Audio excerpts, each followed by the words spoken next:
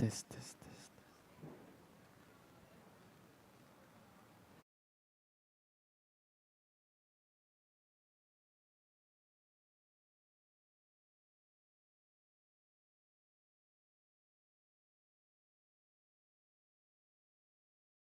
May we have your attention, please? Just few minutes with a charge and captivating conference about presentation of new game, Future Morocco, Moroccan game, set in Morocco in the year 2175, and pit stop, whole scene.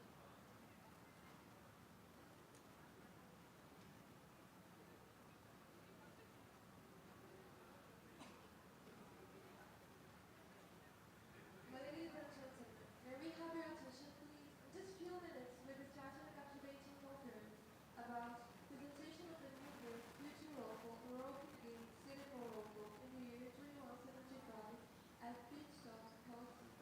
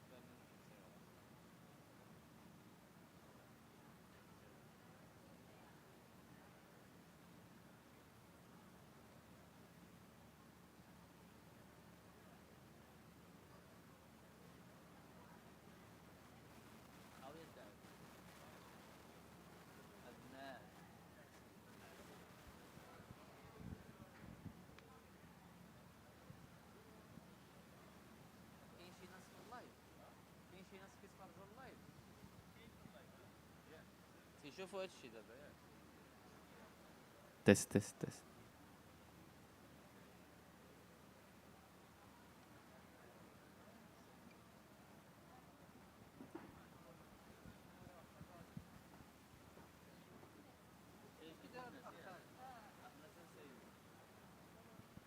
على بعيد ما نسينو ندير الفيديو صافي على بعيد ما كيسينو ندير الفيديو كيتلو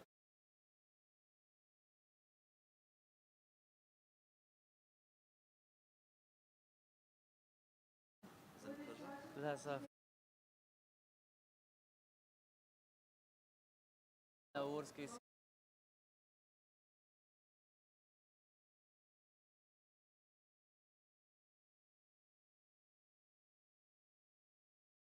يجيو الناس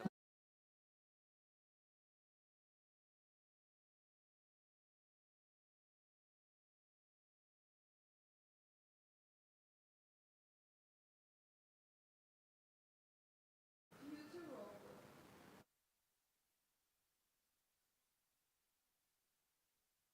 At Pistol, Wolfie.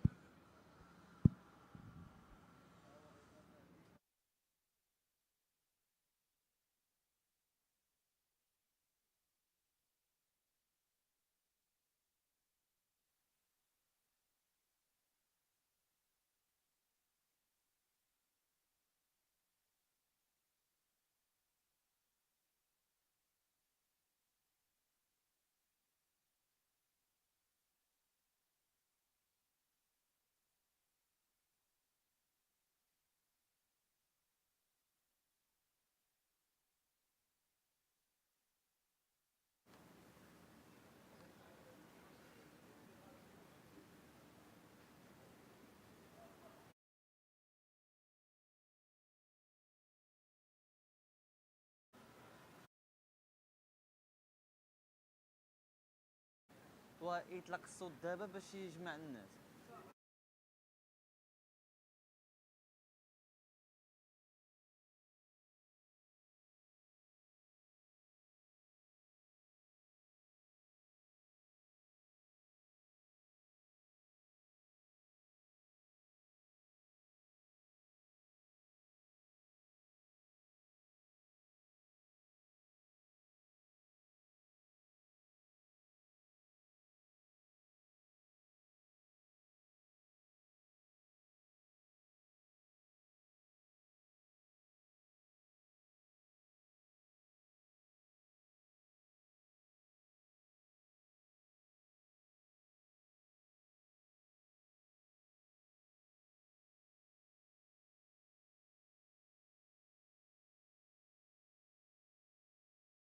loud, but my soul runs deep. I ain't a weapon, I ain't your slave.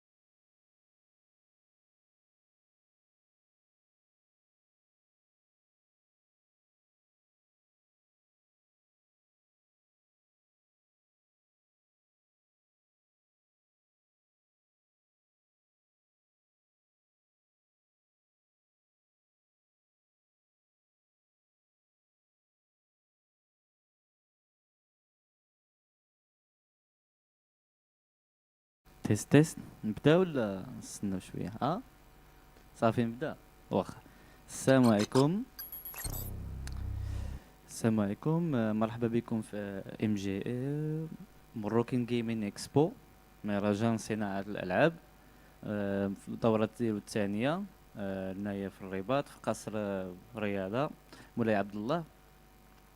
بالنسبة شكون حنا اجي بي جيم ستوديو، واحد استوديو ديال صناعة الالعاب الكترونية. بدينا دي واحد 3 سنين. كنبدا الفاوندر ايمن جباري بوحدو، كان ديفلوبا الجيم الاولى، الجيم الثانيه، الثالثه، الرابعه، الخامسه، السادسه، السابعه، الثامنه، توصلنا دابا 12 جيم الحمد لله.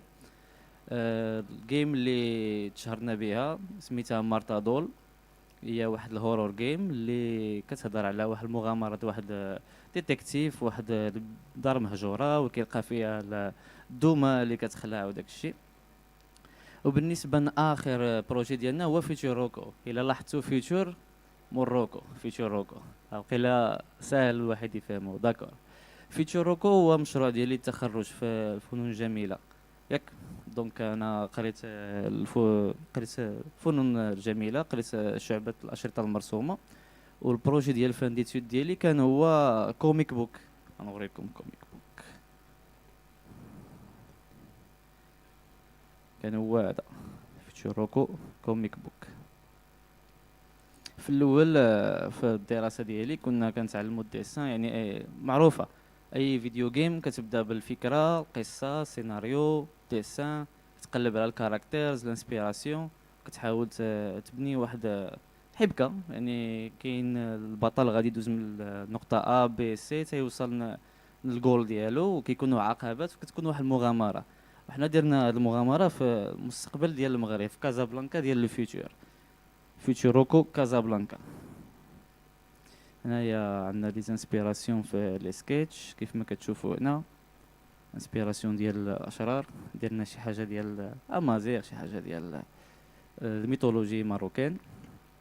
عنده لي بروبوزيسيون ديال كيفاش غادي يكون لونفيرونمون ديال فيوتشروكو، يعني ميكس ما بين الاركتيكتور قديمه، المدينه القديمه، و تو سي كي كونسيرن داكشي ديال تيك فيوتوريست كما كتشوفوا هنا. هذه المهم حاولت ما امكن نبسط المساله بالنسبه في القصه ديالي. حيت كاين كيف ما كتشوفوا هنا كاين المدينه الفاضله كازابلانكا ديال المستقبل كيعيشوا فيها الاليت النخبه، وكاين لتحت كازابلانكا القديمه فيها الناس ما عندهمش حتى لي بابي ديالهم وداك الشيء. وبالنسبه للبوليس درت دي درون هما اللي كيديروا الانسبكسيون، كيديروا داك الطوافات، كيحديو شكون اللي دخل، شكون اللي كيدير شي حاجه ديال الفوضى. ولتحت كاين السيبه. دونك هذه هي البيسيك ايديا ديال الانفايرمنت ديال فيوتشروكو. القصه كتبدا ديال واحد السيد كيحاول يخترع واحد الجهاز اللي غادي يكون ريفولوسيونير، اللي غادي تقلب عليه وغادي يولي تجرب فيه، وغادي يتحول لسايبورغ. كلشي كيعرف المبدا ديال السايبورغ، نصف انسان نصف اله. وطبعا كتما كتابليكا الانتيليجنس ارتيفيسيال كانها العدو اللدود ديال الانفيرونمون اللي كنعيشوا فيه. المهم المغامرات ديال هذا البطل ديالنا اللي سميتو ادم، اللي هو كيحاول ينقذ الخطيبه ديالو اميره في هذه المغامره في هذا المستقبل البعيد ديال كازابلانكا فيتشروكو. القصه نجحات، وحاولت ندير لها واحد لادابتاسيون ديال فيلم. دونك عيطت المقربين ديالي وقلت لهم اصدقائي غادي ندير واحد الفيلم. دونك بديت في لا بوست برودكت، المهم لا بري برودكسيون. كنجرب كيفاش غادي يكون لاسبي لي جرين سكرين، الشخصيات، الكوستيمات، الديزاين اكسيتيرا. هذا الجد ديالي كان حتى هو شارك معايا في الكاست. غادي يكون هو الفيلن، غادي يكون هو رئيس واحد العصابه ديال الامازيغ اللي غادي يشدوهم وراه يقولوا انت معنا صافي طلق. هادو اللي المهم كان جا عاشوراء شرينا الفرادة وداك الشيء باش نصنعوا داك الشيء باقل بيدجي ممكن. راك عارف الشباب المغربي. بالنسبه نوريكم واحد الاساي، ياك نوريكم واحد الاساي.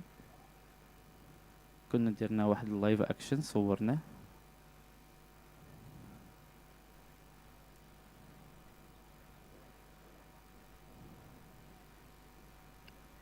بالنسبه نوريكم بعد الكوميك بوك كي دايره. ها هي تشوفوها هنايا. اللي بغى الكوبي ديالو يجي عندي في ستوند سي 32. ديك الساعه نعطيلو واحد الفيرسيون بي دي اف فابور من عندنا. اللي بغى يقرا مرحبا يكتشف القصه ديال فيتشيروكو. وبالنسبه ليسي ها هو كتشوفوا في هذا الايكرون الصغير، هذاك هو ليسي ديال اللايف اكشن باش كنا صورناه في تطوان. وفي اليمين كاين ليسي ديال هاد الفكره هادي وهاد القصه كامله كيفاش ولات فيديو جيم. بالنسبه كيفاش جاتنا الفكره ديال فيتشوروكو تولي فيديو جيم، كنا انا وايمن جباري الفاوندر ديال اي جي بي جيم ستوديو جالسين كنقول له خصنا واحد الفكره جديده تكون انوفيتيف اور نيكست بروجيكت. وقلنا علاش لا نخدموش بفيتشوروكو، حيت ديجا كاين سكريبت، ديجا كاين ليستوار، ديجا كاين واحد بروف اوف كونسيبت. يعني انا بما انني تخرجت بها الفنون الجميله خديت واحد المجموعه ديال لي كونسيي من لي زيكسبير في هذا لو دومين اللي هما الاساسيات ديالي والدكاتره اللي كانوا كيأطروني. دونك كانوا يعاونوني بزاف في السكريبت. يعني ديجا كان عندنا واحد البوست اللي هو قصه مغربيه من ان زد سكريبتي ناضيه. وكان ديجا عندنا ليسي ديال لايف اكشن، يعني كنت ديجا جربت كيفاش شنو نحتاجو شنو ما نحتاجوش. ودونك ايمن شد هاد الداتا كامله وبالبروغراماسيون بمساعده ديال البروغرام يونيتي 6 ديفلوبينا هذا الديمو اللي كتشوفوا هنايا. و صاوبنا الليفل الاول حنايا في اون كور دو برودكسيون ديال الليفل الثاني الثالث الرابع. تكون واحد الجيم لي فريمون كبيره. كاين بوسيبيليتي ديال تكون الجيم ملتي بلاير، يعني كل واحد يدخل يصاوب كاركتير ديالو ويعيش الحياه ديالو في كازابلانكا ديال المستقبل. كاين لي ميني جيم غادي يكونوا دي ميني جو في وسط الجو. اللي بغى زعما بحال الكونسيبت ديال جي تي في جي تي كتلقى دي ميني جو. حتى حنا غادي نديروا هاد المساله. ومهم شنو كاين اخر. ا جي بي جيم ستوديو طبعا عندكم واحد النبذه عامه باش تعرفوا شحال من جيم صاوبنا. بالنسبه للجيمز ديالنا كاملين بهم اهم عنصر فيهم هو الحب. كنديروا داكشي عن حب.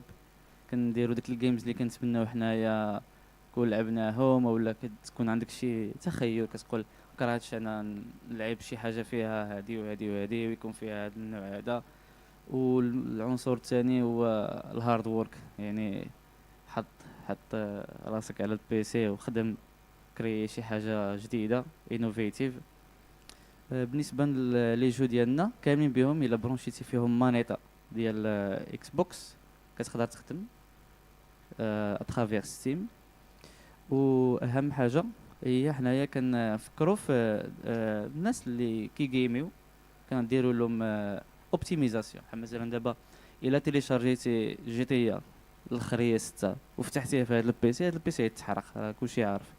ولكن الا تيليشارجيتي لي جيم ديالنا البيسي ديالك ما غاديش يتقال ولا غادي يطرى له شي مشكل، حيت حنا كنخدموا بواحد السيستيم ديال الاوبتيميزاسيون. يعني كتلقى الجيم فيها 80 120 جيجا، حنا كنحاولوا ما امكن نخليوها فيها 3 4 5 ديال الجيجات. وبالنسبه للاثمنه الا شتي جي تي راه ساويه 1000 ولا 2000 درهم، حنايا لي جيم ديالنا ما كيكونوش بهاد الاثمنه طالعين حيت حنايا بغينا الجيم ديالنا يوصل للماكسيموم ديال عدد الناس. بالنسبه لي جيم ملتي بلاير اغلبيه ديالهم كيخرجوا فور فري. حنا غاديين في هذا النيفو ان شاء الله باش نوصلوا لهذا النيفو ديال ليغ اوف ليجندز ولا شي حاجه بحال هكا وكنطلبوا كنطلبوا زعما المغاربه ديالنا يعني ولاد بلادنا يشريوا الجيمز ديالنا ويشجعونا، حيت غالبا اغلبيه الوقت كتلقى 2% من الناس اللي كيشريوا الجيمز ديالنا هما مغاربه، 2%. يعني 98% كيكونوا من خارج المغرب. علما ان حنايا زعما ماشي مشكل، حنايا هاد فيتوروكو غادي تكون خصيصا سبيسيال بوغ لي ماروكان، يعني فيوتشر موروكو بوغ لي ماروكان. كنتمنى زعما نشوفوا واحد النوع ديال الاقبال من طرف المغاربه اللي غادي تكون واحد التجربه زوينه بالنسبه ليهم. وكنشكروا موروكان جيمين اكسبو على هذه الفرصه باش نبيتشيو البروجي ديالنا، وكنشكر الحضور على الوقت ديالو والانصات ديالو. الا عندكم شي اسئله مرحبا، واجي بي جيمز في خدمتكم. شكرا.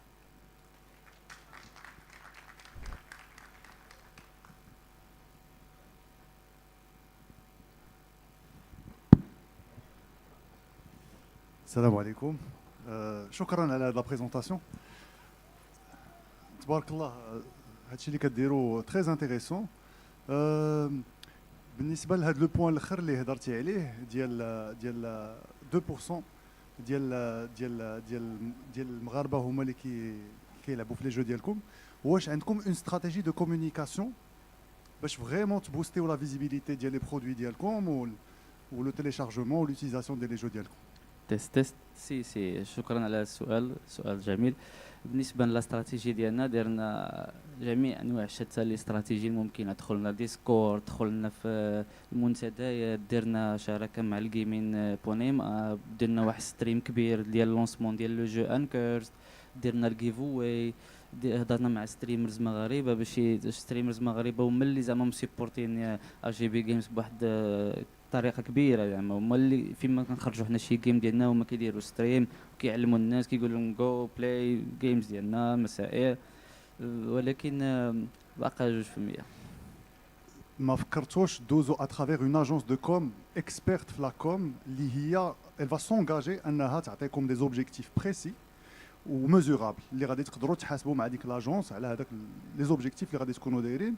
اي جينيرالمون كون سي اون اجونس سي فريمون دي اكسبير اللي كيكونوا زعما ميز ا ديسبوزيسيون بوغ لي زوبجيكتيف ديالكم. واخا ملي كنقولوا اجونس دو كوم كنهضروا على اجونس اللي كتصاوب الاشهار، يعني لي فلاير لي ديزاين وداك الشيء. لاجونس دو كوم كتقدر تكون elle s'adapte à plusieurs activités, plusieurs contextes, plusieurs secteurs d'activité. وهي لو بوت ديال لاجونس دو كوم سي كيكون عندها دي اكسبير اون كوم اللي كيقدروا يترافاي افيك دي زوبجيكتيف. يعني غيكون عندكم نتوما دي زوبجيكتيف كيشوفوا شنو هما، كياناليزيو لو كونتكست ديالكم، لي تشالنج ديالكم، ميم ليستوريك ديالكم في لي استراتيجي اللي ديجا جربتوهم. سوف كو سي فريمون دي اكسبير، باسكو انا اون طون كونتربرونور كنامن بان ما كنقدرش ندير كلشي. حتى انا جو سوي دون مثلا الجيمين، مي جو سي كو الا كانوا دي اكسبير واحد بحال ان ديبارتمون، ما يقدرش يكون عندي في الاول اون طونك ستارت اب تو لي ديبارتمون.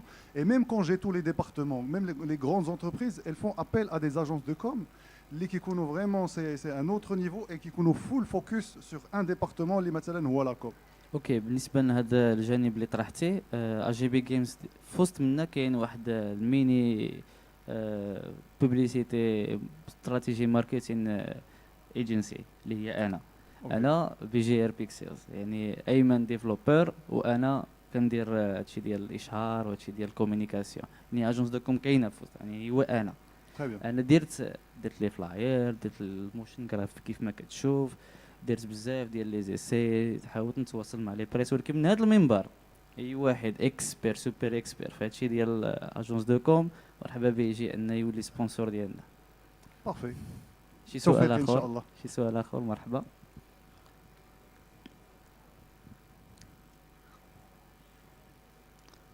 يقدر يكون شي سؤال بيرسونيل، ما عندناش مشكل، حنايا شفافيه والوضوحيه مع لي ماروكان ديالنا. كاين شي سؤال في ستريم جمهور؟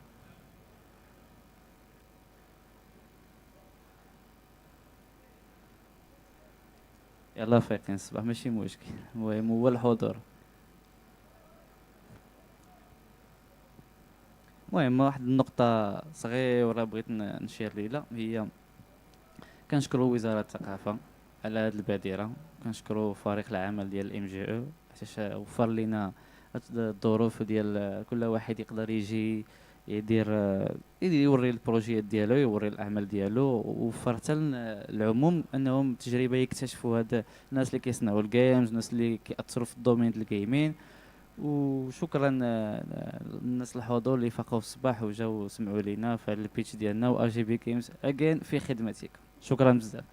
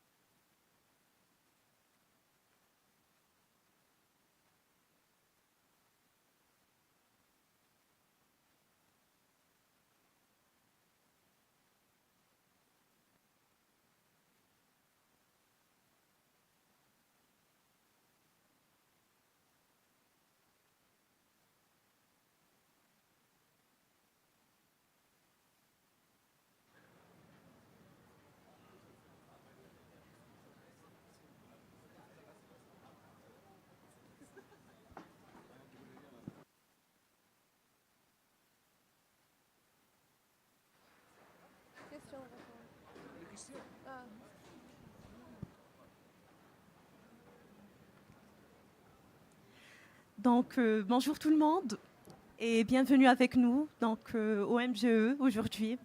Je tiens à me présenter, je suis Sadawi Aya, architecte de formation et la fondatrice d'Inclusive Medina. Aujourd'hui, nous allons discuter sur la valeur du patrimoine numérique et d'avoir la version digitale de nos sites patrimoniaux aujourd'hui au Maroc. Et aussi bien sa relation avec l'écotourisme et le développement de l'intelligence artificielle aujourd'hui et son apport pour la digitalisation de nos sites patrimoniaux. Donc, tout d'abord, je commencerai par une petite présentation de notre plateforme inclusivemedina.com sur laquelle on a pu développer des visites virtuelles de nos sites patrimoniaux. Donc, en commençant par le prototype de l'ancienne Médina de Fès, avec une sélection de 7 sites patrimoniaux. Concernant notre vision, on a pu la résumer en 3 points. Donc, premièrement, on a la préservation et pouvoir permettre une accessibilité totale à nos sites patrimoniaux. Donc, pour une volonté de sauvegarde de patrimoine et de valorisation de nos sites patrimoniaux. Deuxièmement, on a le fait de sensibiliser le public donc, à l'existence de maîtres artisans qui n'ont pas un accès total aux services digitaux que j'expliquerai ensuite. Et ensuite, donc, le troisième point, c'est permettre la création de ce pont entre la tradition et l'innovation d'aujourd'hui. Le fait de digitaliser nos sites patrimoniaux marocains, donc ça ne concerne pas seulement le fait de créer des visites virtuelles immersives, donc pour pouvoir cibler un public beaucoup plus large, mais aussi bien les jeunes marocains, donc parce que ça nous permet de développer des assets de jeux vidéo. Donc voilà qu'on utilise pour pouvoir agrandir et élargir notre cible. Et quant au fonds d'écotourisme, donc on a pu développer des sortes de métaverses digitaux donc, pour les maîtres artisans. Et en même temps, on les utilise pour pouvoir développer nos jeux vidéo donc, qui se basent sur des bases réelles, scannées, et que le public peut visiter. Donc, en même temps, on est en train de gamer et de développer l'écotourisme d'aujourd'hui, donc ici au Maroc. Ensuite, j'expliquerai l'approche de digitalisation donc directement sur notre plateforme. Donc voici la plateforme, elle est accessible en ligne et entièrement gratuite. Et tout d'abord, je commencerai par le prototype de Bab Oujloud. Donc c'est le premier monument avec lequel on a pu commencer à Fès. Concernant la technique, donc on s'est basé sur la technique de la photogrammétrie. Donc, c'est une technique qui scanne les sites patrimoniaux et qui nous aide bien sûr à développer une version digitale, donc entièrement voilà, donc publique, et qu'on développe aussi bien comme étant un asset de jeu vidéo. Ensuite, je passerai au deuxième prototype. Donc, celui-là, c'est Tal Asrira. Donc, c'est une ruelle à l'ancienne Médina de Fès, donc qu'on a pu développer aussi bien comme étant un asset de gaming. Et ensuite, je vais essayer de vous faire un tour.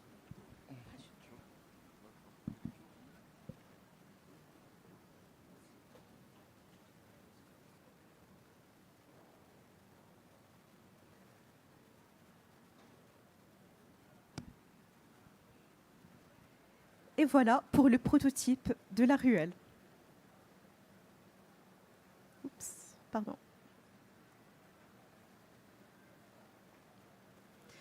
Ensuite, je passerai à nos services. Donc, concernant nos services, on a déjà l'entreprise qui est composée donc, de 2 sujets. Donc, le premier sujet, c'est le fait de scanner et de créer les visites virtuelles. Le deuxième sujet, c'est bien le développement des jeux vidéo, donc sur des bases qui sont entièrement réelles, permettant donc une visite très très engageante que le gamer pourrait avoir au niveau de ces sites. Et par la suite, je passerai à l'explication donc, de nos lunettes intelligentes qu'on a eu l'occasion de développer avec l'entreprise Xrio. Donc déjà pour l'invention technique, ça a eu lieu en Italie. On a pu la développer donc, tout en permettant une puce donc, qui géolocalise, que ce soit l'utilisateur ou bien le gamer, dans un environnement X. Donc ça pourrait être à l'étranger comme au Maroc, mais pour le moment, on travaille seulement au Maroc. Donc on pourrait dire que c'est un produit 100% marocain, par lequel on pourrait visualiser en temps réel le site patrimonial et avoir notre visite virtuelle donc, sur des assets donc, qui se changent sur des élans de 4 mètres. Et celui-là donc, était l'exposition de notre premier prototype au FOMIC. Donc, c'était le Forum des industries culturelles et créatives, donc, ayant lieu décembre dernier. Et ensuite, on passerait à l'explication donc, par mon collègue Mohamed Laroussi de notre jeu vidéo. Bonjour tout le monde. Je suis Mohamed Laroussi, je suis étudiant dans le programme Video Game Creator. دابا غنحاولوا نهضروا شويه على الجيم ميموري اوف مدينه.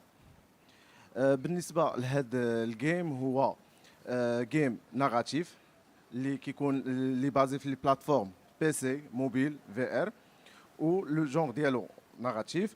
الكاتيجوري ديالو هو جو سولو، يعني ان الجوور كيكون كتلعب غير بوحدك، ما كيكونش اون لين، ما كتلعبش مع ناس واحد اخرين. بالنسبه لي موتور فاش غادي كنخدموا بميتاشيب او اونريل.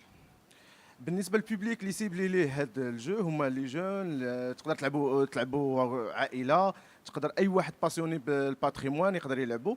وبالنسبه للاج يعني ابارتيغ من 7 سنين يقدر الواحد انه يلعب الجو، حيت الجو يعني هو اكثر من انه ناراتيف كيعاود الاستوار، هو ايدوكاتيف، يعني ان الوليد انه ابارتي ملي غادي يبدا يلعبوا غادي يبقى يتعلم على التاريخ ديال بلادو، التاريخ ديال هذاك ليسباس اللي كيلعب فيه. داكور. بالنسبه شويه الميكانيك ديال الجيم، ان نبداو بالكاميرا. كتكون الكاميرا كتكون في الكتف ديال البلاير باش كتشوف ليسباس اللي قدامه كيتحرك معك، يعني كما انك نتايا بحال كاين في هذاك ليسباس ديريكت بحال هكا، وكتكون ديناميك كتحرك معك. بالنسبه للكاركتير كيتمشى كيرياجي مع الكاركتير الاخرين اللي كيلقى معاه، كيتواصل معاهم.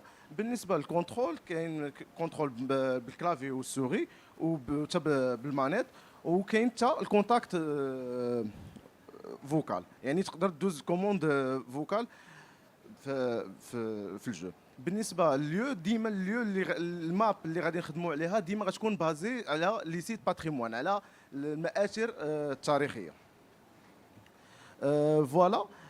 هنايا بالنسبه اون جينيرال هو الجو يعني هو ناراتيف، يعني كيعاود ليستوار، اون باراليل هو بازل، يعني انه البلاير ملي كيكون كيلعب يعني كيدوز واحد تشالنج فيه دي كيسيون، اللي يعني كيحاول انه يعيش مع هذيك مع ليستوار، وانه كياخذ من ليستوار، يعني ماشي غير غادي تبقى غير كونسومي وانني نلعب وندوز الوقت. هذا ما كان. فوالا. ميرسي بوكو.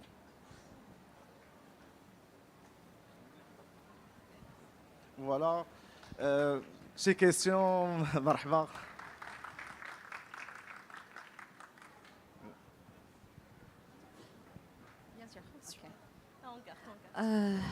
Bonjour.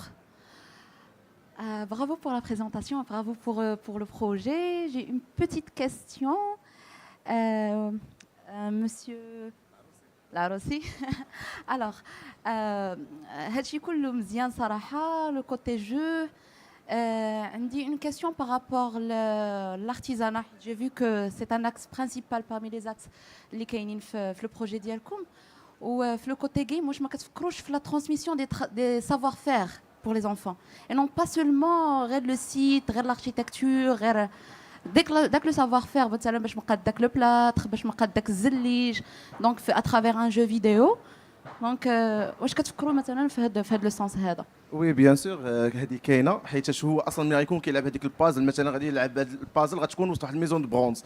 الميزون دو برونز فيه بزاف لي زاكسيسوار اللي مصايبين بالبرونز، يعني انه هذيك البازل مثلا غادي يركب هذاك التفصيل كيفاش صايبوا هذاك المعلم كيفاش نحتو ويخصو يجمعهم هذوك لي زاكسيسوار ديالو كاملين ويخرج لنا هذاك التبيصيل ديال النحاس كما تصايبوا المعلم ولا داك البراد ولا ديك المضمه ولا شي حاجه بحال هكا، يعني هذا هو لوبجيكتيف البرينسيبال ديالها.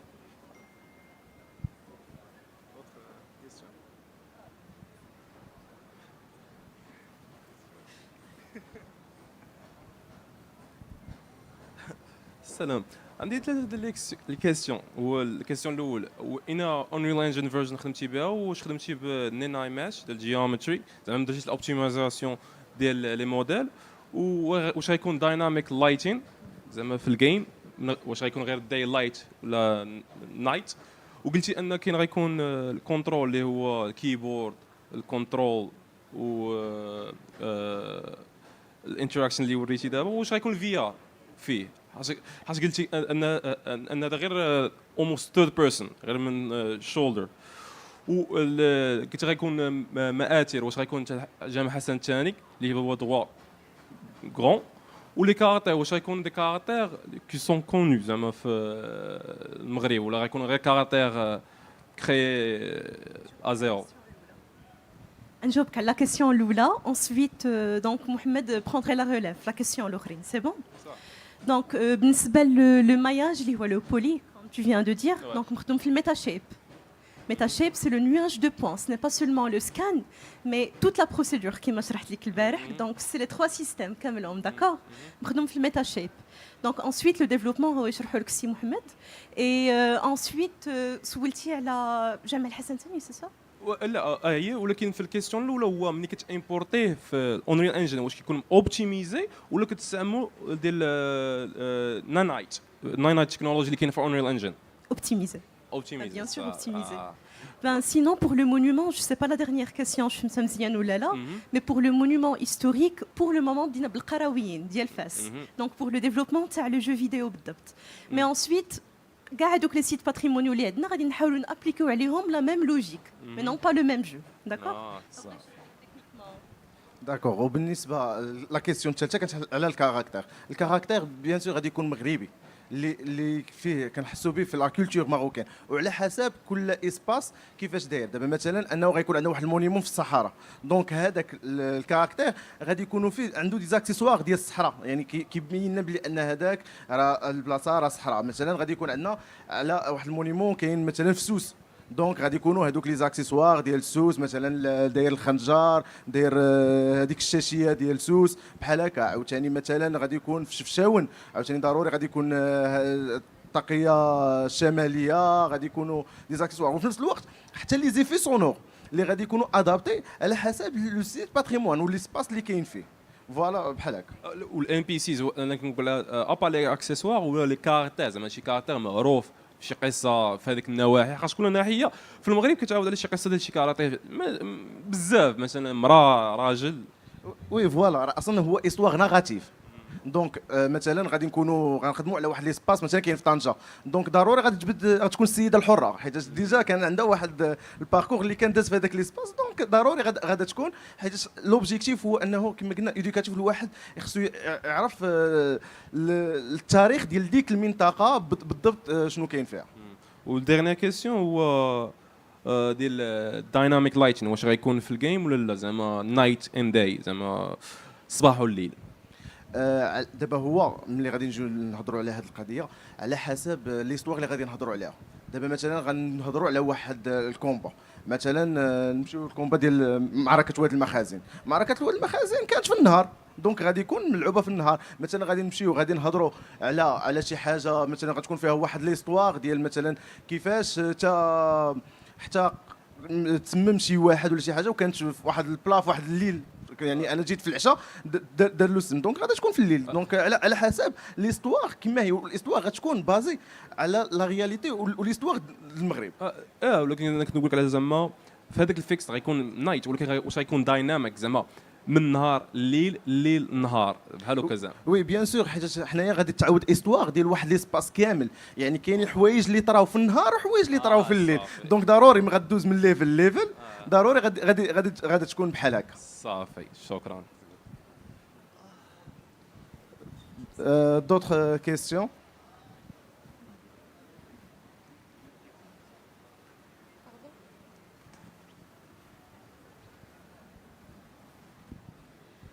Ben, merci beaucoup pour votre présence avec nous aujourd'hui, où on tient à remercier encore une fois le ministère de la Culture donc, pour son invitation et pour être avec vous aujourd'hui, pour vous voir, pour interagir avec vous.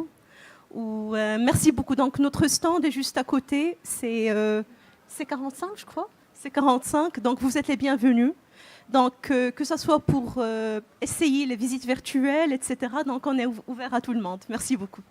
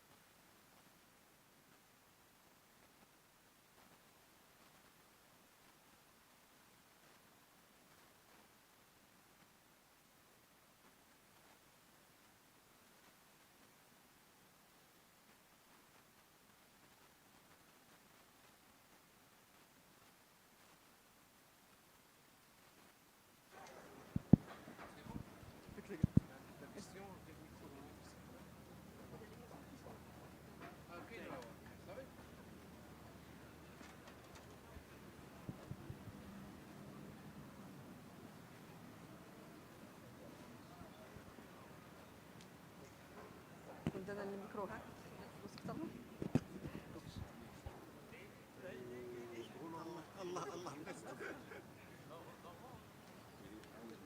mais là, il me donne deux choses dans les mains. Ça va pas être possible ça. Ça va être... Je vais dire... Je parle avec quoi moi si on m'occupe de demain?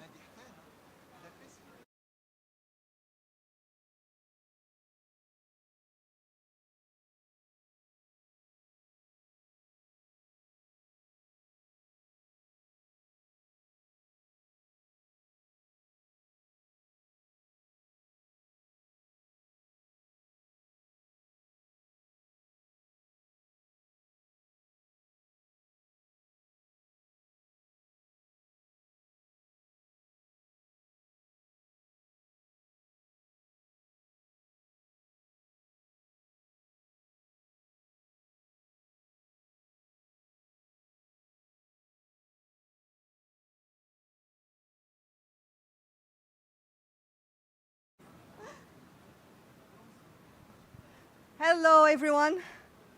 Hello everyone. Hello everyone. Hi. Today we are talking about fighting boredom. Come on, don't give me boredom. So hi everyone. There you go. So a little trick I typically do just to make sure people do not sleep when I present.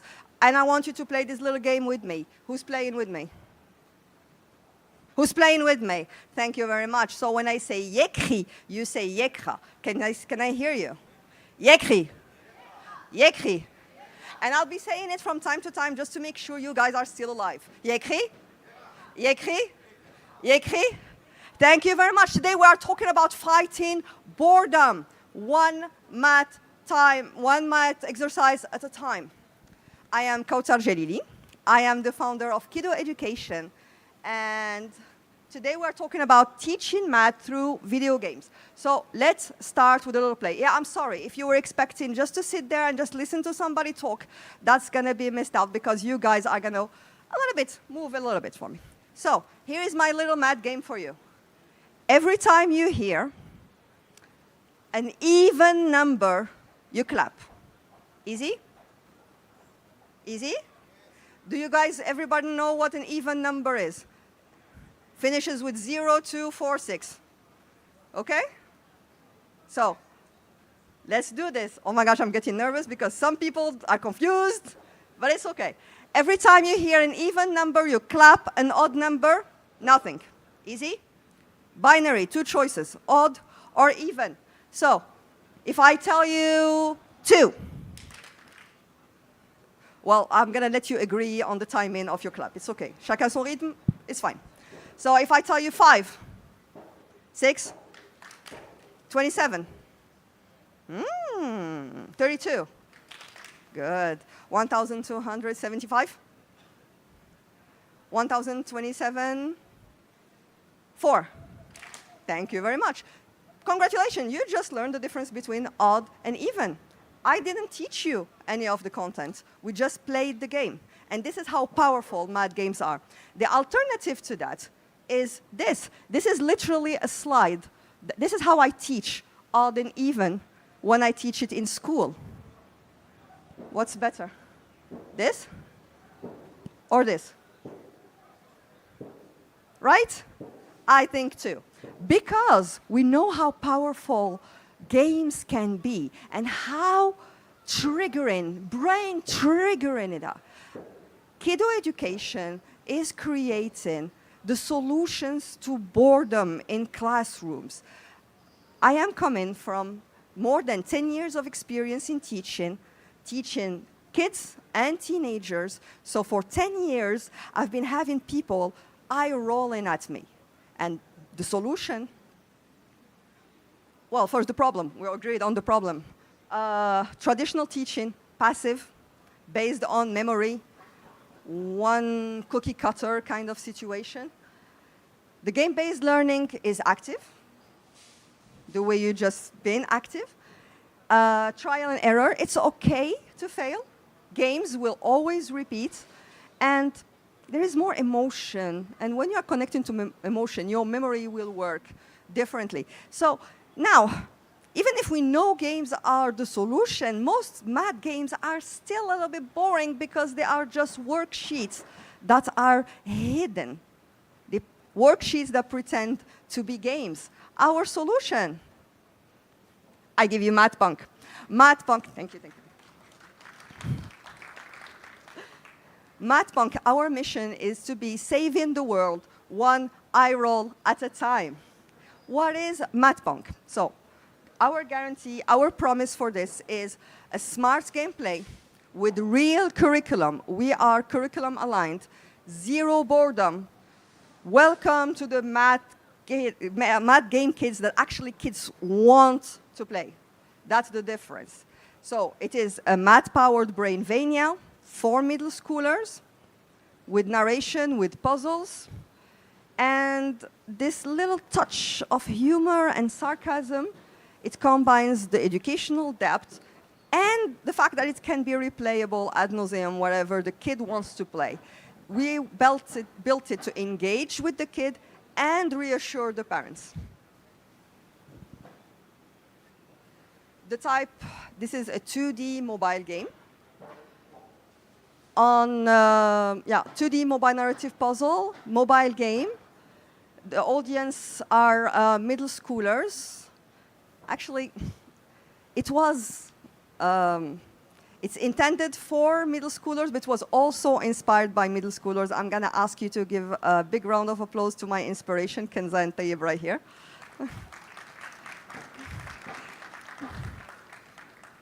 So we created that game because I was just tired of them eye rolling so hard that they will see the back of their heads. Thank you so much. But what is our unique selling point? Zero school vibe. It's extremely important for us. This is not an extra worksheet that the kid is going to do at the end of the day, but this is his safe haven where the kid can chill and relax and do math. We are due to go on sale, public, for quarter 2026. So if you want to stay up to date to our news and just share with some love with us, you will see in some of the slides, you will see those QR codes. Just scan them and stay in touch with us. Our team, Kautar Jalili, hi. I want to introduce myself. I'm really happy to have these really wonderful gentlemen with me in the team. Jawad Lotfi is our dev support. He's an experienced educator, more than 15 years in education, passionate video gamer. Mohammed Fermeli, he's somewhere stuck in parking zone, so we lost him. He's our freelance artist, 2D and environment designer. And our developer is Boubkar Al-Amli, who is a Unity and specialized mobile dev. Okay, so.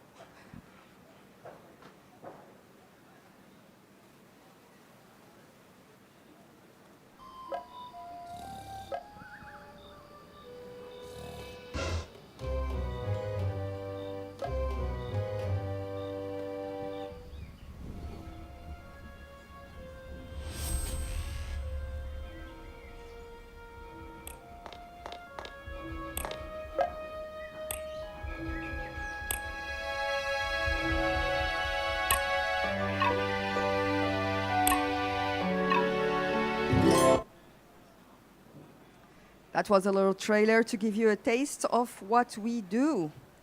Our target audience, this guy right here, 11 to 14 years old, reluctant. He does not want to be doing math right now. There is all those black hole game, there is Fortnite, there is I don't know what game on the mobile that he's not attracted it, but he is our audience, I know. We are asking for big, but because we know we're that good. So mobile native explorers, those kids are born with a phone in their hands. But our real prescriptor are parents and teachers. Those are the ones that will do the actual subscription. Because I don't know if it was clear enough, we are subscription-based solution. I'm going to just give you little sneak peeks on how the game looks like. This is our game, core loop, your job as the savior of a broken world that forgot how to math. And you solve puzzles to repair the world. You accept missions from quirky NPCs, and you explore Brainvania zones. So for those who are not familiar with the expression, Brainvania means those are little puzzles you meet. You cannot solve everything at the same time, and it requires some back and forth and some connecting the dots. Other features of the game, you have a metagame, a game in the game that includes caring and evolving your pet. It also includes brain walls. This is a feature to visually show the kids' progress. Whenever a skill is acquired, whenever a chapter, I'm just going to call it chapter, quote unquote, because actually it's invisible to the user, they have this label of success. And a very important feature, as you probably already know, if you have a teenager in your life, their room is sacred. So the hero has a room, his own hub, that progresses, changes whenever there is a little success in the game. So this is narration locked. The more they progress, the more personalized their room becomes. The people, who are you working with?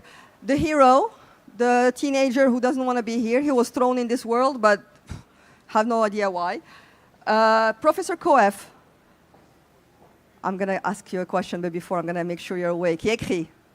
Yekri. Yekri?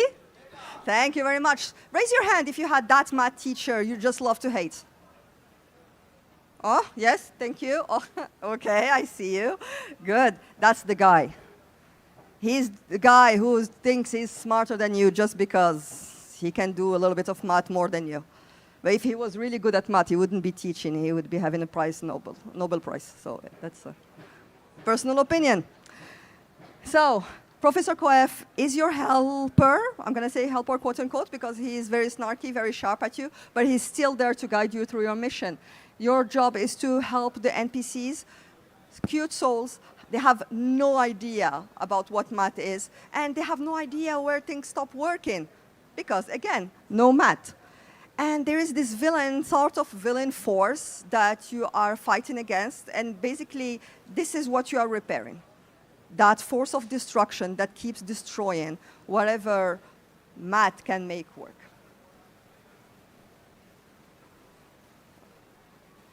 Market opportunity, we are really filling the gap for growing demand on stealth learning games. Kids do not want to be explicitly told they are learning. I mean, who wants that? The idea is really to teach them without them almost knowing about it. EdTech is really spending, is rising, especially in mobile, and math comes first on those expenses. And actually, math anxiety is real. 60% of students typically will feel like they are not good at math and just put labels on themselves without any actually real factual reason. To fix that, so we have this roadmap. Test launch will be in 2 months, by month 2. First beta would be in 6 months, by month 6. Android and iOS launch with full functionality by month 9. Full content by month 12. If you want to stay in touch with us and make sure that you know when we progress and just send us some love, again, as I told you, the QR code, there you go. Stay in touch with me in LinkedIn, that's the lower code, our Instagram page, and come test our prototype stand C43 right here. Thank you.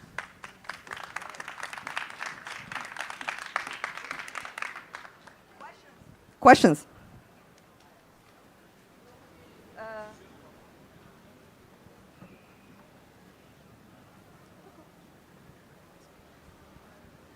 Hello, thank you for the pitch. I had a question. In my experience, when trying to gamify a certain learning topic, there is this trap that I see where the player might solve the puzzles or figure out the solutions through more of pattern recognition and just general game design solutions, and so they don't really get the education behind it because they just want to be the level, they just want to be the best on the leaderboards. I even see it on like Duolingo, where people are on top of the leaderboards and then they don't know anything about Spanish. So what are some game design choices that you make to make sure that the kids actually learn the math behind the puzzles? Thank you. Actually, I love this question so much. Thank you. Wow. You guys, like, for the next question, you need to be that good. So here is how I'm fixing it. First of all, as a teacher, I know the rules of gamification and I understand the logic behind the labels, the points, and the leaderboard. But leaderboard do not work on kids because this is a fake motivational. And this is also the reason why I spent 2 years on Duolingo and all I can do is bebeleche. That's why, because what you do is basically trick the algorithm. So this whole component is removed. And the only person you are fighting against is yourself to get better. So that's number one. This rule doesn't exist, so there is no incentive for cheating in the first place. Number two, the idea of replaying. So if you don't do it at first, you can do it again, and even outside of the game, you can always go back to your room and replay those games. So you really have zero pressure. You can play and replay until actually it clicks. Also, I'm not really putting pressure on the kid to get it from the get-go. The same concept will be taught through multiple mini games, and that's what you can see actually on your stand. So it's the same. It's the same concept, mathematical concept, but we have two ways of showing it. So we are increasing the idea of contact. So we want them to learn by contact. And when they are really stuck, as I told you before, there's always Professor Koef you go back to. Well, he's going to tell you that you are boring, but he will still explain. Thank you so much. Thank you so much. That was it's such a good point. I need to add it to my slides. Thank you. Questions? Yeah, I know he was good. It's hard, but still, give me more. It was clear? Enough for you to come and try?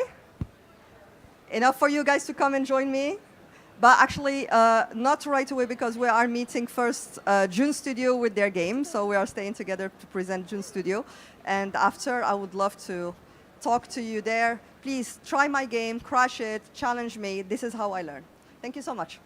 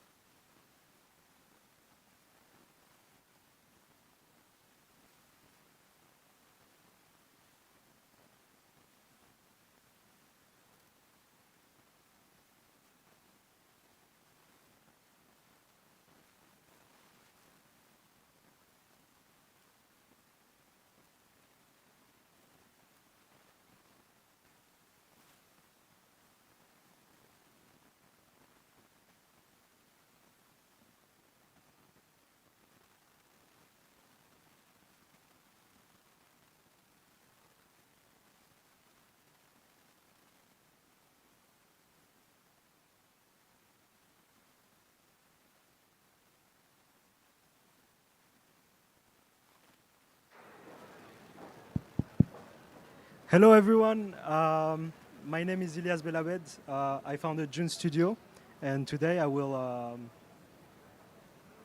show you guys my first game. It is called Exploitation Corporate Greed, and first I want to show you guys the video first with the trailer, and then we're going to go into a deep dive into the game design and how you're gonna play the game, basically. Thank you.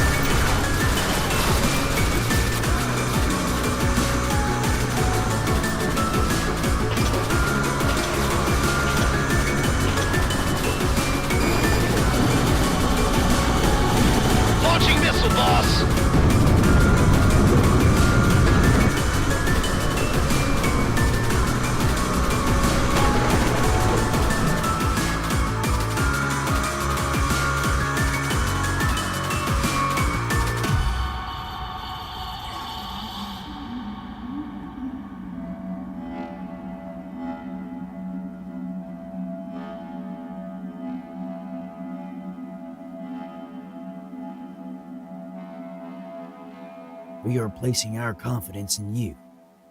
Do not let us down.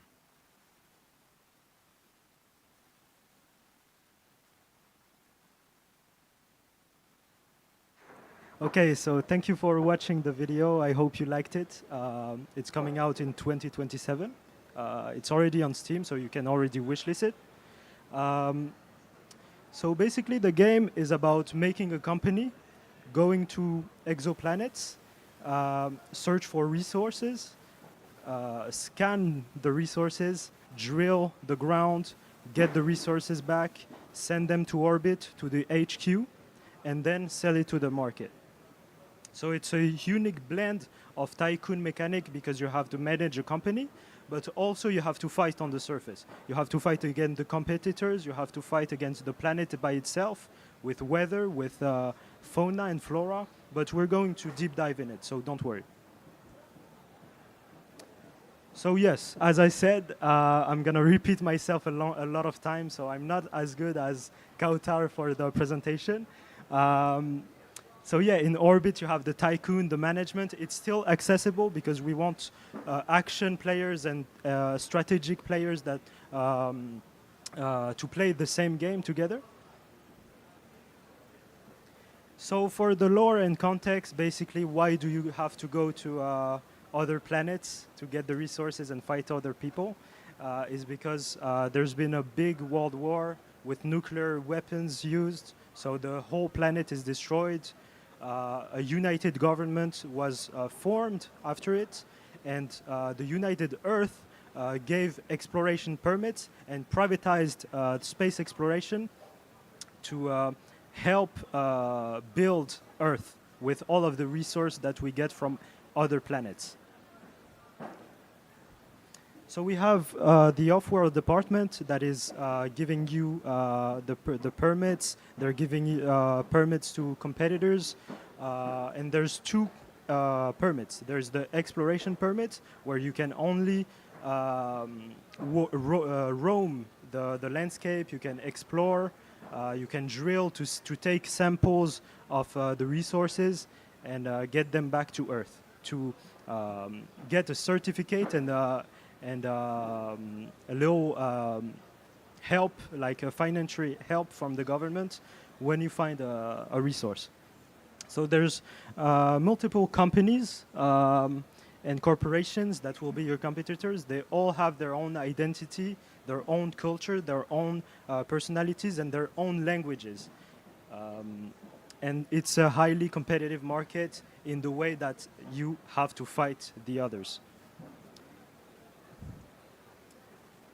So basically, this is a screenshot taken from the prototype, the actual prototype. You can see that it's very accessible. You have the menus on the bottom to click and select the menus to hire people, to go to the marketplace and so on.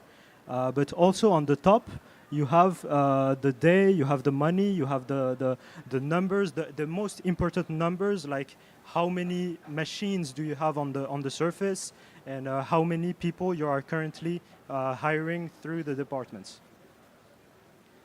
For the money, it's the most important. It's the blood of your company. You have to manage it well, because everything costs money in the game. Even to level up some aspect of the game, you will have to spend some money. But also you will have banks that will help you, but also limit you. So money is needed everywhere. You have to try to get as much profit as possible on the surface. You have to drill everything, because everything is sellable in the landscape.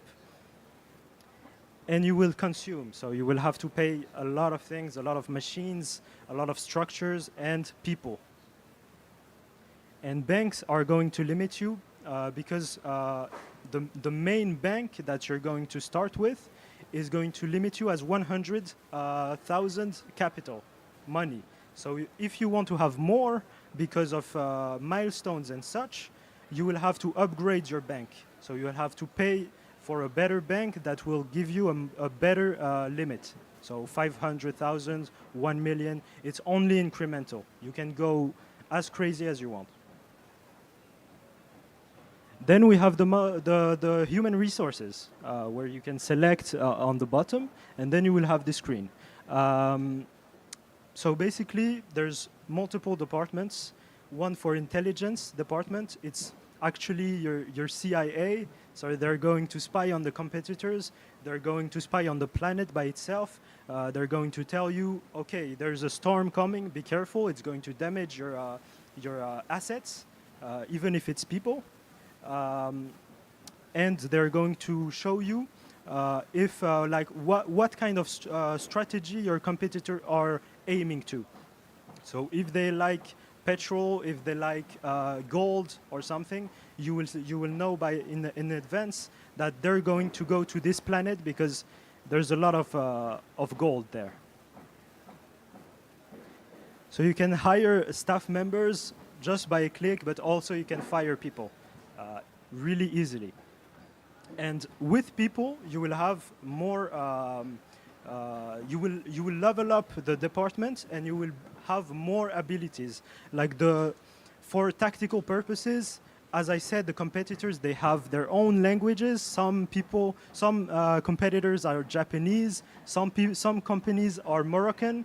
One company is speaking Tashlhit. One company is speaking Darija. And the American, they're going to hear Darija or Tashlhit. They won't understand a thing, even in the subtitles. So they will have to level up the intelligence department to translate what they're saying. So when in the surface, you're going to hear oh, we're coming to this resource, we're going to start to attack. So now you will have more tactical advantage. So with the off-world market, you can buy, sell the resources and artifacts that you find on the ground. And it's very dynamic, so you will have a value this day, but the other day you will have less value on this resource because you sell a lot of this resource. So you have to be careful with the market, and you will have to adapt your strategy and where you go depending on the market. Also, in the marketplace, there is a section that is just like Amazon, where you can buy war machines for many purposes, even like a variant of the same machines. If you want to have a waterproof robot, just like you've seen in the video, you see a lot of water and robot that has to go inside water. If you don't have a waterproof robot, it will die instantly. So you have to be careful in your purchases. You have to be careful in what robots you and structures you place on the surface in every region. And then you also can spy on competitors, of course, to see how many assets do they have, how many people they're hiring, and where are they the most, and see how many resources they are currently exploiting. And this is depending, of course, on the human resources and the level up of the intelligence department. Then we have the star map, because there's multiple regions. Of course, it's a semi-open world. It's not full-scale planets, but you will have to travel to these planets. You will have to travel to each region and then go there. So each planet will have their own identities, their own history, their own, how do you say, atmosphere. So this one was very humid, a lot of storms, a lot of water, a lot of electricity. Another planet is more desert. There will be more like extreme temperatures and sandfall and a lot of environmental dangers that are not in the other planets. Space travel also will cost you money because you have fuel, you have people to pay, salaries to pay. So yeah, it's the fuel cost, and it's costing time because it takes some few days to go there, and the market will probably change when you arrive to the planet. Then we have the Congress. The Congress and the lawmakers, they're making the laws, and every laws are interacting with your gameplay. For example, there is a law that is saying, by default, when you start the game, you are not allowed to use lethal force on the fauna and the indigenous people of the planets and regions. But what you want as a company, because they're a nuisance, you will have to lobby political parties to make the law change, and you will be able to use lethal force against them and kill them, unfortunately. But that's the way it is. That's the game. Then we have the board, your boss, basically. So you have to be careful of what they're asking, because there's milestone.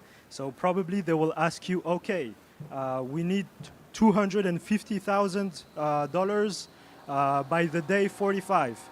So your goal is will be to drill, get as much resources as possible, be as strategic as possible. You will feel like a real CEO of an interplanetary company. Then, if unfortunately you don't respect their deadline, you will have less relationship with them, so they won't like you anymore. And if it goes to 0, they will fire you. So it will be the game over for you, because it's a roguelike also. So you will have to survive as a CEO. Then we have the contracts. It's side missions, very easy to control. It's on multiple planets, multiple regions. It's given by the other organizations and competitors. So even if you don't have a good relationship with a company, they're going to give you a job. I mean, business is business, so no remorse. If you do the job well, you're hired. And if you do well, if you respect the deadline, if you complete the objectives, they will finance you, so you will have a financial reward, but also you will have better relationship with them. So it is very important to have good relationships with as much competitors as possible, but it's not possible to be positive with everybody. You will have to be forced to be hostile with at least a competitor. Then the most important, that's the way you win the game, is the monopoly.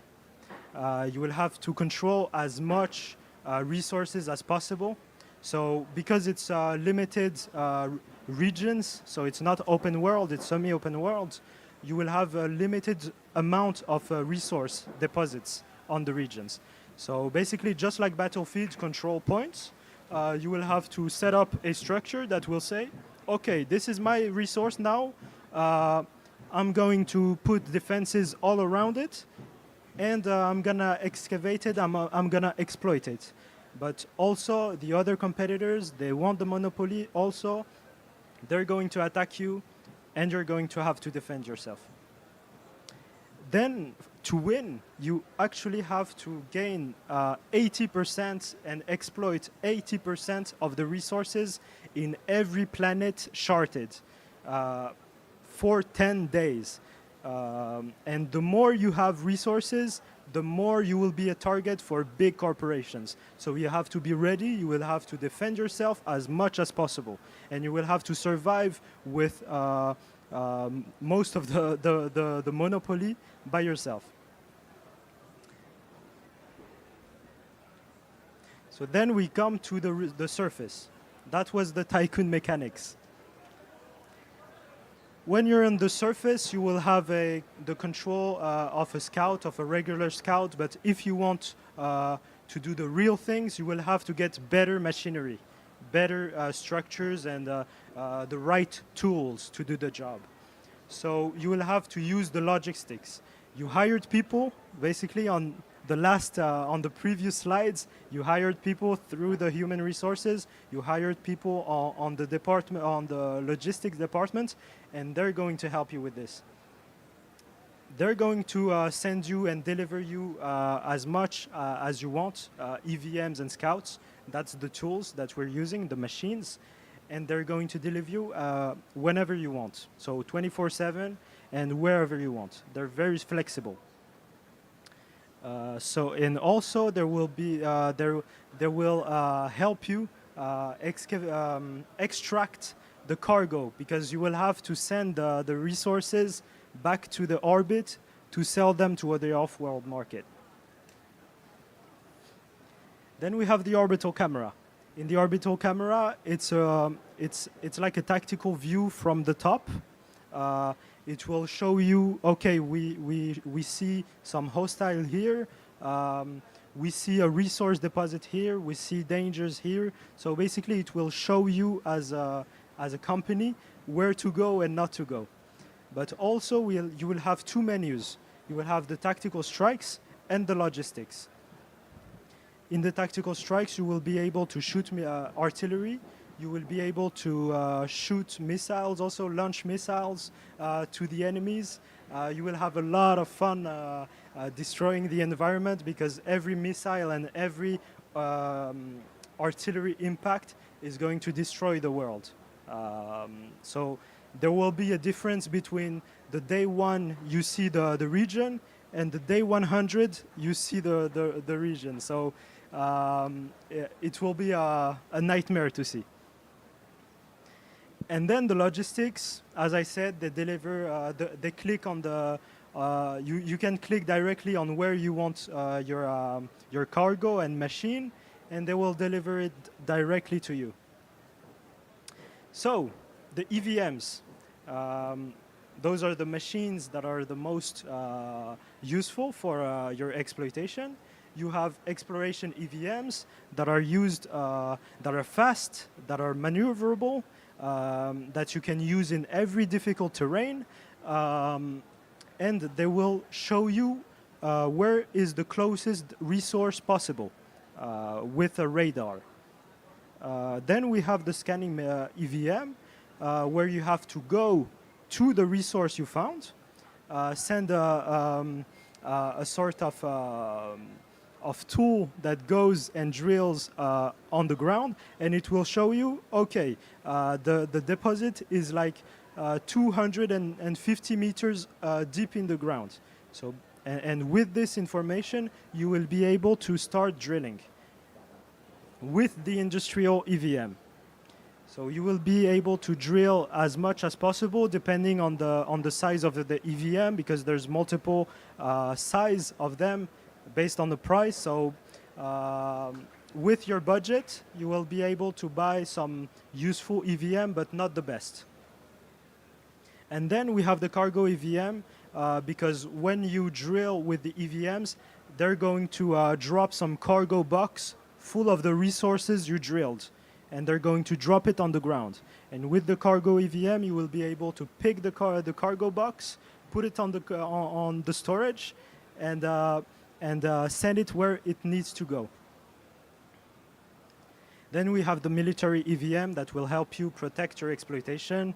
On the trailer, we showed a Hellfire Mk1.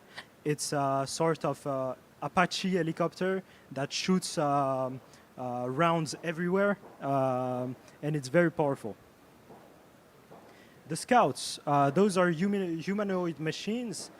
They can be light, they can be medium, and they can be heavy based on their use. But every scout is used for military purposes and cargo purposes, for logistic purposes. The light scouts are going to be stealthy, they're going to be able to infiltrate, they won't make a lot of sounds, or they can be really fast and close quarters. Medium scouts, like this one, the Vario, they will be able to do everything. It's the middle ground if you want to play as safe as possible. And then we have the heavy scouts, where you have to use your power and might, military might, to show your big guns. And those are used for artillery. They have big rockets on the back.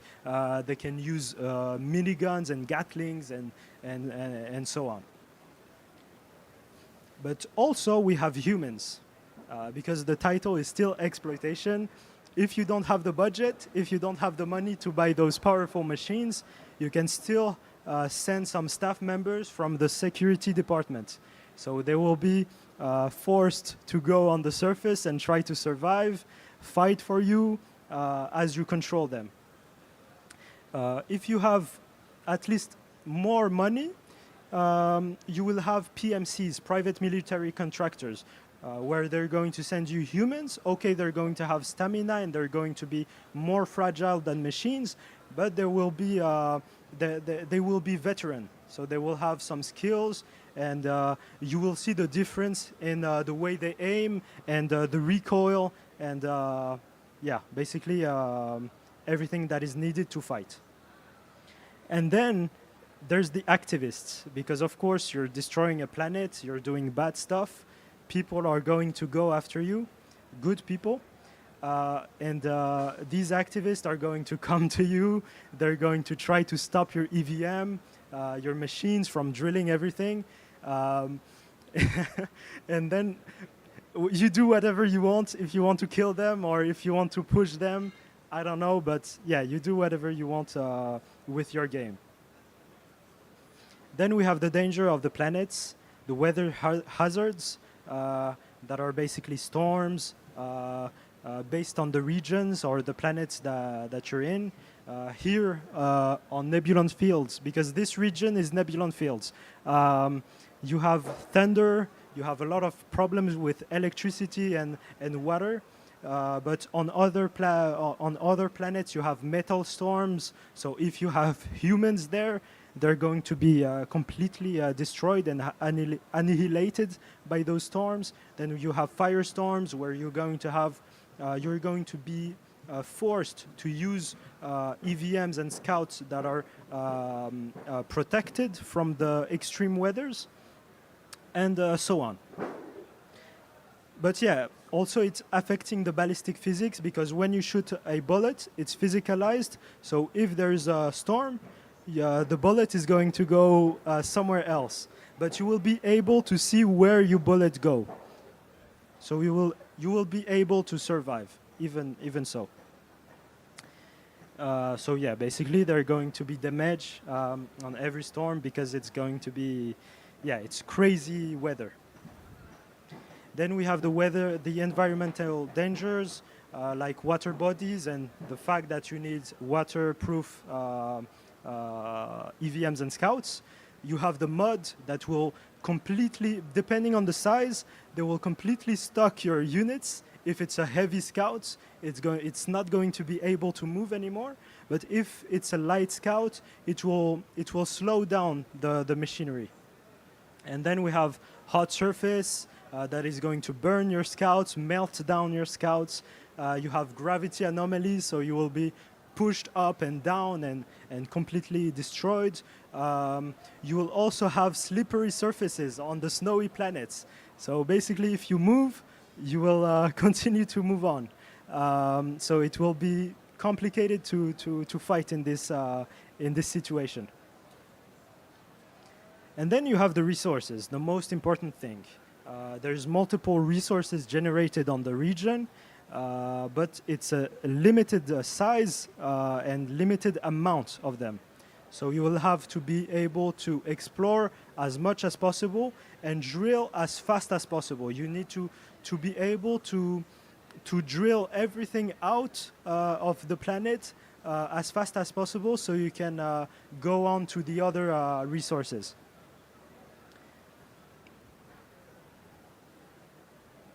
And then we have the artifacts that can be sold to scientifics or billionaire collectors. But most of the time, the billionaire collectors are paying much more for those ruins and fossils of ancient civilizations and so on. So you will have to be able to sell them to the highest bidder in the market.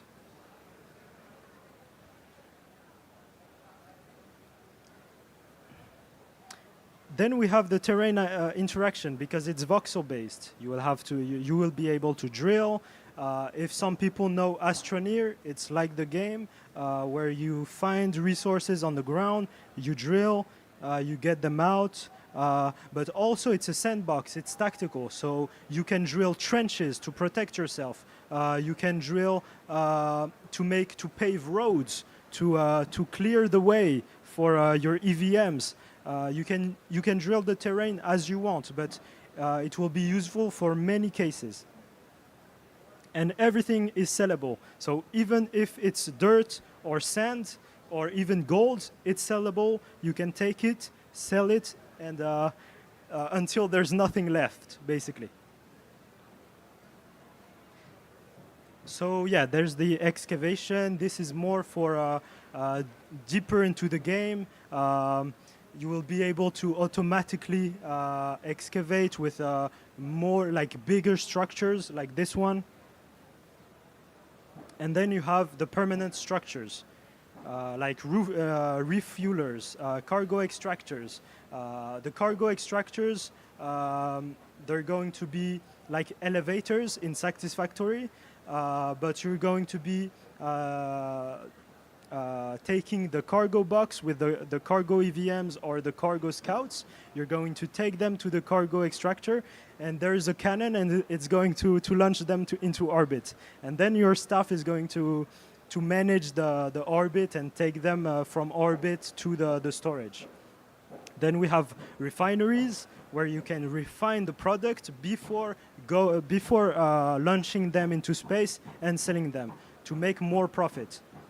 And then you can also, with drilling the surface, you can pave roads, you can place the roads, you can place train tracks, you can also make tunnels You can completely remove a planet, a mountain.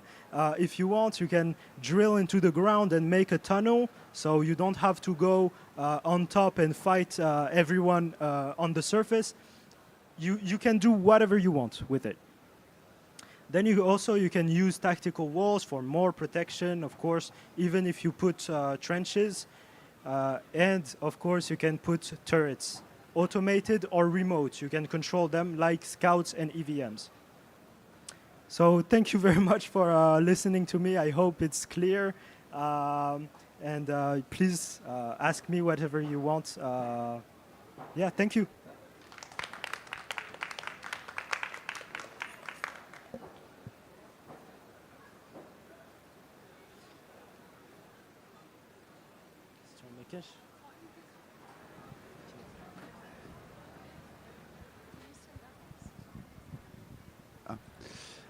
Thank you very much. I had one question. So first, congratulations for the presentation, especially with all the noise around.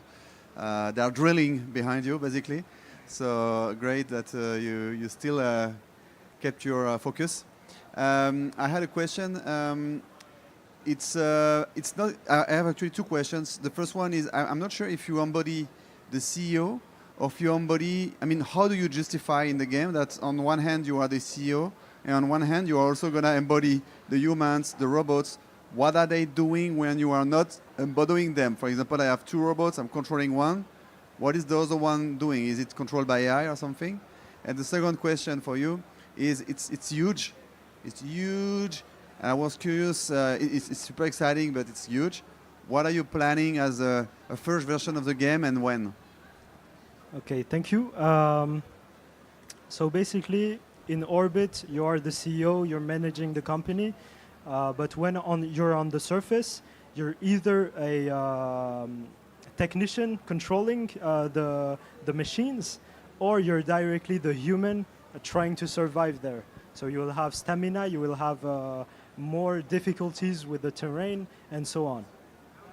And also, if you're not there, if you're on another planet and you still have assets on the other region, they will be able to do it by themselves. So there will be an AI controlling them. Of course, it won't be as fast as the player, but it will try to tell you, okay, it's drilling like 4 units per second, while when you're when you're in there, it's going to be 8. For example. Yeah. Of course, from the orbital camera, you can click on units and you can select them and transfer the mind to the unit you're selecting, basically. And for the second question, the first version is going to be in early access and it's going to be available in 2027. The content. Basically, the early access is going to be 1 year long, but the first version is going to have exploration and excavators, like the fact that you can drill, take the resources, take the sample, and putting them into the market. But there won't be any structures like excavators that will be working while you're not there. And then there will be phases like this first version is going to be called exploration. And then the second major update is going to be called exploitation. And that, after that, is going to be the full release.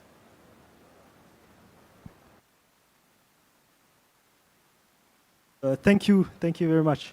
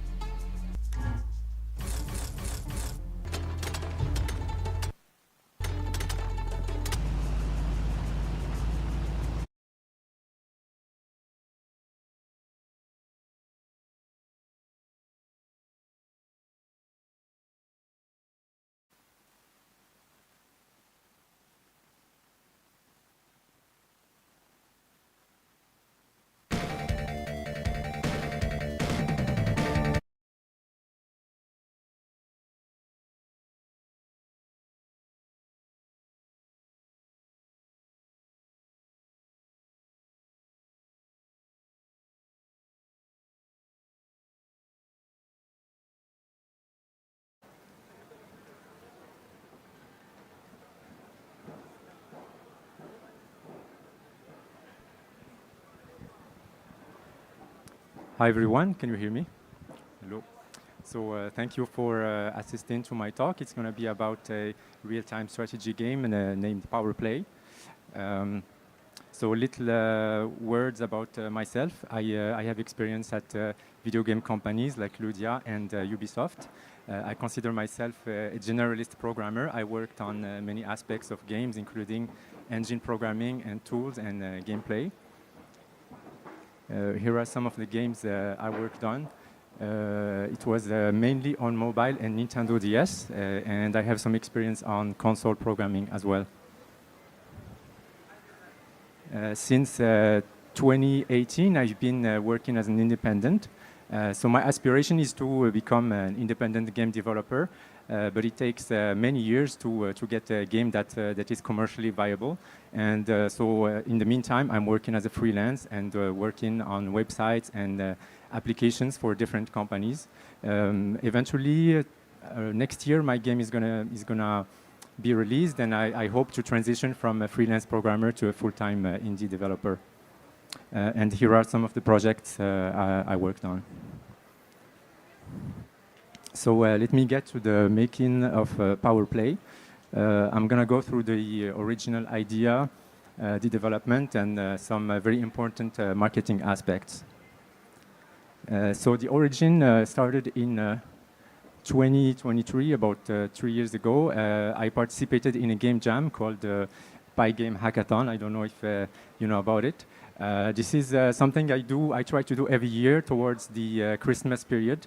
It's a very creative period for me, so I try to work on game jams and creative projects. This year in particular was very important because it gave me the inspiration to make something on a very longer term. And I started by making a farming simulator. Let me show you how it looks. Hello everyone, welcome to Fields of Fortune. This is my entry to the Pi Games DevPost Hackathon. Fields of Fortune is a farming simulator. The objective is to harvest as many crops as possible before you run out of money. In addition, your farmers are paid salary periodically, so you may want to get them to work and not let them stay idle for too long. Once you harvest the crop, you will have enough money to expand and hire more workers. The more workers you have, the faster you grow, but you will also have a bigger salary overhead.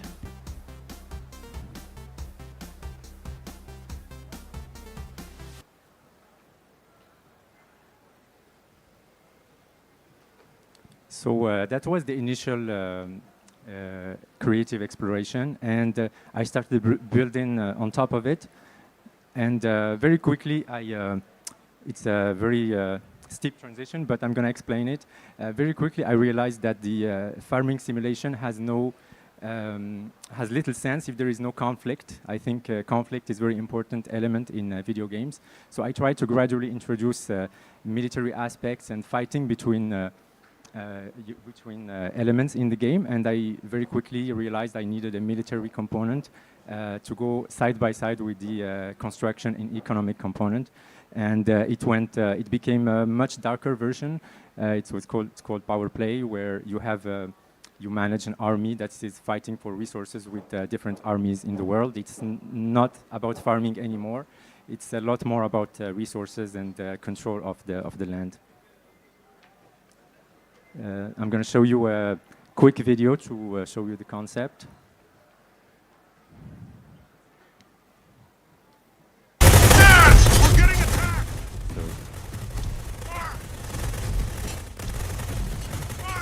Kill them all!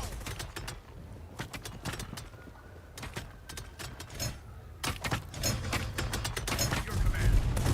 We're getting attacked! Good steering done.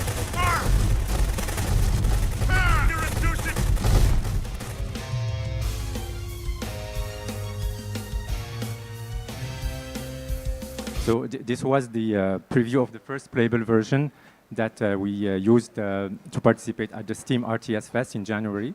It got us to confirm that the concept is in the right direction, and we got a lot of positive feedback from the players. Since then, the demo is not playable anymore. We're still improving it, but we're hoping to get something ready for September and be ready for the next Steam Next Fest.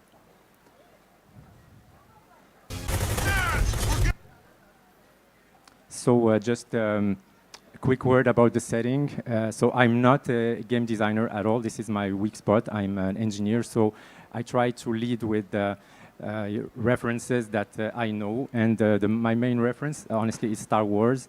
I try to have a setting where you have the rebels fighting against an alliance of corporations or a huge force, and the player will incarnate the rebels that are trying to break out of the evil alliance.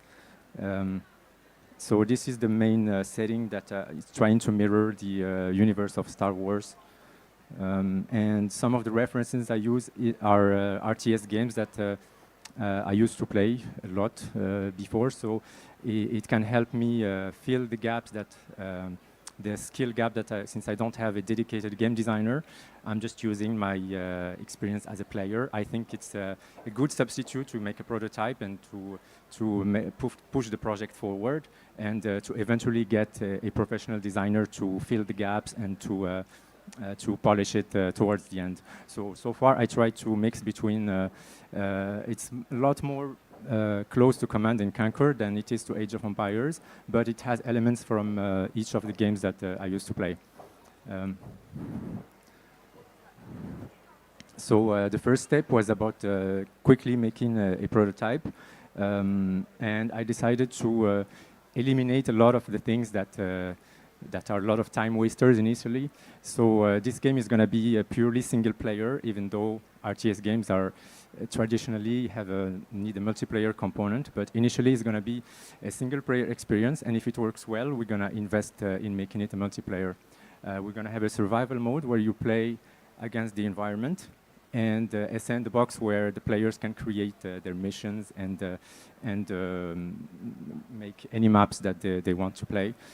So the initial scope is very simple, very easy to manage as a small team, and eventually we can make more missions or make it multiplayer if it succeeds. And I started with the technology that is not super long term, but it got us up and running very quickly. It was using 3GS and React, which is a web technology. It's not something that I was intended to use till the end, but initially it was, we were able to get something running very quickly. So I'm gonna go, this is gonna be the little technical part, but I'm gonna go through it very quickly. So the main pillars of a strategy game for me initially is to decide how we can manage the space. And I decided to use a grid system. I think it's great for game design, for designing things on paper, to have a fixed grid on a game, and to decide on the size of the buildings and the location of the units and the buildings based on a grid coordinates. So initially we started building on the game as even if it's a 3D game, it's completely played on a 2D grid and designed on a 2D grid. Apart from that, we decided to split the world into sectors. This is a long-term decision that makes it very easy to optimize the game later on. So we can make decisions where we don't process or we don't show the sectors that are not visible to the player. So this is purely an optimization decision. It has no impact on how the game is designed. And we decided to go with the very classic isometric camera. Personally, I'm not a huge fan of the modern 3D RTSs. I find it very disorienting to play, to think about the strategy, and to have a camera that is not stable. So we took the road, even if it's a 3D game, we are using a strict orthographic isometric camera. Yeah, so here's an example of how the tiles of the world are made. They have a very simple 2:1 aspect ratio, and each grid is like a 2D tile, so it can very easily be thought of as a 2D game.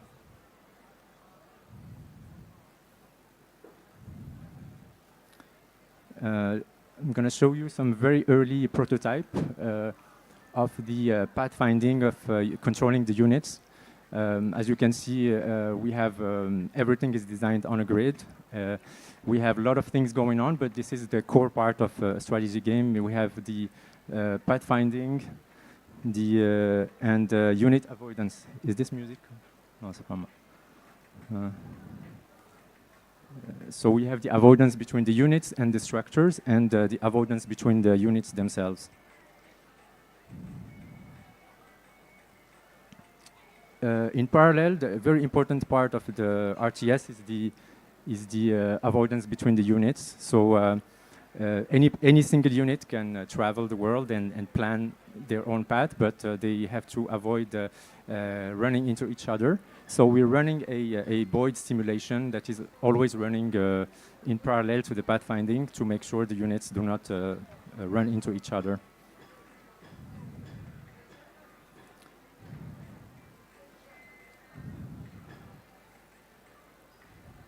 So this is the just a view of the algorithm in action. We have pathfinding that is trying to figure out the large-scale movement of the units from sector to sector. And as the units start moving, they calculate a local field that helps them navigate the buildings and the short-term obstacles.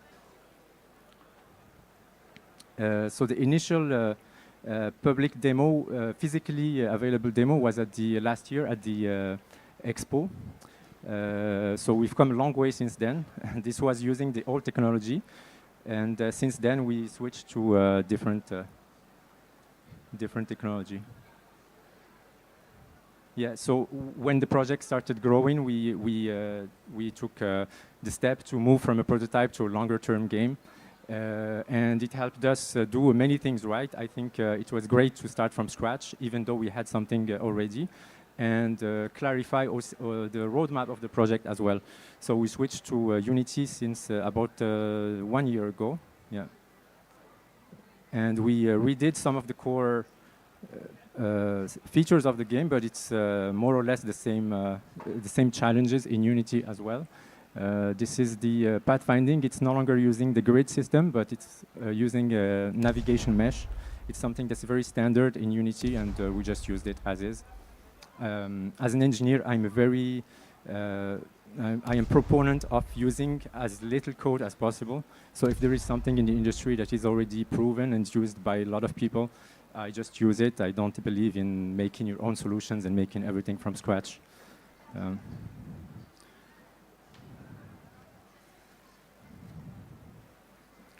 And these are some of the behaviors that we developed that become naturally available when you implement the pathfinding. You can have some group behaviors. These are the old units that have T-shirts. It's no longer the case, but you can have group behaviors like collecting resources.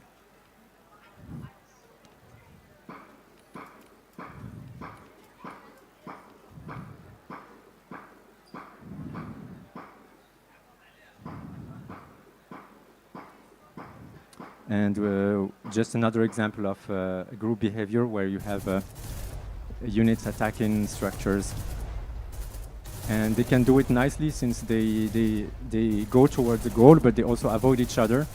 So whenever they arrive at the target, they naturally circle around it because they're trying to avoid each other while getting closer to the target.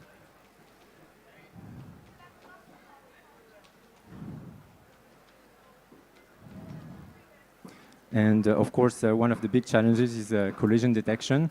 We have to do it right because we have a lot of units on the screen, and we have to detect many types of collisions between the units, between the unit and a structure. Yeah, and that's it. The structures don't move, so there is no need, but especially between the units and the other elements. So those were, I think I did the main features, the technical features of the game. The other challenge for me as an independent developer is the marketing. I absolutely want to avoid, just shipping this game and spending several years and not getting any financial result. So I invested a lot of time in marketing, and I recommend this class by Chris Zukowski. I think it's the best marketing resource I found. And it explains the cycle to release the game on Steam, on PC. So I really recommend it. If you work on mobile, it has nothing to do with that. But if you work on PC, maybe consoles, it's very relevant for you. So just some feedback that is very encouraging for me when I recommend using Reddit and X. For our particular audience and our type of game, this is where most of the players are hanging out. I don't think that TikTok and Instagram are very interesting for now, but Reddit and X provide us with a lot of validation so far. Just a preview of where we are right now. We have about 20, we reached the cap of 2,500 wishlists. It's nowhere near enough to release the game, but it's very encouraging, especially that the demo is not publicly available. So part of the strategy for us is to keep working on the demo and release it when it's polished. And we're gonna still try to release it way before the release so that we give time to the game to collect wishlists for maybe the next 6 months. And when we reach a certain target, we try to release it.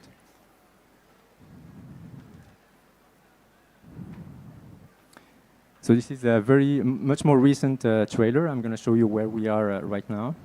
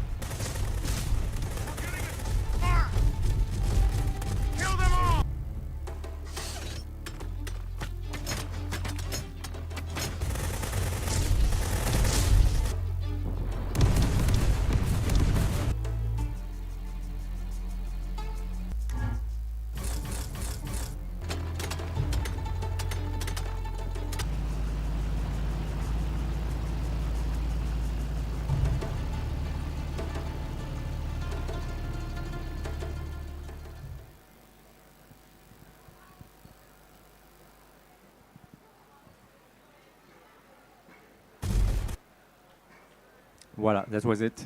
I hope, thank you. I hope you guys, if you like RTS games, I really could recommend this one. It's going to be a nice little game. So don't hesitate to wishlist on Steam. And if you have any questions on anything, feel free. Yes. Thank you for the presentation. It was amazing. My question is, when does it release? Does it have a release date? The intended release is March 2026.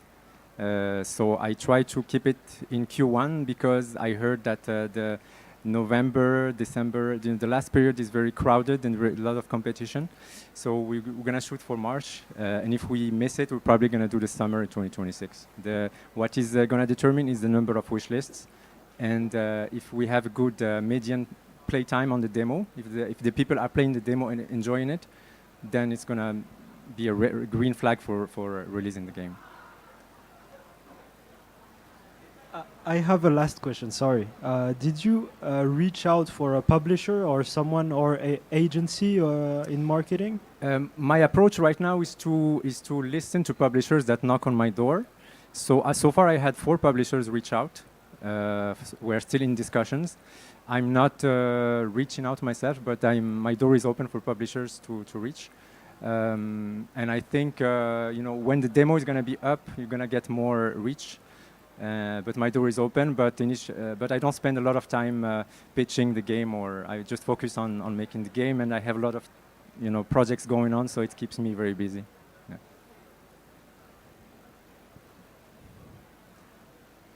No.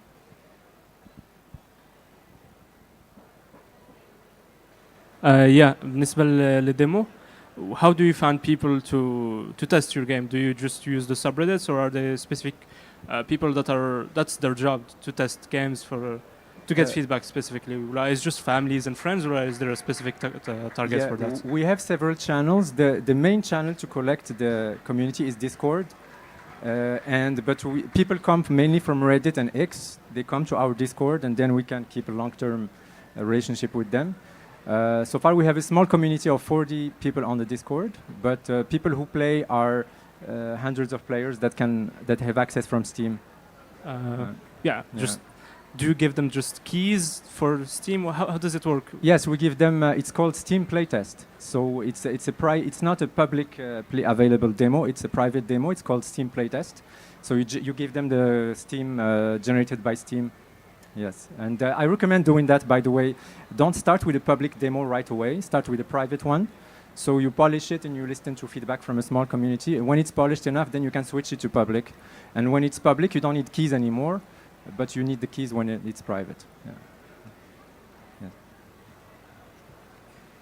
Yeah.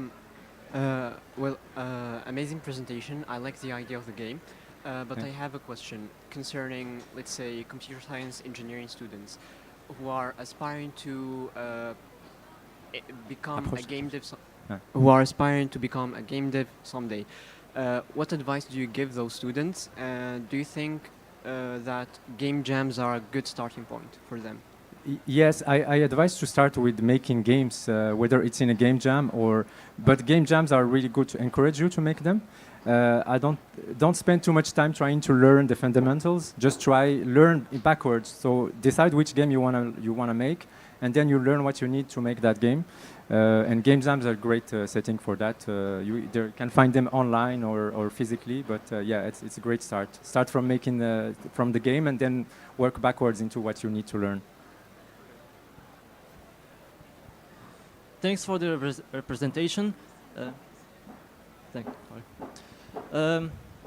During playtest, I assume that you get conflicting opinions of what you should keep and what you shouldn't in your game. How can you decide which of these things you should keep and satisfy the majority of players at the same time? It's a very good question. It's my life right now, but I still don't know the answer, honestly. But what I recommend is not going extreme one way or the other. If you listen too much to the players, sometimes they send you on random, I call them goose chases. You just try chasing some things that lead nowhere. But you still have to listen to them. But I think at some point you have to think, to go back to the initial vision and the long-term thing that you want to do, and try to incorporate the player feedback without giving it too much weight. So it's a balancing the two. I don't have the perfect answer for that, but it's a balance. Yeah.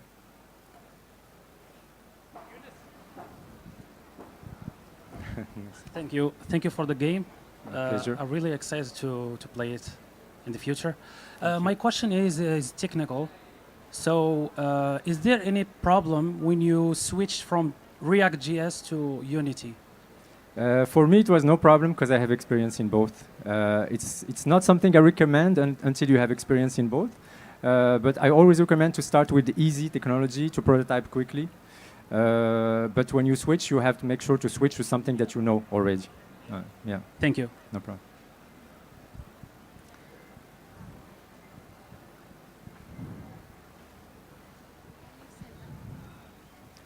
Thank you for the presentation, first of all. And second of all, my question, do you consider to release the game in other stores or in other platforms? Initially, we just focus on Steam because we are a very small team. We have to focus on one. On the longer term, I think it could make sense on the Steam Deck, the console. But it's going to be, since it's a real-time strategy, we're constrained by PC. Players like to play them on PC, so we're going to be probably on Steam, maybe GOJ or other PC stores, maybe. Yeah. Thank you. My second question is like general. Do you fear that AI gonna take over the game development industry? Well, AI is squeezing already the industry a little bit, but it's not going to take it over. Because for me, there is two sides to AI. There is the generative aspect and the assistive aspect. The assistive part is very cool because it helps us work smarter and faster. So I like that part. The generative part is something that I think on the long term people are gonna be tired by that because everything looks the same, and people are gonna go back to original crafted art. But for me as a programmer, I really love it because I just benefit from assistive part, so I'm not afraid of it. It's really good.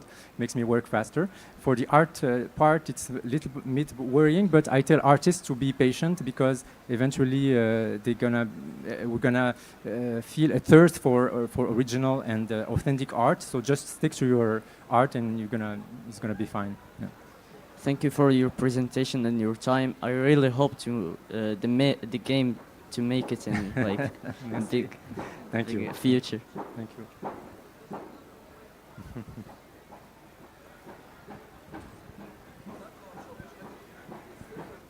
C'est bon? Thank you very much. Merci.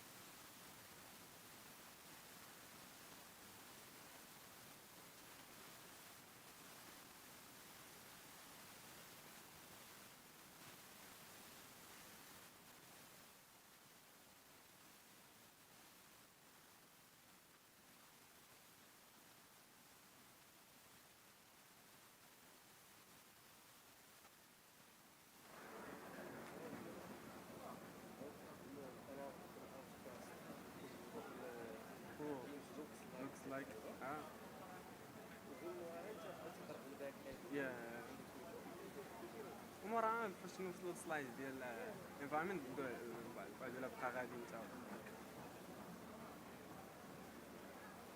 انت مالك في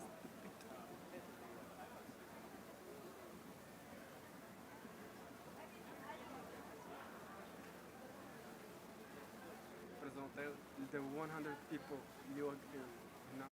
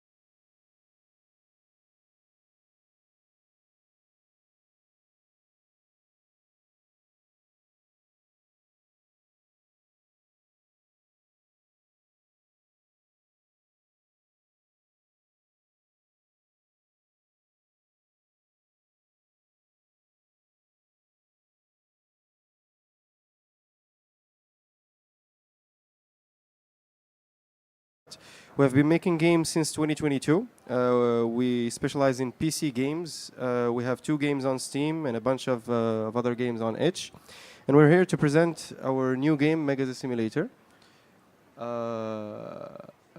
The concept of Mega the Simulator is that it's a game that looks like a regular sim game that takes place in Morocco, in which you have an empty business space that you can transform into any type of business you want.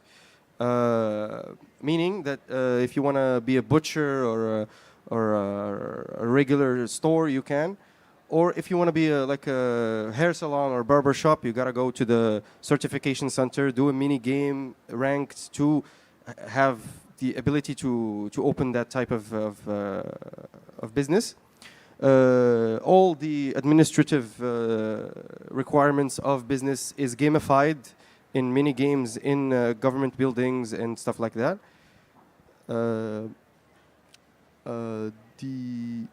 The game the game is not a straightforward simulator. It's not very serious. It has fun, gamified ways of dealing with different things related to running a business. Hello. Okay, so he said at first the game looks like a simulator because that's not the only thing that's happening in the backend. Because while you are trying to upgrade your local and trying to have as much jobs as possible, by the way, you can have a barber at the same time as a butcher, at the same time as whatever you want. That increases the replayability. That has like you can do whatever you want in the game, but like that's not the only aspect. Because the NPCs will have a character sheet that has their traits. For example, this character likes to go this route, he works here, he doesn't like this person, he does this, relationships and whatever. And at the same time, this same character sheets, there is one that's not local in your computer that exists in the cloud. So whatever we want to do an update, we don't have to update the game, but just the character sheets in the cloud. And how does that affect the game, you might ask? Each local version, for example, my local version would be that I have relationships with a lot of NPCs. His probably wouldn't have a lot of relationships with NPCs. So when the cloud version of the character sheets will try to merge with my local version, that will give me another version of the game. His will give another version. So each local version, its computer, its version of the game will be in its own. For me, could be that I'm in bankruptcy, most of the characters don't like me. His could be the exact opposite, because that's what we focus on, the replayability and like how much options you could explore and a lot of stuff. The main characteristics of the game, like the stuff that will loop the whole game, will be like the dynamic shop system. Your phone will have everything. You will have a My App phone that has all of your degrees, you can say degrees, I guess, your jobs, the products you are willing to sell. Will have stuff like the shop where you're trying to sell items, the messages, phone, you can call NPCs. And for the layout of the game, it's going to be like more realistic. You can't see the hour, you don't have any overlay on the screen, so your phone will be like the only way of like managing the game or whatever you want. Even the NPCs, you don't have a map to like find them. You have to like call them if you have relationships with them, or like just go and find them on their normal routes.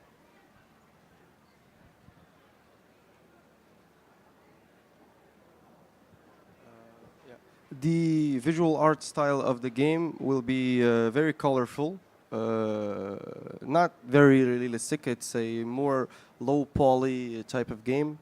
To have the opposite of that picture, we can yeah, and the game will have a story mode. They will have named NPCs that you can interact with and have stories with, but it's more of a fluid quest system than a more linear story.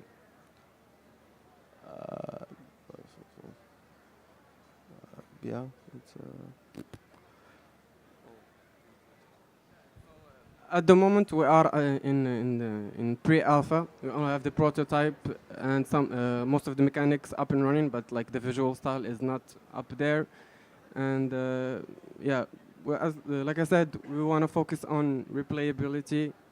The game will have what we want to try to do is that the day the game will launch, we will do like a 6 month where we're gonna make a story from the cloud. For example, in the first week, we're gonna make this character do this character do this character do this. It's like a story of the 6 first months that if you miss it. Because it's like in the cloud. That's how for example, if you log in like for the first day and like you don't log in for like a week or a month, when you're gonna log in, the data from the cloud will update and like you're gonna find yourself like some changes in the environment, changes in the city. The characters will probably have developed like relationships with other characters. Maybe they don't like you now, maybe they like you. So it depends on your version of the game. We want to make this as like diversified as possible, and like. Yeah, that's about it, I guess.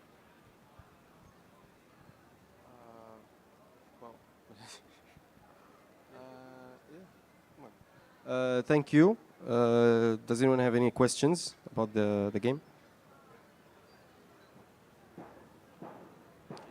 Any questions? No?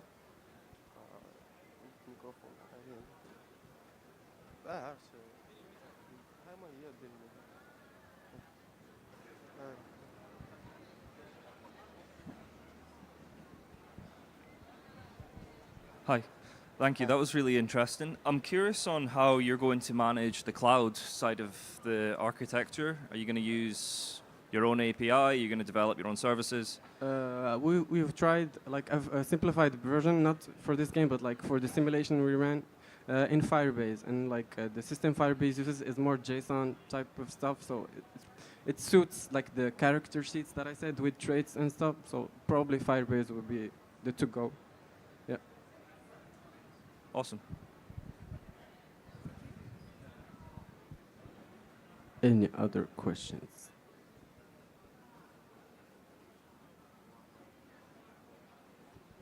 صافي بغيت ديروا شي question? Hello, my name is Ayman, if you guys don't know me. Will I see you guys as NPCs in the game, and what kind of personality would you have? Yeah, sure. We'll try to put as many people we know in the game as NPCs, and of course the personalities and the way they talk would be similar to them in real life. Yes, you will be in the game. Yes. Oh, okay. And another question, my bad. And can you sell anything illegal in the shop? As of now, you can't sell anything legal, but you can do contraband to sell products without licenses, but you run the risk to get caught by the cops and pay fines or go to prison. Okay, okay. Yeah.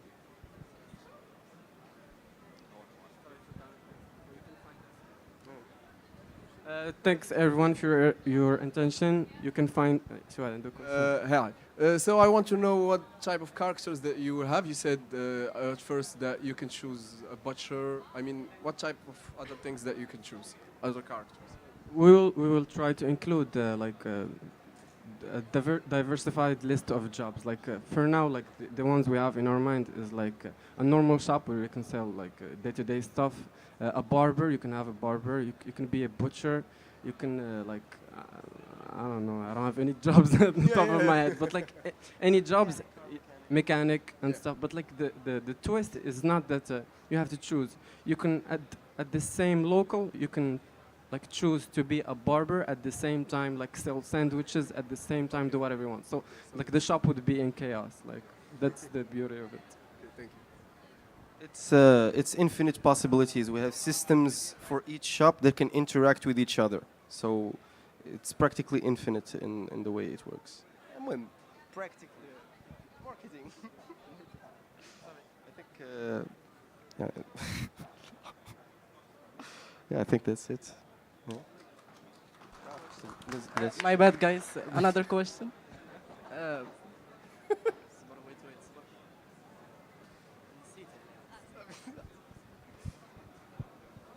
Do you guys have any type of financing regarding this development?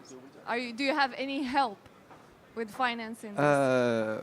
We are looking for partners and investors to finance the game because the game is in pre-alpha, so it is a prototype, and we are looking for partners or investors or incubation programs to help us create the game and so it could be to its full potential.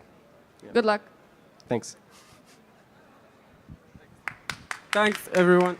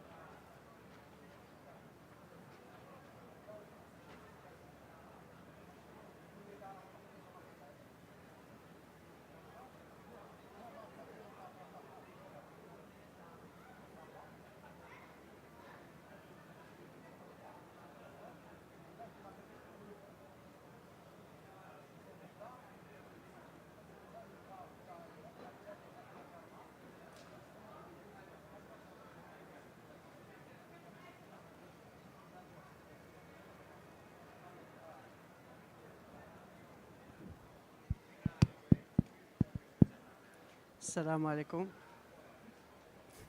Ça va, vous allez bien? So, اليوم غادي نبريزونتي لكم bon discuter le sujet qui est très intéressant صراحة, qui concerne l'éducation mais en utilisant les nouvelles technologies, en intégrant aussi la gamification. Du coup, je vais parler principalement de l'impact de la réalité virtuelle et le domaine de l'éducation. Alors, attaquons quelques questions. Bon, ماشي question, mais باش نفكروا فيهم. Imaginons une situation où l'utilisateur, bien, où l'étudiant, يقدر أنه يدير les tests libres, يقدر يدير bon, يشوف le corps humain par exemple, يقدر يتستي ولا يدير des simulations مثلا ديال الفيزيك, يقرا الماط etc. d'une manière immersive اللي يقدر هو يتحكم فيها ويقدر يشوف دوك les réactions, les interactions اللي غادي يوقعوا. Et du coup, عطيت une question في الاول ديال يقدر يخدم في ان لابو ديال شيمي بلا حتى شي ريسك, يقدر انه يدخل وسط لو كور هيومان ويشوف لي زورغان باغ اكزومبل, يقدر يشوف القلب كيفاش كيخدم, كيفاش كيدخل الدم, كيفاش كيخرج, كيفاش كتخدم الرئه اتسيتيرا, ويقدر انه يدير كاع هاد لي تيست بلا ما يكون حتى شي ريسك ديال انه توقع ليه هو شي حاجه, او لا يدير دي ريسك ديال المهم ميستيكس اللي يقدروا يامباكتوه هو اتسيتيرا. Alors, معكم حسام الدين رحالي, je suis directeur partenariat développement commercial ديال Octave.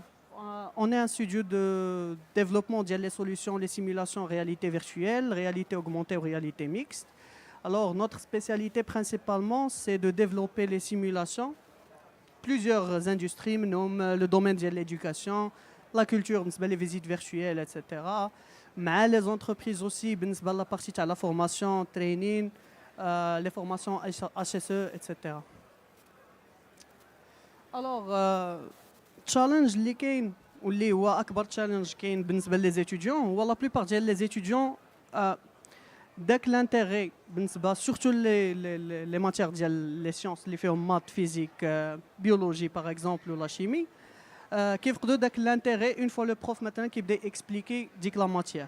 كاينين بليزيور ريزون اللي كتسبب هادشي, اللي منهم برينسيبالمون ما كيقدروش انهم يستوعبوا دوك لي كونسيبت, كيجيهم تري ابستراكت او لا صعب باش انهم يفهموا دوك لي ريلاسيون اتسيتيرا. كاين باغ اكزومبل بالنسبه باغ اكزومبل لي تي بي, بارفوا كيكونوا لي زيكول غالي بزاف باش يشريو دوك لي زيكيبمون باش لي زيتيديون انهم يديروا لي تيست اتسيتيرا. سو كي كوز كاين اللي كيدير لي تيست, كاين اللي ما كيديروش ولا كيانوليو كاع دوك لي سيسيون اللي هما اصلا لي سيسيون اللي كيتعلموا فيهم لي زيتيديون لو بلوس.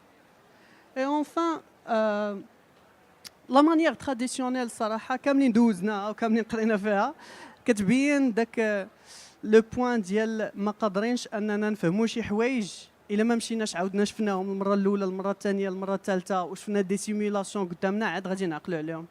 دوكو هذا هو لوبجيكتيف ديالنا اللي حاولنا نحلوه ب لا رياليتي فيرتويال. الوغ لا رياليتي فيرتويال باش نعطيكم اون فيو جينيرال عليها, هي بارتي من واحد لا تكنولوجي اللي كنسميوها extended reality XR. Alors la XR fait plusieurs parties. كاينه virtual reality, augmented reality و mixed reality. virtual reality هو ليترالمون فاش كتلبس لو كاسك في ار كتخرج من لو موند ديالك وكتدخل في واحد لو موند فيرتويال جديد, سيتادير فيه موند جديد, فيه دي زوبجي جداد, انت توتالمون ديكونيكتي على لو موند ديالك. لا رياليتي اوغمونتي هو لو موند ديالك غير هو زايدين عليه لايرز ديال فيرتويال, سيتادير باغ اكزومبل لي فلتر ديال سناب, لي فلتر ديال انستغرام باغ اكزومبل, كتخدم بك انت ولكن كيتابليكاو دي فلتر على وجهك باغ اكزومبل ولا شي حاجه. اي لا رياليتي ميكست هي سي اون كومبينيزون ما بين لا رياليتي فيرتويال ولا رياليتي اوغمونتي, سيتادير انت كاين في لو موند ديالك, نقدر باغ اكزومبل الا كان حدايا باب هنايا فانا غادي نحل الباب وغندخل في واحد لو موند فيرتويال باغ اكزومبل. نقدر انني في لو موند ريال ديالي ندير دي انتراكسيون مع دي زوبجي فيرتويال, سو كي نو با لو كا في لا رياليتي اوغمونتي. الوغ بالنسبه لا رياليتي فيرتويال لافونتاج الكبير اللي فيها هو انك كتحس براسك انك في داك لونفيرونمون, سيتادير اهم حاجه هو السكيل. دونك باغ اكزومبل فاش غادي نلبس مثلا لو كاسك ودخلت لهاد لونفيرونمون فيرتويال, فاش غادي نبغي نتمشى مثلا من هنا لهيه راه غادي نحس انني قطعت 5 متر باغ اكزومبل 10 متر, اللي ما غاديش يكون هذا هو لو كا مثلا في لي سوليوشن مثلا 2 دي ديال بي سي ولا موبيل. كاين اوسي l'interaction مع les objets. C'est-à-dire نقدر ندير des interactions مثلا مع اي objet virtuel par exemple هاد لا طابل نقدر نهزها نقدر ندير des interactions مع le PC مع les baffes مع la caméra etc. في le monde virtuel. Et enfin learning by doing, c'est-à-dire انا غادي نتعلم وانا كندير هذاك الشيء يعني انا كنطبقو. غادي نعطيكم كلكو يوز كيسز اللي خدمنا بهم مع دي زيكول كسوسوا هنا في المغرب ولا على ليترونجي باش تشوفوا لامباكت ديالهم.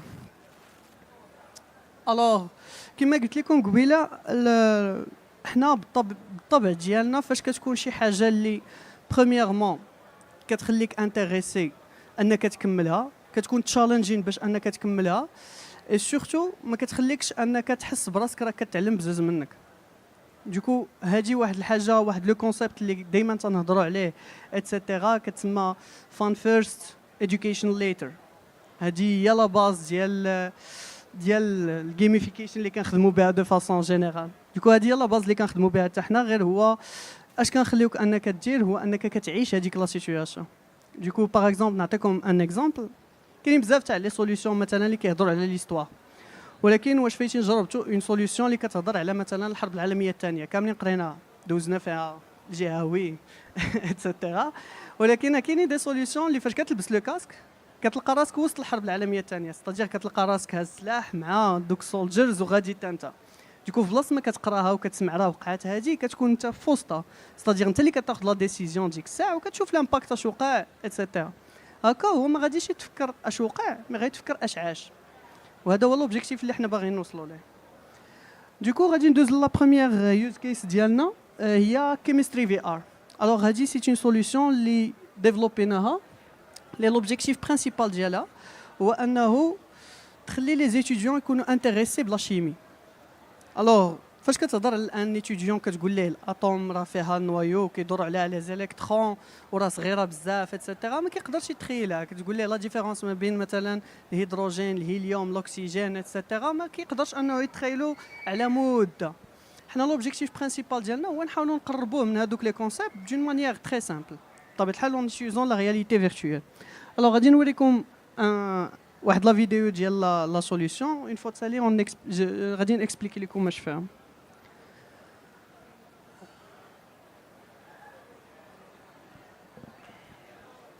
Alors l'utilisateur كيكون premièrement في وسط واحد دو لابو اللي عنده بزاف تاع لي زوبجي بطبيعه الحال كما قلت لكم زايدين بزاف تاع لي زاسبي تاع الجيميفيكيشن فيها. عنده واحد الكتاب اللي حنا زايدينو ليه فيه بزاف تاع لي موليكول بزاف تاع لي موليكول اللي يقدر انه يدير. كاين مثلا الماء كاين مثلا الرمله كاين الخل اتسيتيرا وكل وحده كيفاش دايره اش خاصو يدير. ديكو عاطينو لوبورتونيتي تاع انه يختار الاتومز اللي بغا ويدير البوندز هو بيناتهم. ديكو غيختار حتى التيب تاع البوند واش كوفالينت او لا ايونيك على حسب الموليكول. ديكو باغ اكزومبل هنا غادي تشوفوا مثلا هاز الاتوم كيدور عليها لي زيليكترون كيبان لك لي زيليكترون كيدوزو ما بيناتهم اتسيتيرا. اون فان دو كونت فاش كيسالي كاع لي ريلاسيون كيقدر يدير لا ترانسفورماسيون ويشوف لوبجي. هنايا ليتيديون ما بقاش كيفكر في انه اتوم وملاصقه مع اتوم وبيناتهم واحد البوند اتسيتيرا ولكن كيقدر انه هو يقادا كيشوف بعينيه لي زيليكترون كيدوروا واخا ماشي هي لا ريبريزونطاسيون الاخرى ولكن او موان كتعطيه واحد ليدي. ديكو فاش كيقادا اون فان كونت كيقدر يدوز لا ترانسفورماسيون كيشوف المراه مقاد من واحد لاطوم فيها الكترون واحد كيدور واحد لاطوم اخرى فيها واحد كيدور وحده فيها 8 كيدوروا. فاش كتلاصقهم كتعطيك الدره تاع الماء باغ اكزومبل. الوغ من هاد لا سوليوشن هادي لوبجيكتيف ديالنا كان كما قلت لكم هو اننا نسامبليفيو كيفاش لي زيتيديون يشوفوا لا شيمي كيفاش يقراوها وكيفاش يتعلموها وتستيناها مع بليزيور زونتربريز في لو موند بليزيور ايكول اي ليسي في لو موند كامل اللي فيهم اليو كي دي زيكول في اليو كي دي زيكول في الارجنتين في اليو اس في لا فرانس في الاسبان في الاسترالي. وكان هذا هو لو روتور ديالهم كاملين قالوا لنا بغينا لا كونتينيتي بغينا اللايبراري كاملها كاع لي بروفيسور قالوا لنا سي لا ميور ابليكاسيون اللي خدمنا بها باش ان لي زيتيديون يتعلموا. اي سورتو واحد لو بروبليم قلنا في الاول هو لانتيغي باسكو لو بروف اون فوا كان تيبدا تيهضر كيبان لك ان ايتيديون هاز التليفون واحد ما دايهاش فيه دابا كاملين ولاو اون فوا تيتيستي وتيرجعوا يسولوه. دابا الا درنا ما باغ اكزومبل بين ندير الخل وبغيت نزيد الكربون اش غادي يعطيني من بعد، ولا عنده داك لانتيغي ديال انه بغيت نشوف مناش مكونين دوك لي موليكول الاخرين اتسيتيرا. الوغ هذه كانت لا بروميير يوز كيس عندها علاقه بلا شيمي. غندوز لواحد دوزيام يوز كيس اللي عندها علاقه بلي زيتيديون ديال ليسي اي اوسي لي زيتيديون ديال لي زونيفرسيتي اللي هي اناتومي في ار. الوغ هادي سي اون بارتي من واحد لا سوليسيون اللي خدامين عليها، اون سوليسيون كومبليت اللي لوبجيكتيف هو كتعطي لوبورتونيتي لي بروف ولي زيتيديون انهم يكولابوريو بيناتهم. دوكو لو بروف كيلبس لو كاسك، لي زيتيديون كيلبسوا لو كاسك وكيلقاو راسهم في وسط واحد لاصال اللي عندهم لو كور هيومان كامل بكاع لي سيستيم. دوكو كنهضر على كاع لي زورغان، كنهضر على سيستيم موسكولير، نيرفز، على سكيلتون اتسيتيرا. غنخليكم معايا بتيت فيديو اللي كتوري ليكسبيريونس. هنا لوتيليزاتور كيقدر انه يشوف اي عظم باغ اكزومبل في هذا لو كا ديال لو كور هيومان، كيقدر انه يهزو يقرا السميه ديالو، كيقرا اون ديسكريبسيون تري ديتايي عليه وكتعطيه حتى لي زورغان اللي متصلين معاه. سيتادير غادي يقدر انه يشوف حتى لا ستركتور كلشي عنده في هذه لابليكاسيون و سي تري انتراكتيف. هنايا اوسي زدنا حتى لاسبي تاع لانيماسيون، سيتادير غيشوف دي زورغان كيفاش كيخدموا انصومبل. باغ اكزومبل غادي يهز مثلا الصدر كامل، يقدر يحيد لاير باي لاير، يعني غادي يحيد الجلده هي الاولى، غيحيد لي ميسكل، غادي يدخل داخل غيبان ليه القلب خدام، الرئه خدامه كيفاش كتخدم، يقدر يزومي اكثر كاع وغادي يبان ليه الدم تيدخل باغ اكزومبل القلب وتيخرج من ان اوتر كوتي اتسيتيرا. دوكو هادي سي اون ابليكاسيون ملتي بلاير، سيتادير غادي تخلي لي زيتيديون فين ما كانوا يقدروا يكولابوريو اونصومبل، او لا لو بروف يقدر يدخل مع لي زيتيديون في وسط لاصال بور اكسبليكي باغ اكزومبل ان كور. الوغ هاد لا سوليسيون هادي elle est déployée دابا في اكثر من 50 يونيفرسيتي في اليو اس، منهم دو غروند يونيفرسيتي بحال تاع نيويورك، ماشينغان اتسيتيرا. اند لو روتور ديالهم كان تري بوزيتيف باسكو كاملين خدامين بها، كاملين كي انسيتيو اننا نزيدو فيتشرز جداد ديال كيفاش يسيليكتيو بليزيور زورغان ويخليوهم هما باغ اكزومبل باش انهم يكولابوريو.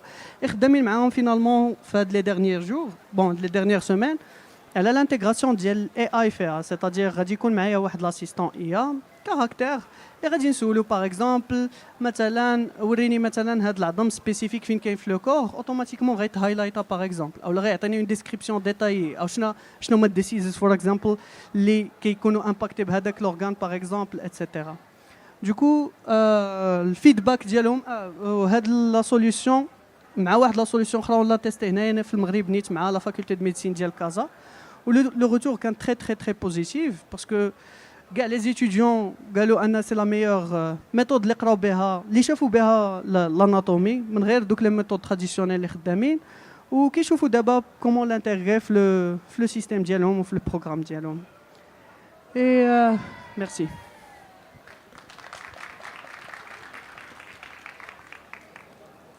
عندكم شي كيستيون، شي remarque؟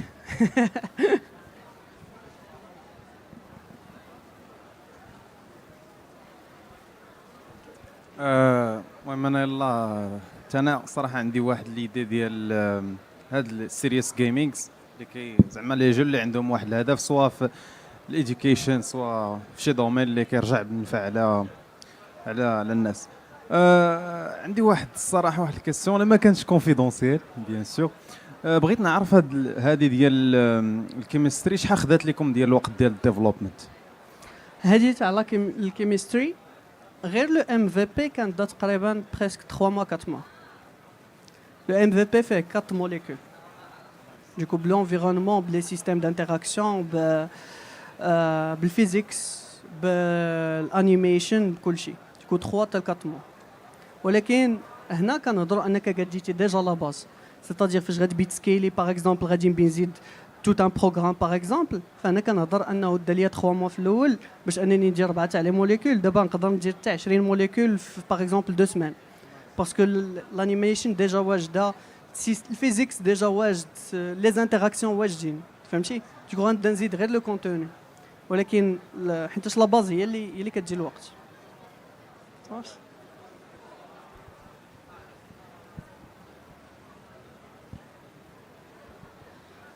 شكرا على لا بريزونطاسيون ديالك البروفيسيونيل. السؤال ديالي هو انه شنو هو الانجن اللي استعملتو باش ديروا هاد لي زوجيسيال لي زابليكاسيون؟ لا كيعجبوني بحال هاد لي كيسيون عند لي جون والدراري. لا خدمنا بيونيتي، يونيتي بور هو الجيم انجن، والمودلز باش صوبناهم ببلندر. بلندر. شكرا. افيك بليزير.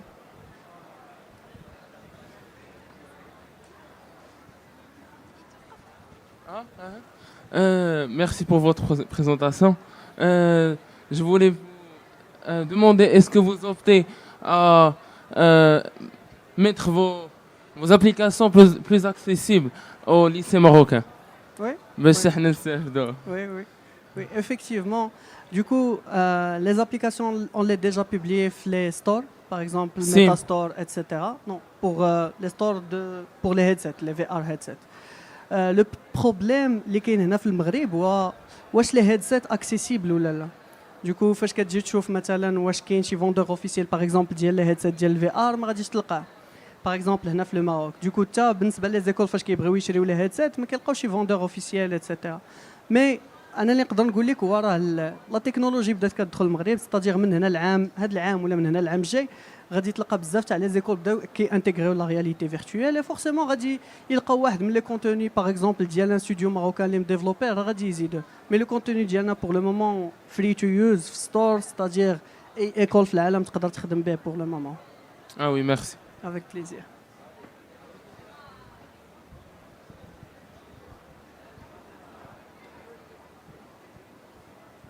C'est bon? Ah, ok. اولا فهمتي البريزونطاسيون كانت مانيفيك، عجبوني لي بروغرام وحتى لي بروجي اللي صوبتو. عندي غير ايدي زعما واش ما كتفكروش زعما تعملوا شي حاجه اللي عندها علاقه بالساوند يكون انتراكتيف مي ساوند بيست في الفيوتشر، يعني تكون ليكسبيريونس بلوز اوديو فيزويل كا فيزويل. اكزاكتومون. الوغ عندنا ان بروجي اللي خدامين دابا عليه بون غير باش انا كنبلانيفيو اتسيتيرا اللي غادي انتيغري هاد لي زاسبي كاملين. لوبجيكتيف ديال لو بروجي غادي انتيغري لا كولتور ماروكان، غادي انتيغري لي مونيمون ديالنا، غي انتيغري تا باغ اكزومبل نعطيك اكزومبل قناوه غي انتيغري مثلا الشعبيه اتسيتيرا. مي هاد لاسبي واخدينو كونسيديراسيون حيت هو اللي غيكون المين اسبيكتس ديال الاب. ان شاء الله جود لاك. الله يعاونكم. ثانك يو.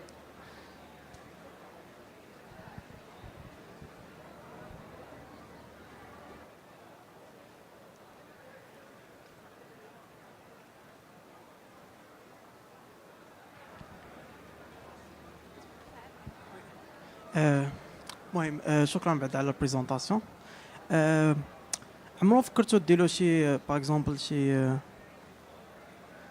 اب تكون يعني كونيكتي دي سنسور دي اكسيونير باش اون ميم طون لايك شو كدير تما كيكون في اون ريل لايف، لايك تكون شي ليزون بالويب سوكيت ولا شي حاجه اونتر شي بروكر ولا شي حاجه. effectivement alors هاد لو تيب ديال لي زابليكاسيون كاين وخدمنا على وحده غير غادي نعطيك انا لي ليميتاسيون وفين كيتخدموا بزاف. حيتاش لو بروميير بروبليم هو لي سوسيتي اللي غادي يبيو يخدموا بهم ديجا عندهم دي ليسونس ديال دي سيمولاسيون واخدينهم قبل بوغ واحد لا دوري اللي كبيره باغ اكزومبل 5 ans 10 ans 15 ans. دوكو فاش كتجي انهم يبيو يخدموا على اون سيمولاسيون ولا ياخذوا اون سيمولاسيون بحال هكا فراه كيخصهم تيساليو هذيك لو كونطرا اللي ديجا دايرين. نعطيك ان اكزومبل باغ اكزومبل واحد لا ماشين اللي مثلا كتمشي تهز شي حاجه من هنا وتحطها من هنا كيديروا دي سيمولاسيون لانهم كيتحكموا بهم باغ اكزومبل غير ببيسي وب داك التولز اللي عندهم ويمشي يخدم بها اتسيتيرا. ولكن سي تو افي بوسيبل انك ديرها في الفي ار حيتاش نفس لي زابي اللي كتخدم بهم في البيسي باغ اكزومبل في هذيك لا سيمولاسيون راه تقدر تاسوسيهم. غير هو غادي تعطيك واحد لافونتاج كبير حيتاش هنا ما بقيتيش غادي تشوف داكشي 2 دي في اكران مي غادي تشوف راسك انك جالس فيها وغادي صدير تقدر دير لايف ستريمين 360. هذه اول حاجه. ثاني حاجه هو لو كو اش غيولي خاصك لو كاسك هيدسيت وفين ما كنتي تقدر تحكم بها ما غاديش تجي داك السيت اب كامل وتمشي ديبلاصا. اي تخوازيامون نقدروا نزيدوا كاع الهابتكس شويه، تقدر تكري كاع سيميلاسيون تاع لا ماشين وانت لابس لو كاسك في وسطها اون فوا كدور كتحس بها كتميل بك بحال اللي كيديروا في الاف 1 لي سيميلاتور ديال الاف 1 لي سيميلاتور ديال الطوموبيلات تاع ريسيس دو فاسون جينيرال دوكو هادي واش سي بوسيبل وي واش خدمنا عليها افون خدمنا في واحد لابارتي في لو بروجي ماشي توتالمون ولكن كاينين دابا دي زونتربريز اللي خدامين عليهم كاينين دي زونتربريز ماروكان تيفكروا انهم يانتيغريو نايس او ميم طون حتى كاين واحد لافونتاج انه كتقدر تشوف الا كنتي كتدي كابتور الماشين بوسيبل تشوف شنو كيوقع في الماشين او نيفو ديال الموديل 3 دي كتبدلوا لي كولور باغ اكزومبل الا كان الموتور كان فيه لا فيبراسيون طالعه فو بوفي لايك تقدر تشوف لا فيبراسيون من نيفو ديال الموديل 3 دي اكزاكتومون حتى انا خدمت على دي بروجي بحال هكا وبغيت نشوف واش خدمت على شي بروجي بحال هكا زوين ميرسي تبارك الله عليكم ميرسي شكرا بزاف كم شي كاستيون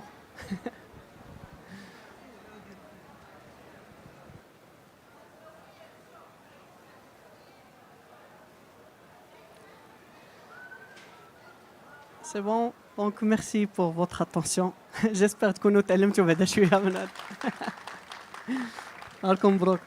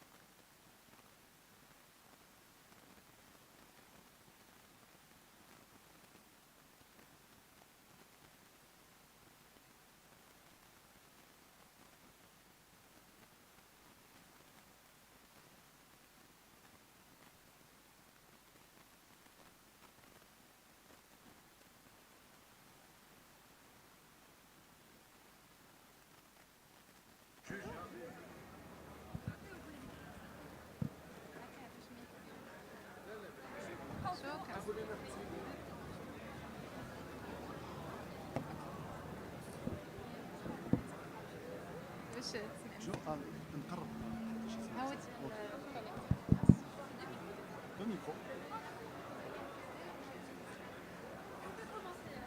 va commencer maintenant.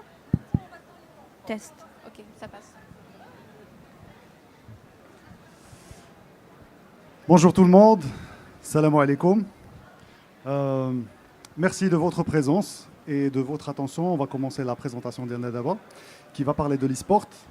Mais avant de commencer, on saisit l'occasion pour remercier Sa Majesté le roi Mohamed VI et le ministère de la Culture, de la Jeunesse et de la Communication pour ce bel événement, les Jamana. Et je me présente. Je m'appelle Mounir Abou Ahmed, je suis le fondateur d'eSport Elite Champions, une agence d'événementiel spécialisée dans le gaming et l'e-sport. Et avec moi, ma chère collègue Jihan El Harizi, qui va m'accompagner dans cette présentation. Alors, la présentation d'aujourd'hui parle de l'e-sport comme levier marketing et communication pour les marques qui désirent booster leur notoriété et se rapprocher des segments des jeunes et des gamers. Donc, la structure du pitch va commencer par une introduction qui va présenter la problématique qu'on va traiter. Ensuite, nous allons voir la réponse à cette problématique à travers l'e-sport. Et nous allons présenter des exemples concrets de solutions qui ont été apportées à travers l'e-sport. Puis, nous allons présenter des facteurs clés de succès d'événements e-sport. Nous allons voir le cas eSport Elite Champions et nous allons clôturer par...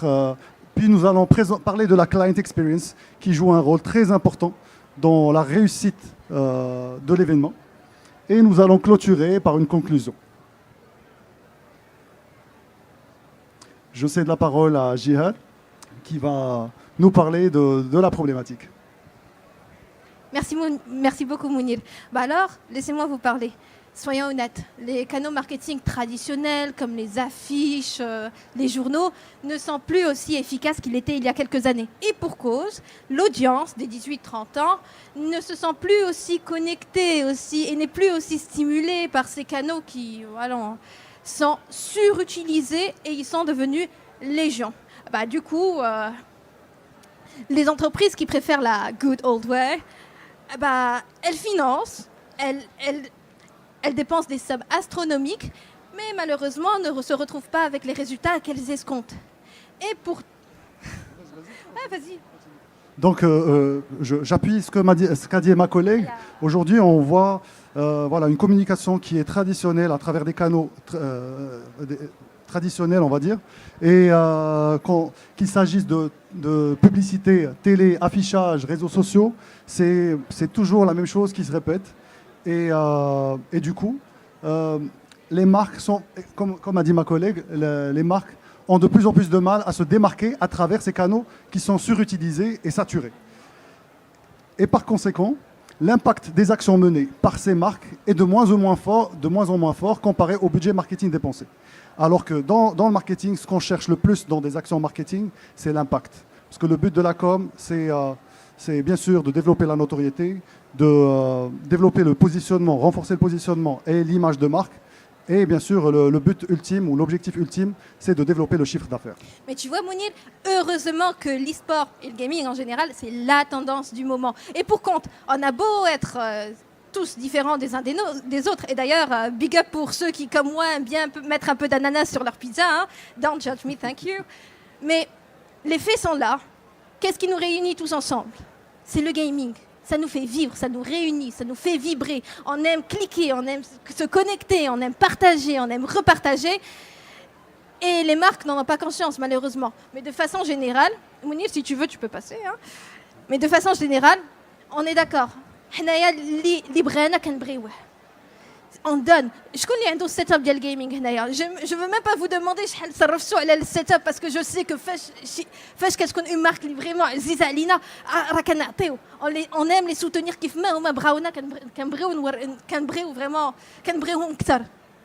Exactement. Et j'adore ce que vient de dire Jihan parce qu'elle parle en tant que gameuse aussi.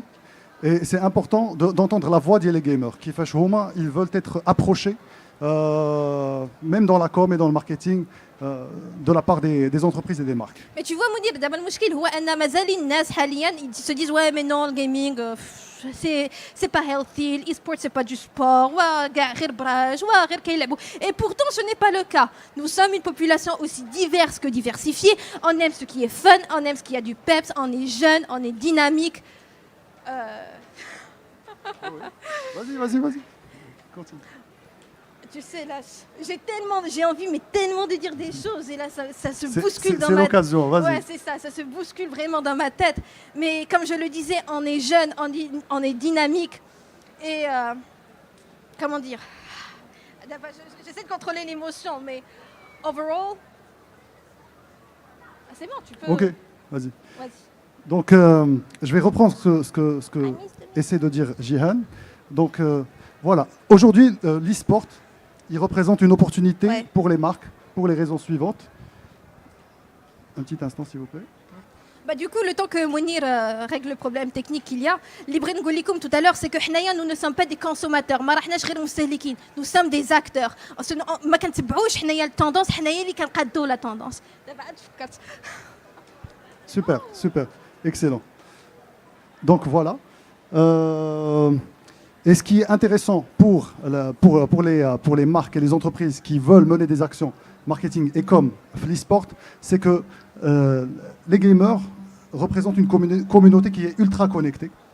Et démographiquement, 70% des gamers ont entre 18 et 30 ans.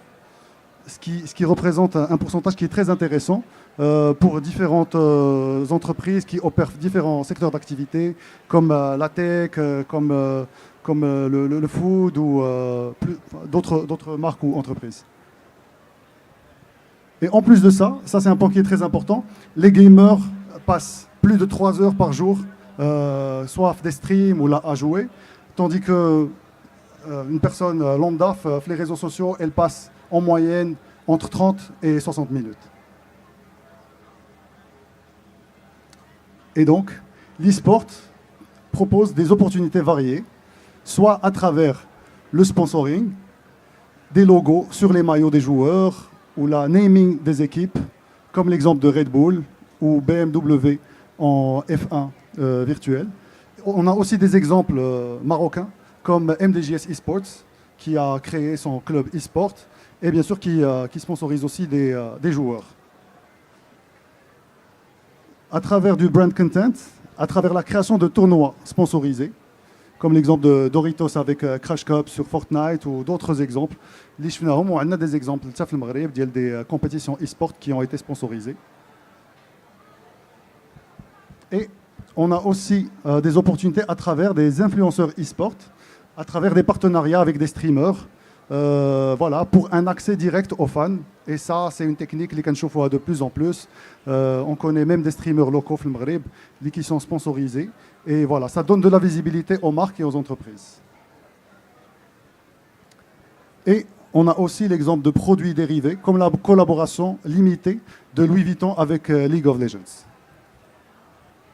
D'ailleurs, juste pour donner un exemple qu'ils ont peut-être vécu, je ne sais pas, je connais comme les كان مشى واحد الوقيته لكازابلانكا كانت كوكاكولا خرجت واحد لاكانيت مع ليغ اوف ليجندز.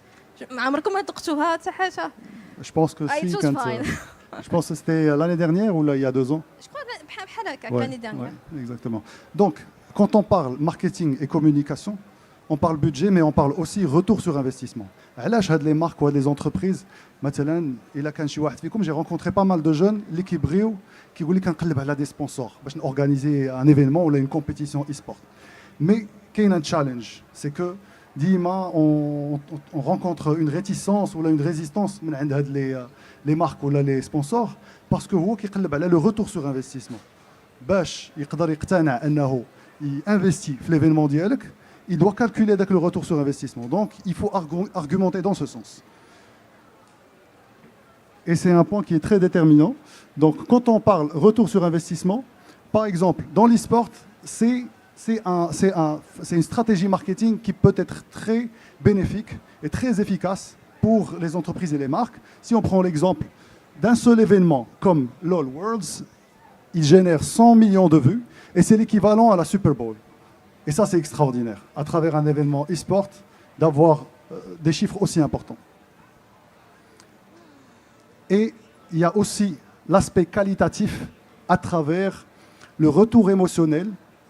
Par exemple, là, on a cette statistique qui dit que 60% des fans ont une meilleure image des marques partenaires, bien sûr, quand l'événement est réussi. Et ça c'est un point qui est très important, on va l'aborder par la suite, parce que le problème, par exemple, nous, en tant qu'agence spécialisée dans l'événementiel e-sportif, c'est que si l'un de nos prospects ou la client potentiel a déjà organisé un événement ou manjahch pour une raison ou pour une autre, ما كيقولش راه ما نجحش à cause d'une raison particulière. كيقول l'e-sport باقي ما il n'est pas assez efficace, il n'est pas encore efficace au Maroc. Alors que c'est juste qu'il n'y avait pas les bons ingrédients dans l'événement et il n'était pas orienté objectif. Parce que هذا هو le point de départ اللي ديما l'événement خاصو يتبازا عليه.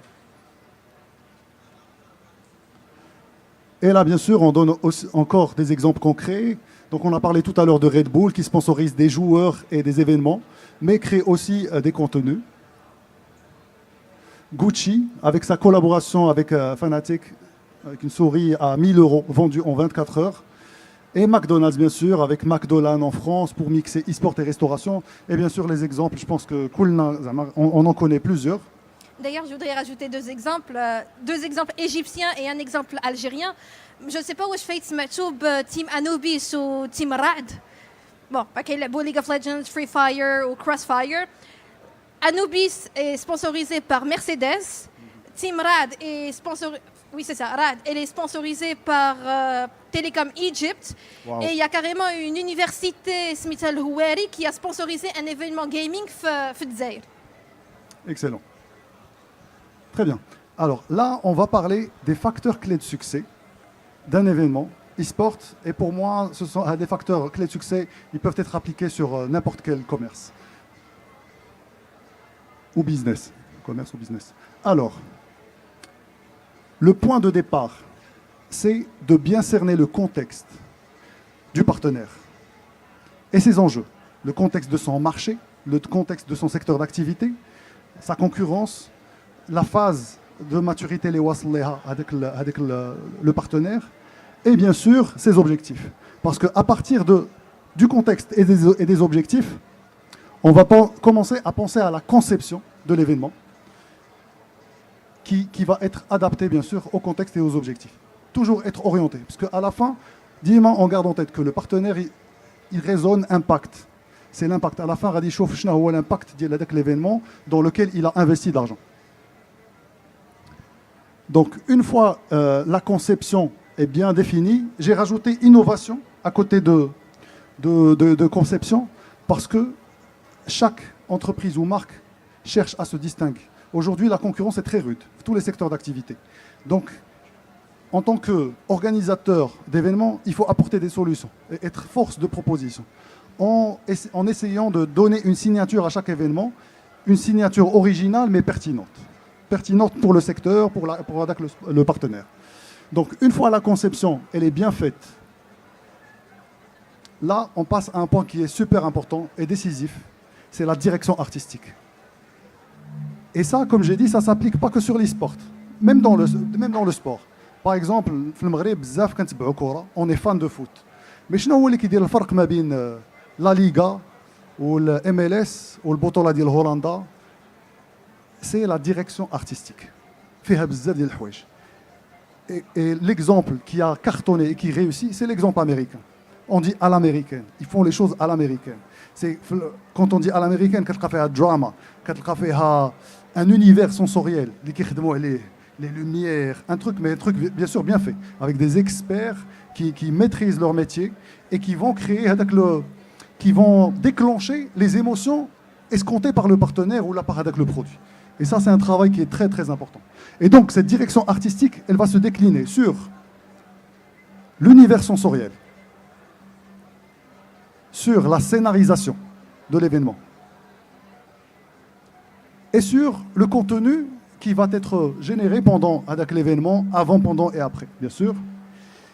Mais il faut garder en tête que la direction artistique et les éléments kamlin, elles doivent avoir comme objectif la starification des joueurs.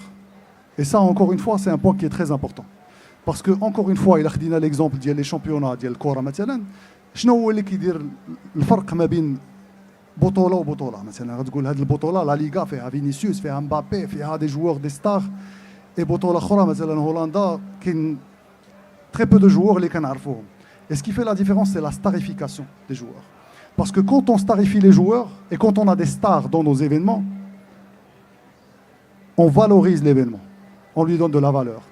Et quand l'événement a de la valeur, il a de l'impact. Et c'est ça l'impact que cherche le partenaire ou là, le sponsor. Et là, on va prendre le cas de l'eSport Elite Champions.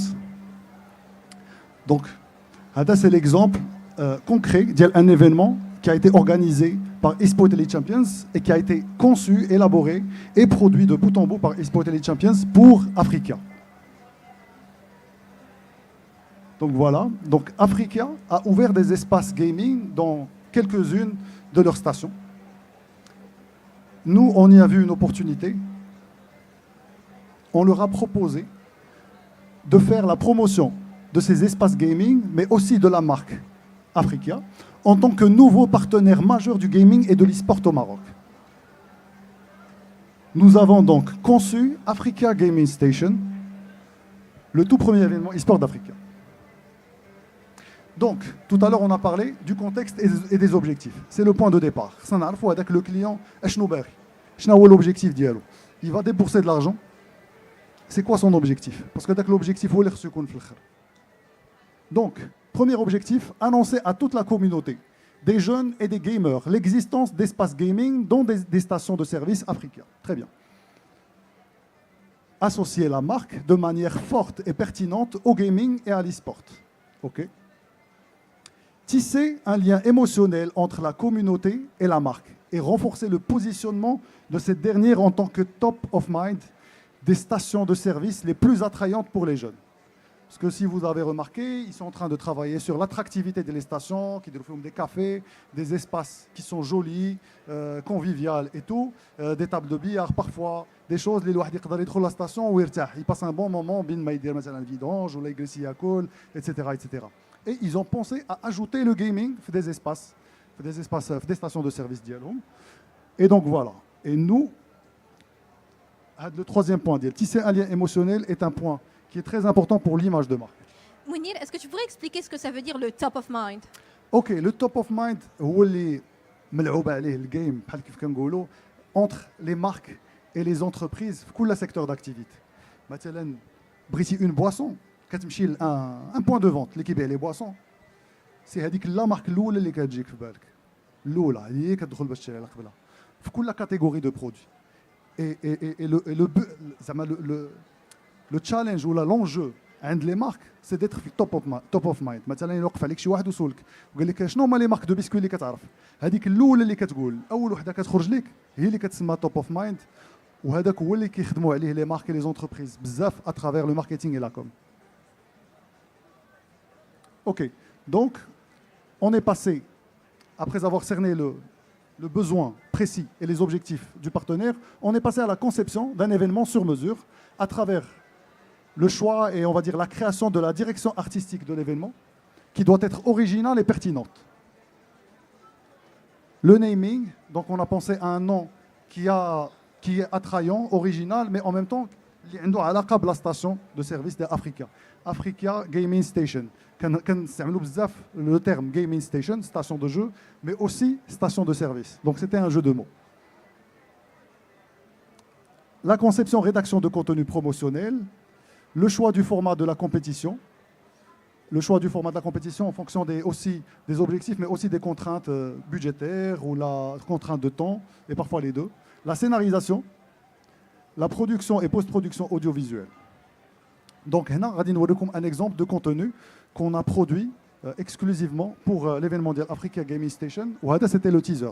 Donc, on s'est dit, un prestataire, un acteur qui est le secteur des carburants, le gaming. Ok, comment on va annoncer ça dans un teaser, sachant que ما عمره ما كان في الجيمنج، et c'est la première fois.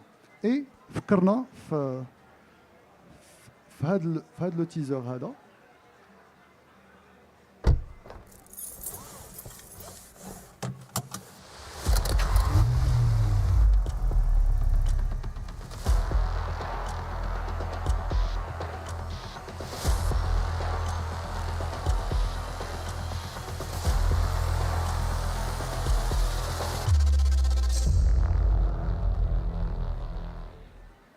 Voilà, une idée, on va dire.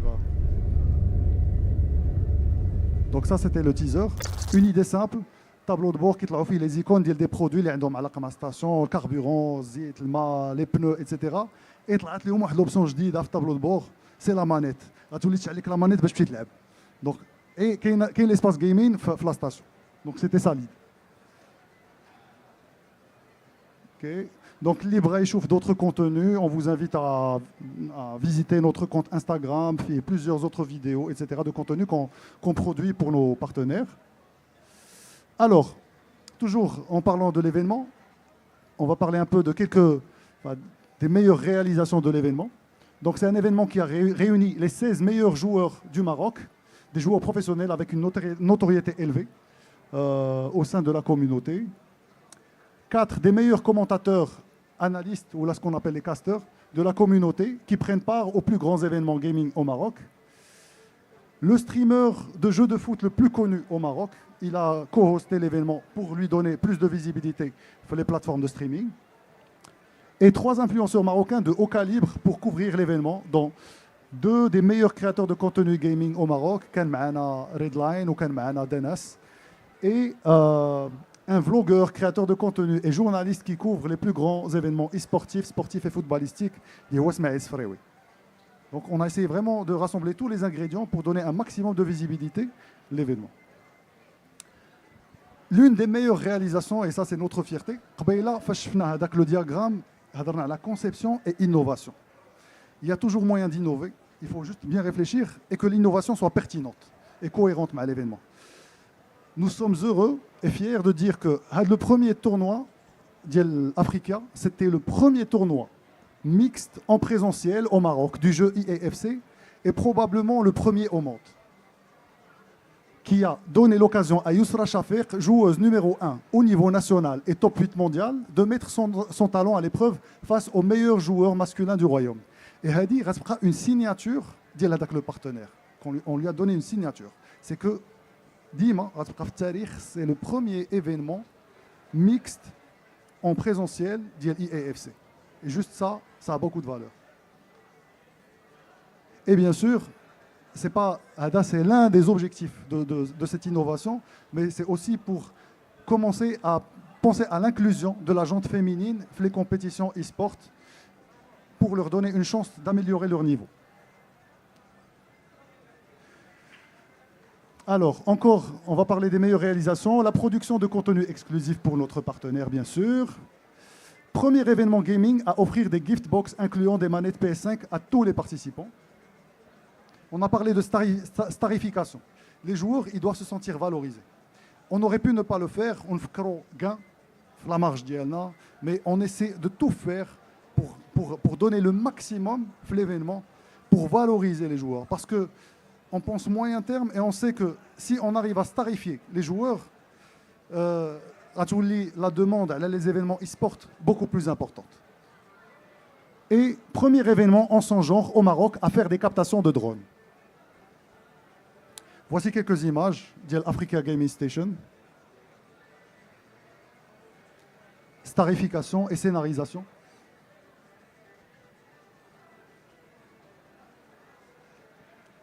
Rapidement, pour ne pas être trop long, l'image, pour nous, elle vaut beaucoup de choses. Parce que dans une publicité, dans un tournage, ou là, un shooting photo, dans le cadre d'une campagne publicitaire, un casting, ou là, un comédien professionnel, une photo aussi spontanée et aussi authentique que celle-là. C'est des joueurs qu'on a mis à l'aise, on les a mis le mood de la compétition et avec le relâchement, avec le fait de les sentir à l'aise dans la compétition, il nous a permis d'avoir des captations qui sont authentiques est très marquante et valorisante pour l'événement.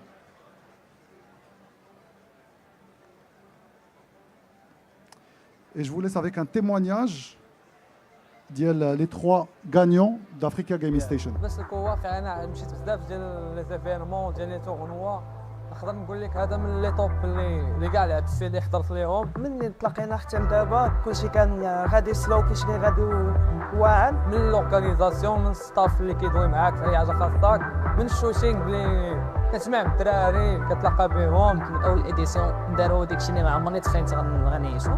كجوله بغينا بزاف ديال لي كومبيتيسيون بحال هكا مع بعضياتنا يكون بزاف ديال لي تورنوا. فكره ديال افريكا تيدخل المجال ديال الجيمنج صراحه شي حاجه اللي مزيانه لينا حنايا. كنبغي نشكر افريقيا على هذا التظاهر وكنشكر كاع لي موديراتور كاع الناس اللي تابعوا فيا وشكرا افريقيا جيمنج ستيشن على حسن الضيافه ديالو. صراحه كنبغيو نشكروا افريقيا على هذا التورنوا وان شاء الله تكون شي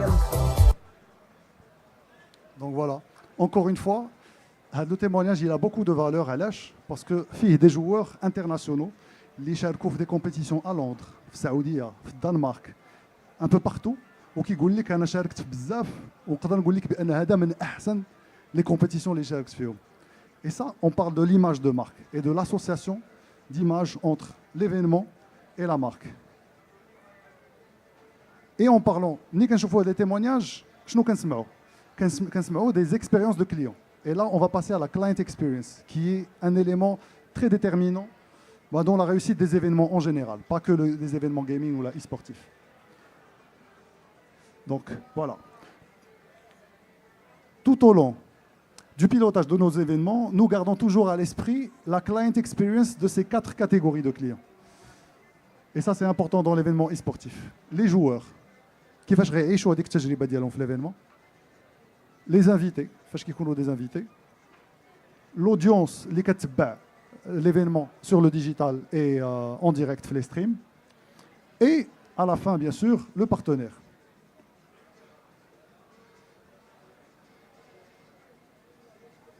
Donc voilà. Conclusion, l'e-sport n'est pas l'avenir du marketing, c'est le présent. Et nous savons que les marques et les entreprises sont de plus en plus intéressées par l'événementiel e-sportif. Il faut juste mettre les bons ingrédients pour lui donner toutes les chances de réussir et pour avoir l'impact escompté. Donc si jamais il y a des marques ou entreprises, des représentants qui sont parmi nous, on serait heureux de vous offrir un audit gratuit pour identifier toutes les opportunités qu'on peut développer dans l'e-sport événementiel. Et vous pouvez nous retrouver l'espace C54. Shukran lekoum bzaf. Merci. Shukran. Merci.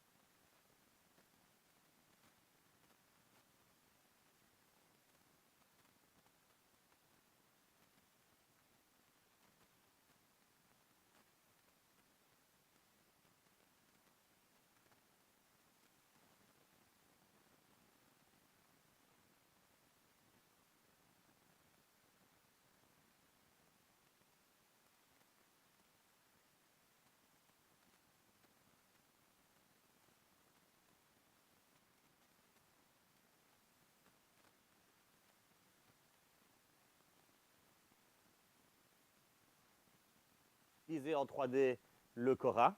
Et à l'intérieur de ça, on a mis des jeux. En fait, on crée un pont entre le réel et le virtuel. C'est-à-dire qu'on a la galerie physique et on a...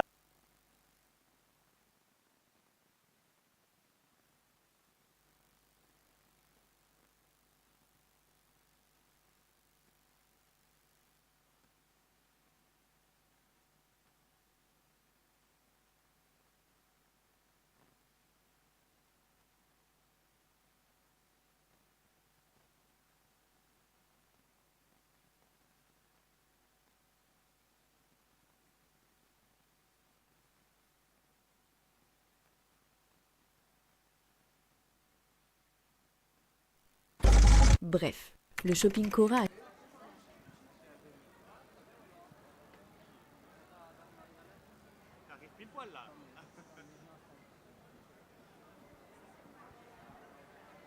micro. Merci. Juste vraiment le mettre. Devant, bien devant. Et je sais pas si vous allez utiliser ça. Si vous voulez pour changer les slides, ou clicker si jamais. D'accord. Je vais juste voir. En plein écran.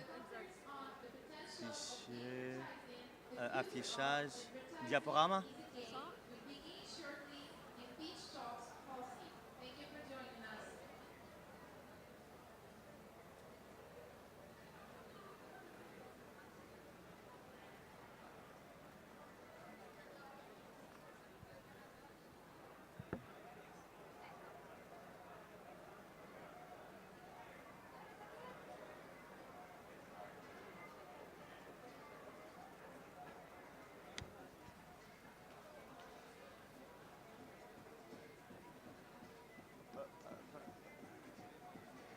Quoi? Tu vois, il fallait engager comme celui qui vient nous demander à chaque fois.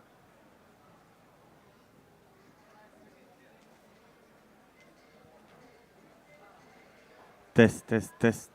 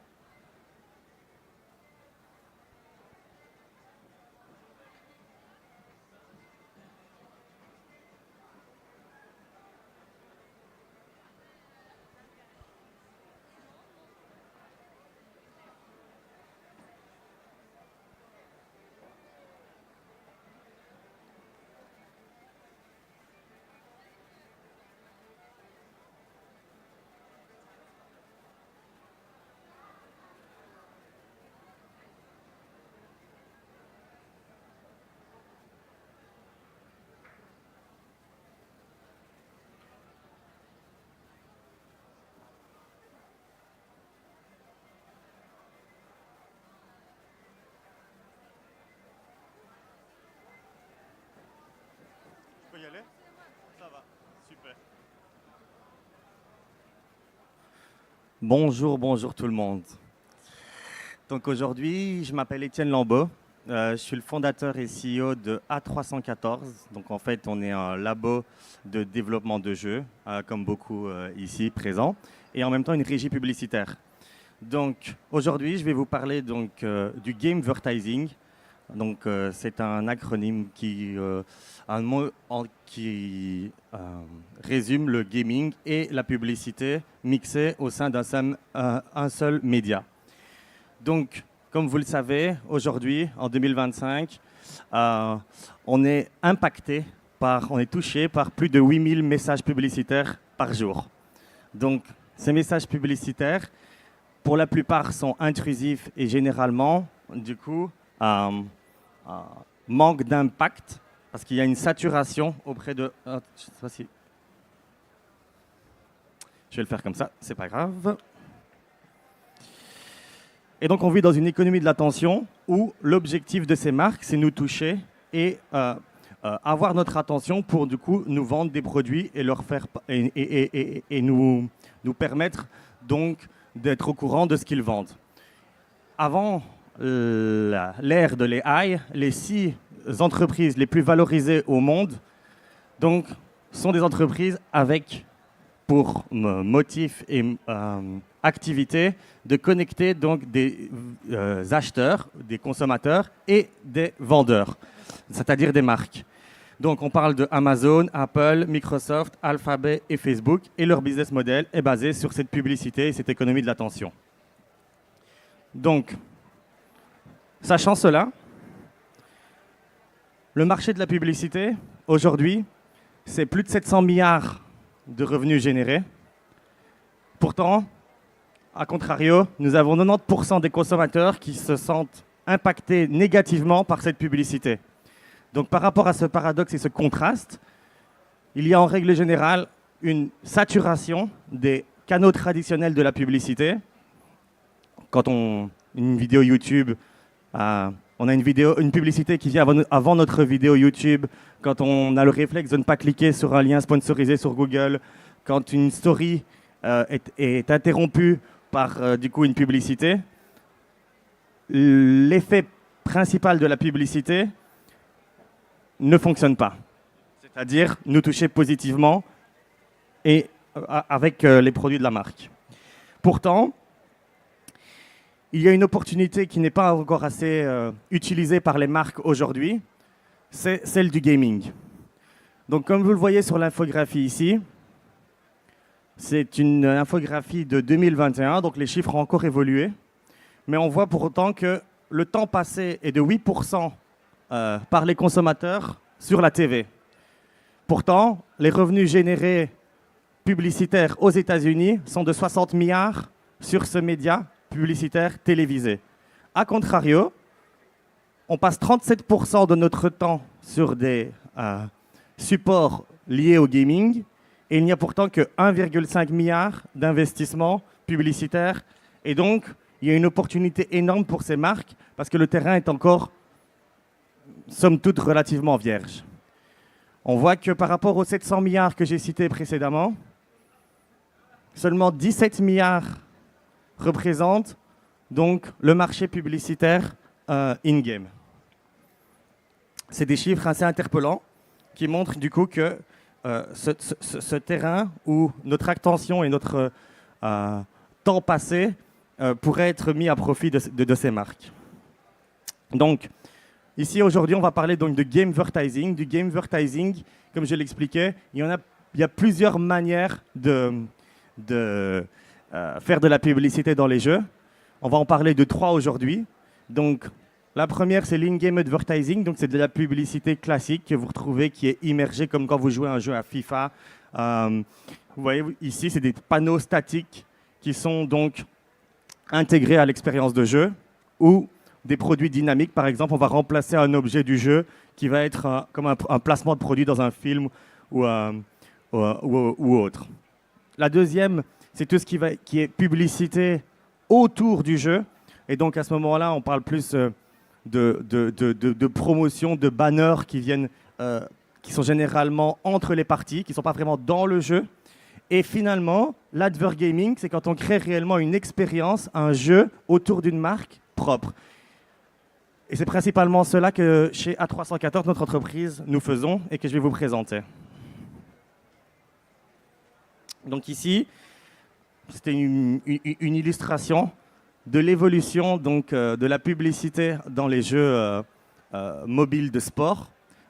Par exemple, en 98, moi, c'est là que j'ai commencé à jouer aux jeux vidéo personnellement, donc c'est-à-dire à Coupe du Monde 98. Vous voyez qu'il y avait déjà sur le bord du terrain de la publicité. Donc, ce n'est pas nouveau. Pourtant, voilà, en 2023, on a des publicités qui sont beaucoup plus stratégiques par ces marques. Je ne vais pas entrer dans les détails, mais ça, c'est une campagne marketing qui a été faite par Burger King et qui avait eu un énorme succès parce qu'ils avaient réussi à faire une forme de guérilla marketing et d'être touchés par des millions de personnes sans être réellement sponsor du jeu FIFA.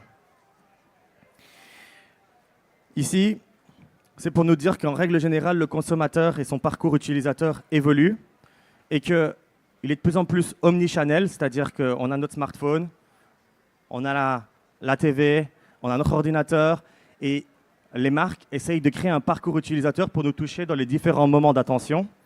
Elles essayent de le faire de manière authentique en créant une connexion avec nous et le jeu vidéo est parfait pour cela. Et elles essayent du coup de trouver des techniques intelligentes pour pouvoir atteindre leurs objectifs.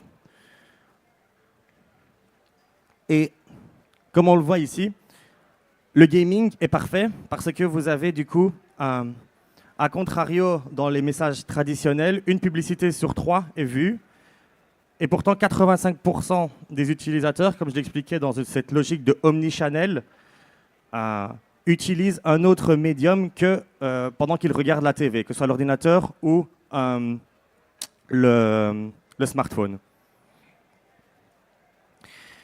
Ce qui est intéressant quand vous jouez aux jeux vidéo, c'est l'état dans lequel vous êtes, c'est-à-dire pour créer cette connexion émotionnelle avec vous, vous êtes dans un état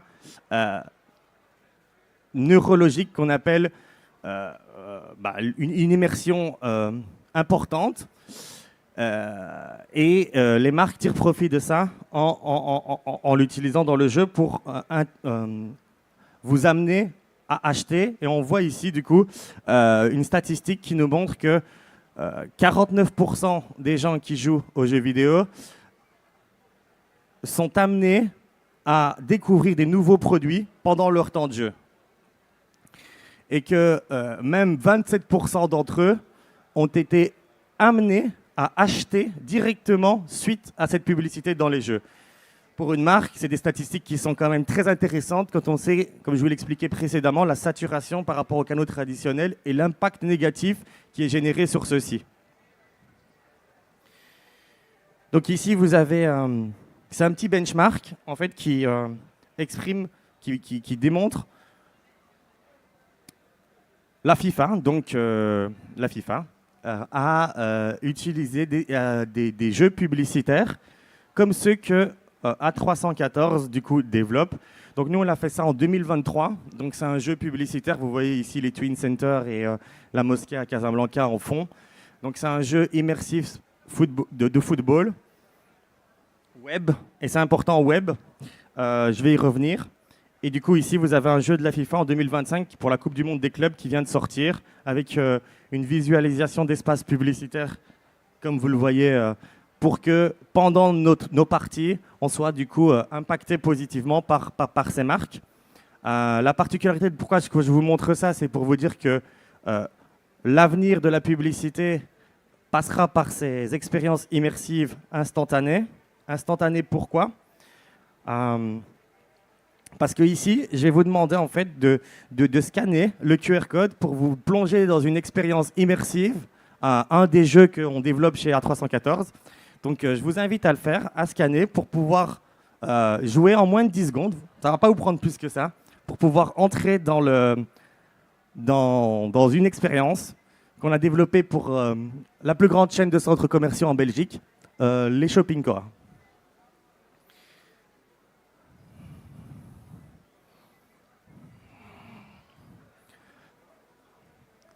En attendant, je vais juste montrer une vidéo qui montre d'autres jeux qu'on a fait. Hop. Voilà. Donc voilà, vous allez jouer à ce jeu-là, exactement. Mais l'objectif, donc, c'est de tourner, de rendre accessible le jeu mobile comme outil marketing.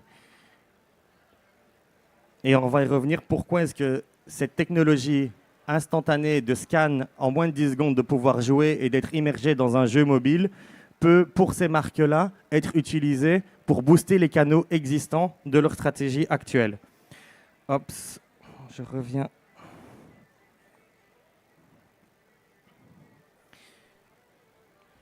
Donc comme vous le voyez, ouais. Comme vous le voyez ici, je ne sais pas si c'est moi qui envoie la musique, c'est moi. Hop. Donc l'expérience de jeu, elle est accessible à travers le site web, à travers l'application, à travers les réseaux sociaux. En moins de 10 secondes, vous vous retrouvez dans le jeu que vous avez scanné, ce qui permet de créer, si vous voulez, si on met le jeu sur le site web, les gens vont venir sur le site web pour pouvoir y jouer, ne vont pas passer par l'Apple Store ou le Google Store pour télécharger l'application, ce qui crée de l'engagement sur les canaux existants. Pareil si on intègre le jeu dans l'application mobile ou sur les réseaux sociaux. Ici, je vais vous montrer donc la suite de... Hop. Bref, le Shopping Cora a créé son premier jeu vidéo. Ça, c'est le use case qu'on a fait il y a 3 mois, donc avec les Shopping Cora, où on a créé cette interactivité entre le réel et le virtuel, et où on a engagé 6321 joueurs.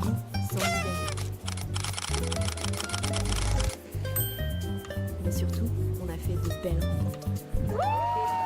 Et comme vous avez pu le voir dans le jeu que je vous ai fait télécharger, que je vous ai fait jouer, il y avait de la publicité à l'intérieur, ce qui a permis de créer des nouveaux revenus pour le centre commercial, tout en engageant son audience dans une expérience positive et interactive. Il y a 3 mois, on sortait notre tout premier jeu vidéo. Et depuis, on a eu... Donc voilà, pour conclure, aujourd'hui, nous, à 314, nous sommes avec un focus sur le game advertising, comme je l'ai expliqué au cours de cette présentation. Notre objectif, c'est de se positionner en tant que leader du game advertising d'ici 2030 et de rejoindre, si vous voulez, des grands studios de jeux spécialisés dans ce domaine d'activité. Pour ce faire, ici, on est en train de lever 800 000 € en seed, c'est-à-dire l'étape dans laquelle nous sommes en tant que start-up. On a déjà pas mal de faits d'armes par rapport à ce que je vous ai présenté et la suite s'annonce très prometteuse et je vous remercie de m'avoir écouté. Merci beaucoup. Au revoir.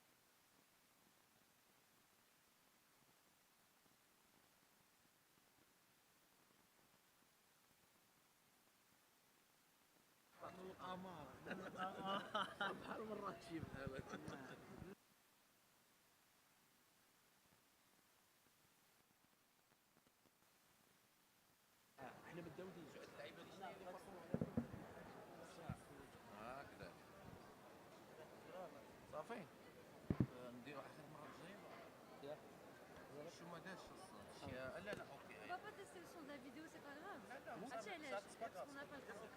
Ça fait. صافي واش كان ديك اللعيبه واش 1 2 صافي تنصطاد في الكرسي ولا غتبقى واقف؟ نبقى واقف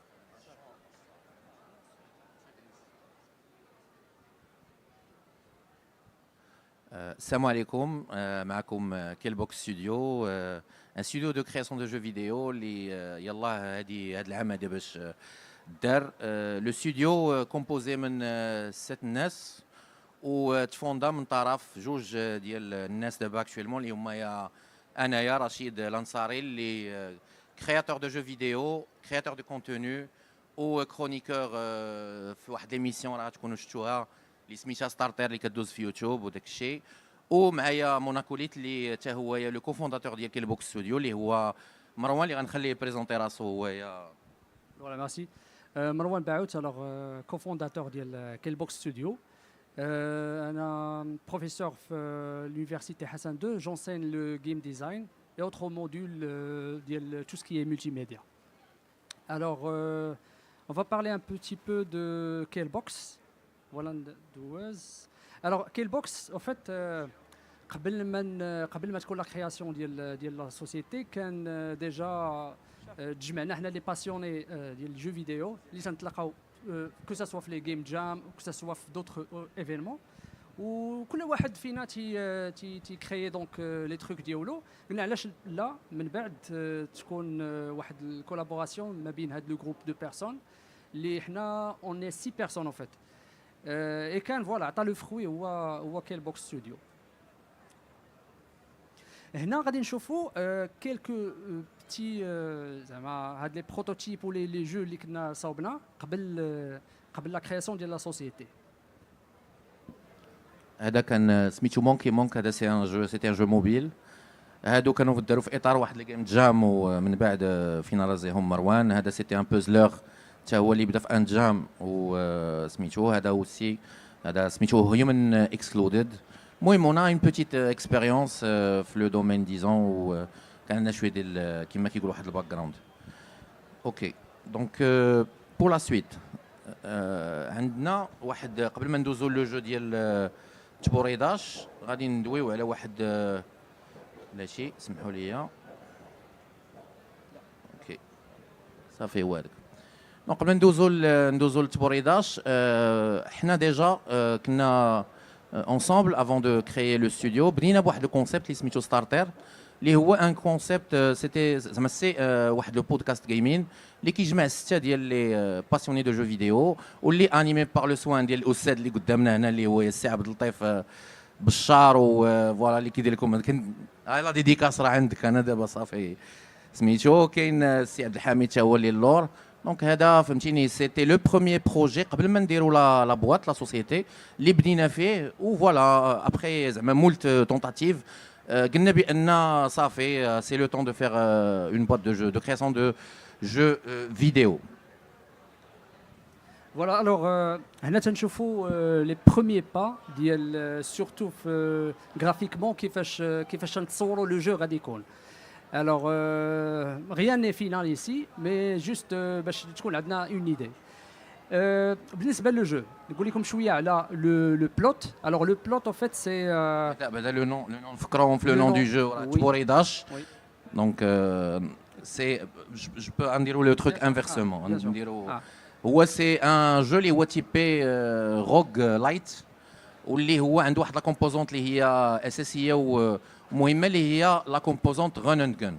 سي هاد الميكسور هاد سي ان بوتي ميلونج اللي من خلاله بغينا نديروا ان بتي تروك يعني اوريجينال با اوريجينال مي اوريجينال وفوالا. دونك من بعد غادي نشوفوا انصامبل شنو هما لي سيبسيتي دو جيم بلاي شنو هو لو اوك واوسي شنو هما لي زعما سكي فا فير لا فورس ديال تبوريداش. دونك لو بلوت ديجا ديال ليستوار ديال لو جو Oui, effectivement. Donc le plot, alors Tborida, bien sûr, le nom, Tborida, donc le thème de Tborida.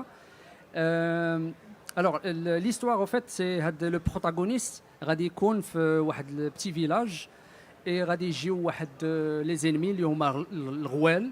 Donc on est toujours في la mythologie marocaine. Donc ديما كنا تنسمعوا من ديما جدودنا وهذا تيعاودوا لنا جداتنا سورتو تيعاودوا لنا لي زيستوار ديال مي الغوله اكسيتيرا. دونك غادي يكونوا امبليكين في هذه ليستوار. دونك غادي يشفروا شنو اللي غادي يشفروا من ديك القريه يشفروا الخيل ديالهم. الوغ حنا كنا تنعرفوا بان واحد الناس اللي تيديروا التبوريده عنده علاقه وطيده مع الخيل ديالو مع العود ديالو. الوغ هذا هو لو فولوار فير اللي غادي يخلي هذاك لو بروتاغونيست غادي يمشي يبدا في هذيك لاكيت ديالو باش يبدا لا ريكوبيراسيون. دونك الا كنتو ديجا بيان سور لاعبين في ميتال سلاغ فغادي تعقلوا على هذوك اللي كاينين واحد لي سليف اللي تتحررهم صافي ابخي تيمشيو. دونك غادي تكون ان تروك كوم سا. دونك عنده لاكيت باش ريكوبيري توت لي شوفو اللي هما تشفروا من القريه. فوالا. Ok, donc هادشي pour le plot ديال سميتو le plot ديال تبوريداش. Pour ce qui est du volet gameplay ولا الطريقه ديال اللعب ديال لو جو فهي انسبيريه شويه لو gameplay برينسيبال ولا لي بريك برينسيبال ديال اللعبه. فهي انسبيريه من واحد لو جو اللي جو بونس بزاف منكم بزاف اللي شويه شارف قدنا حنا وداك الشيء غادي يكونوا عارفينه اللي هو لو سيليبر جو ديال غراديوس ديال كونامي اللي كانت فيه واحد لو سيستيم دو باور اب اللي تري انتريسون واللي حنا قررنا اونصومبل بيان سور باش نستغلوه بطريقه اخرى. فهمتيني بحال شويه ندوروا البارابول بطريقه اخرى بهذاك السيستم ديال الباور اب اللي كيعتمد على واحد لا بتيت باغ. دابا غندخل شويه في لي سوبسيتي دو جيم بلاي وغندخل في تو سكي ميكرو. دابا عندك واحد لا بتيت باغ لتحت اللي فيها بلوزيور زابتيتود باش ما نقولوش حنا بلوزيور ويبنز ولا ارم ولا شي حاجه بلوزيور زابتيتود. هاد لي زابتيتود هادو تيمشيو من لابتيتود لا بلو بازيك اللي هي كتحكم يعني في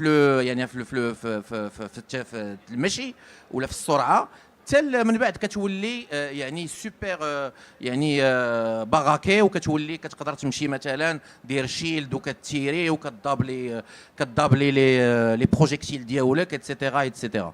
دونك دوكو هاد لو système هذا c'est lui qui va driver toute l'expérience يعني et de fil en aiguille quand tu vas par exemple يعني faire face à une situation donnée غادي تكون équipé مثلا speed up, double, laser. Et à chaque fois que tu vas maintenant par exemple activer une aptitude, c'est le curseur de la sélection, il va être reseté. Et من بعد عاوتاني تقدر عاوتاني activer speed up, etc. etc. Je sais que هذه شويه صعيب باش تفيزواليزيوها دابا باسكو عادي حيت لو بروتوتيب كون واللي شفتو دابا راه باقي سي ce qu'on appelle un FPP, c'est un first playable prototype فيه غير لي ميكانيك روديمونتير بازيك اللي ما فيهم والو براتيكمون. اي فوالا دونك هذه بالنسبه للهوك جيم بلاي بالنسبه للروغ لايت اللي هو يا تبوريداش. دونك هو هذا اللي كنت هضرت عليه دابا. دابا لا تيبولوجي ديال لو جو نقدر نخلي مروان يهضر عليها بلوس. اكزاكتومون. دونك انا نكمل على شنو قال رشيد. الوغ هذا سي ان ران اند غان روغ لايت. الوغ بلان داكسيون. الوغ ما كاينش ان ريتم اللي هو شويه بطيء، كاين ان ريتم اللي غادي يكون فرينيتيك. بيان سور كوم توت جونغ دو روغ لايك. قبيله كانت في هذا هنا في الكارتون كانت مكتوبه روغ لايك باردون سي روغ لايت. D'accord. Oui. Pardon, roguelite, exactement. Et il a نفسر انا ولا تفسر انت اللي بغيتي. J'ai la différence entre un roguelike et un roguelite, c'est que un roguelike ما فيش ce qu'on appelle un système d'héritage. يعني مثلا le système d'héritage فاش كنشوفوا مثلا un Hades ولا un Dead Cells ولا même un Rogue Legacy, c'est par exemple quand tu fais en fait face à ta mort كتجر معاك شي حوايج. Tu hérites par exemple de blueprints, de currency, d'aptitude. في des roguelike بحال l'exemple ديال Binding of Isaac ولا Spelunky, هادوك ce sont des roguelike. Les roguelike ما فيهمش le système d'héritage. C'est vraiment فيهم البيرماديت كتموت الله يعاونك ولكن ما فيهمش هذاك le système d'héritage. Donc هذه c'est la petite différence, la subtile différence entre roguelike et roguelite. Donc انا نخليك. Exactement. Donc le système d'héritage, à chaque fois غادي تلعب في لو جو غادي تجيب معاك واحد لي كوينز. Donc هذوك لي كوينز انت t'es obligé de les convertir en power ups. هذوك لي power ups اللي نورمالمون غادي تلقى دي بلو برينت في وسط لو جو. هذوك لو برينت بيان سور كاينين كيما شفنا قبيله دو تيب مثلا هذيك المكحله اللي عنده يعني كو سوا غادي تولي كرابيله بلس او بيان مثلا كرابيله اللي مثلا تتلوح هذوك لي ميسيل ديالها وتيكونوا تارجت لي بومبز اوسي غيكون معاك بوتيتر ان كومبانيون اللي غادي يبقى هو تيشوتي وانت توي ديغيير ولا في لو سونس كونترير. دونك هادشي كله هو اللي غادي انت غاتيريتي ابارتيغ من هذوك الفلوس اللي غادي تجيب باش دير لهم لا كونفيرسيون. فوالا دونك بالنسبه لا بوكل ديال الجيم بلاي ديال لو جو غادي نحاولوا نقولوها رابيدمون باسكو في ليستوار اللي قال قبيله مروان كاينه واحد لا طوغ سميتها تغمامات. هذيك لا طوغ ديما كتبدل يعني عندها واحد لو دي شونجمون اللي هما بيربيتويل اي كونستون ماشي كونستون بيربيتويل اللي كيبقاو يتبدلوا دو لاسبي بروسيدورال ديال لو جو حيت باسكو سي ان روغ لايك. هاد القضيه هادي غادي تخلينا نشوفوا اون بوكل دو جيم بلاي اللي هي بازي على ليكسبلوراسيون في لا طور ديال التغمامات لو كومبا لا كوليكت ديال لي باور ابس و ديال اللعيبات اللي غادي تيريتيهم كون تو فا مورير ولا كون تو فا باغ اكزومبل فينير ان بيوم و لو شوا بيان سور هذه لا بوكل جيم بلاي فيها لو شوا. هذا لو شوا منين جاي سي كو كون تو ديسيد ولا كون تو في فاس ا تا مور فاش كتعاود كتمشي من الاول كتبدا قبل ما تدخل عاوتاني لا طور اي تو شوازي طون ايكيبمون. هذه القضيه هذه كدار ما دخلناش فيها عند دي مارشون كاين 3 مارشون قبل ما تدخل لا طور ديال التغمامات اللي فيها كدير لو شوا استراتيجيك ديالك باش كتعمر دوك لي سلوت ديال لو فامو سيستيم جيم بلاي ديال غريديوس. دونك كتعزل ناخذ سلاح ديال مثلا حنا مسمين عندنا واحد سلاح سميتو فردي ديال عاشوره كتدخلو كتجيب معاك فردي ديال عاشوره هذه اتسيتيرا اتسيتيرا. من بعد بيان سور هاد لا بوكل elle comprend l'amélioration temporaire ديال لي كاباسيتي ديالك et bien sûr au final c'est que هاد الملخص c'est que mourir hériter et recommencer plus fort. C'est بحال قلتي الموطو l'adage ديال c'est mourir, tu dois mourir parce que le jeu c'est un rogue, tu hérites et après tu recommences encore plus fort.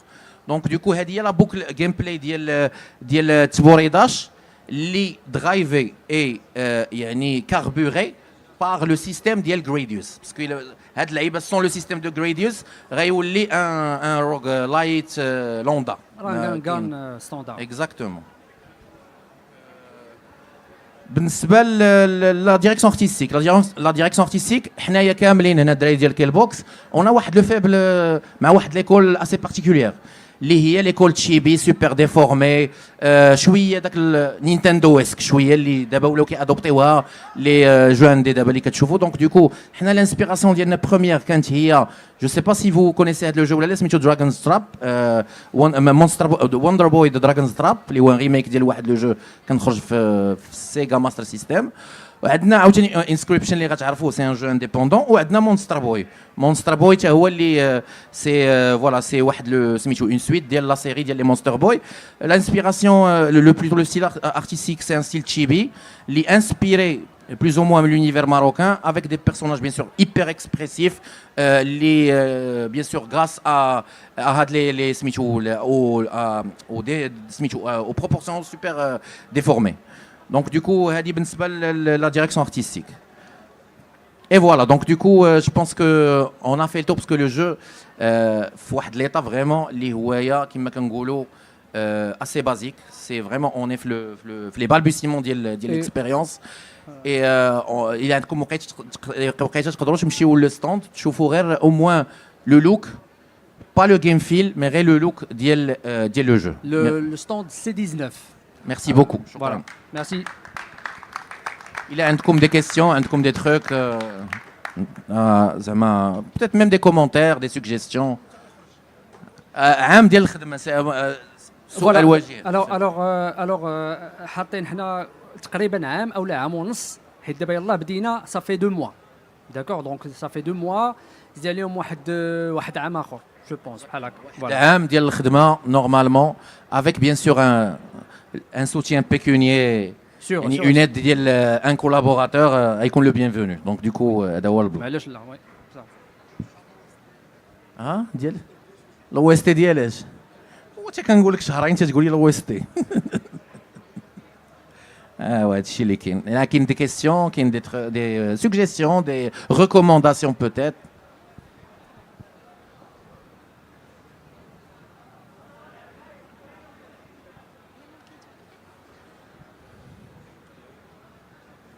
شكرا. هادشي صراحه كرياتيف، عجباني ليدا ديال هاد الجيم اللي كتلعبوا اللي زعما طايبسو.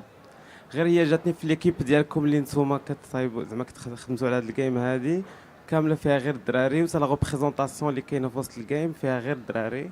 الا كنتو زعما تحاولوا انكم تكولابوريو مع بنات، وتا في الريبريزونطاسيون ديال الجيم تكون فيها بنات، مي كلشي زعما زوين. برافو عليكم. Merci beaucoup, merci beaucoup. Ok, c'est. Pardon, alors d'ailleurs كاين وي كاين بنت دليله غادي تكون بالنسبه للجو ولا بالنسبه ليكيب لي دو سي كاينه بور لو مومون بنت دليله. alors كانت اون ايتيديونت عندي في ارتكوم. alors هنا غادي تخدم معنا لو كوتي غرافيك داكور. اي بيان سور كاين الميرشن قبيله ما ذكروش هي لاله غولافين، هي غادي تكون مسؤوله على تو سكي. En fait, اللي ورينا داكشي اللي ورينا هنا vraiment غير les bribes.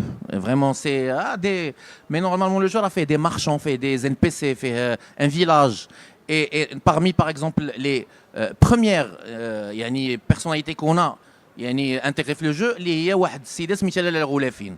سي هي اللي كتعطيك لي بيركس، كتعطيك سميتو، وبالعكس درناها تري فورت وبالعكس هي اللي كتعطيك هي بوتيت لو بيرسوناج يعني لو بلو كونفواتي بار اللي غيكون بلو كونفواتي بار لي جوور من بعد فاش غادي يبغيو يلعبوا. Merci. Donc d'autres questions, non?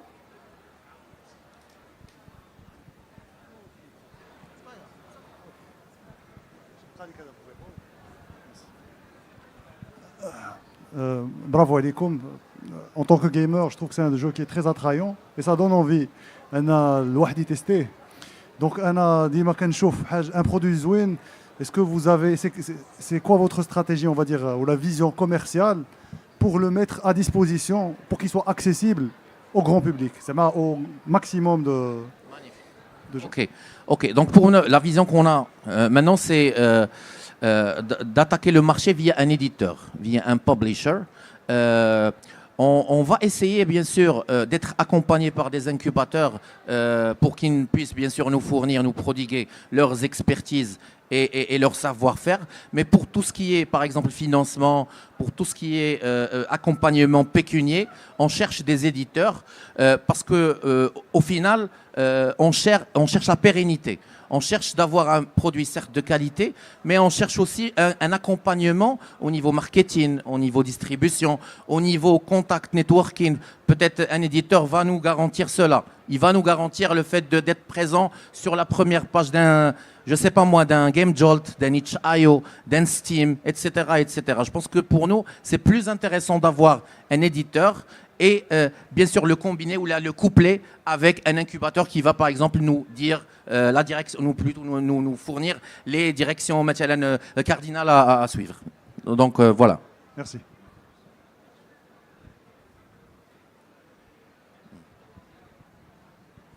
S'il y a des questions, des recommandations, des suggestions. Ok, donc c'est bon. Merci beaucoup. Shukran alaikum. Merci.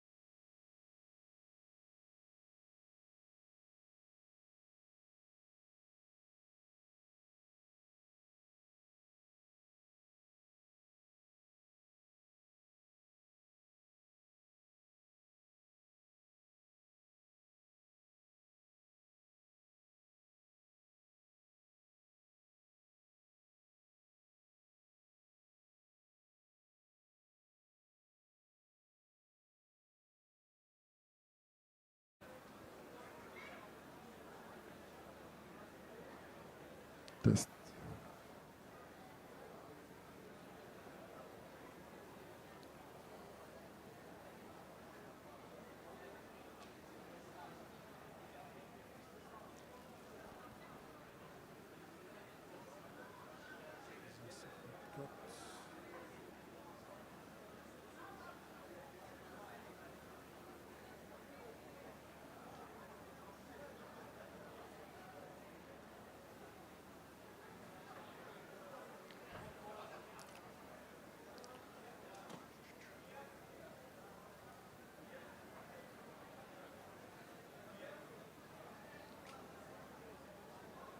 Je commence.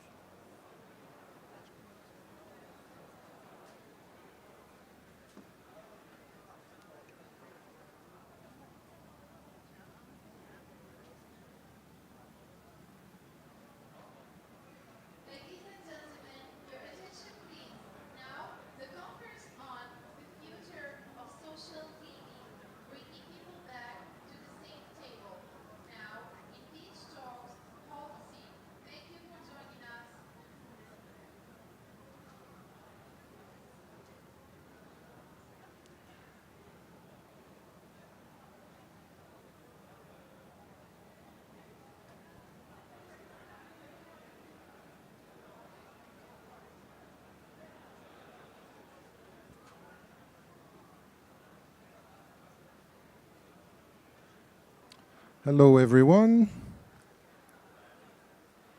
My name is Samir Tamri. I'm the founder of Vincente Games.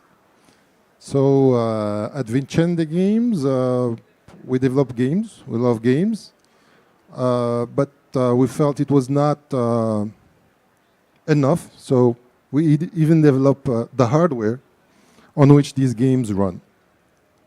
So I would like to talk about an interesting subject, okay? The future of social gaming.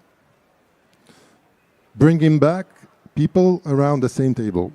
So we'll see what the issue is here. We'll start with a picture, okay? They say a picture is worth 1,000 words. So do you remember how it felt? Thank you. So growing up, you know, we all have been around, you know, social games, playing games with friends, with parents, with family. I remember playing one of the best nights I spent was with my parents playing Monopoly, or with my friends playing Scrabble. And if you remember, I mean, we didn't have to have joysticks or systems with the high-end GPUs or anything. Really, all we needed is, you know, a good company, people to interact with, and a fun game to play. So how it felt, how did it feel? For me, I mean, I remember it felt excitement. It felt a lot of emotion, a lot of, you know, you feel something inside of you, you know, happiness. And it turns out, why is that? You know, it turns out that it's actually something that happens when you're playing with people in the same space, in the same physical space. It's actually, we can even say scientific.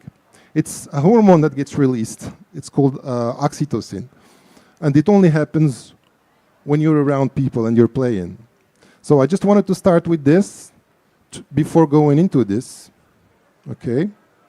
So my point is today, you know, unfortunately, most of the gaming, you know, has gone online, has gone virtual. We see a lot of people playing alone with a lot of people, but in the end, it's a disconnection. I mean, here it says disconnection of online only play. So we are connected, but emotionally we are disconnected. So why do we need to reconnect? So it's true that online gaming is extremely accessible. You can get online and play thousands of games with thousands of friends, but at what cost? Okay, we play for experience, for the pleasure, for the fun of it, but most of the time you find people that are playing countless hours without stopping. Why? So online play is a virtual connection with an emotional and social disconnection. So that's mostly what we're missing with online play. It's this proximity to other people, being surrounded by other people. And why does it really matter beyond, the effect of being close? Even in gaming, right? You can see people with their body language. You can get clues just by looking at people when you're playing together, and you can understand what they mean. So there is a lot of things that are lost when you're not together. Of course, there are communities where you can hear voice with AI now. There's a lot of advanced things this way, but you can never replace that physical proximity where you can just look around, touch somebody, laugh with somebody, right? And make camaraderie this way. So today, I think we need to reconnect, okay? We need to reconnect to create social bonds, and these social bonds only happen in person. We need to reconnect in order to share excitement, okay? Because being present, the excitement is double, and to finally truly feel together. So I wanted to introduce you to the Mega Table, which is just a tiny little something in this huge ocean of gaming that tries to bring a little bit of offline social. Okay. The idea of this table is to bring people together around the same space, and currently we put 30 games in this table, and it can be played by up to 6 players. Anybody can play it, from 8 to 80. Your grandparents can play with you chess or dama, as we say in Arabic, and it's inclusive, it's accessible. It's also something that could get the kids away from their phones for a little while, right? Because I have that problem at home. So currently we have different categories of games in the table. Classic games like chess or checkers, trivia games, one of my favorite. Card games, sports games, and more. And the challenge for this table, because we develop our own games and we built our own platform, the challenge is coming up with new games that can be played by many people together on the same surface. So if you have any new ideas for games that we could add to this platform, I would love to hear from you after that. So why we think this table could help in reshaping the future of shared play and offline play is, as I said, it reconnects people in an increasingly isolated world. We need to reconnect together. It's accessible to everyone. Anyone can reach up to the table and play. You don't need any device, any keyboard, any joystick. You just come up to the menu and pick a game, and usually the games are self-explanatory and you can play. It builds community, so you can have it at home, okay, play with friends and with your family and your kids, or you can have it in public places like in cafes, where you can get together with your friends and play. Also in the office, you can have it in the office for your employees to to break the ice, to exchange, and to get to know each other. And finally, it's a sustainable platform because you don't need piles of boxes of games, and you're never gonna lose a coin, or you're never gonna lose a card, right? And we all have these piles of games that we can't use anymore because we lost a card somewhere. So I'm gonna end up with a video so you can see the table in action.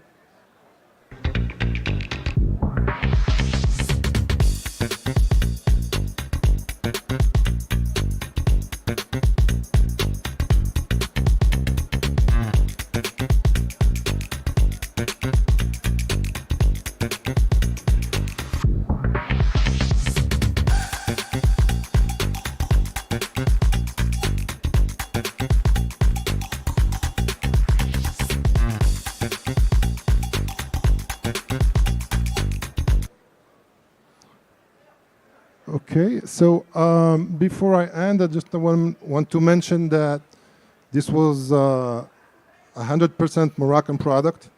The games are built in Morocco, and the hardware as well. We spend a lot of time trying to create, something like what you saw.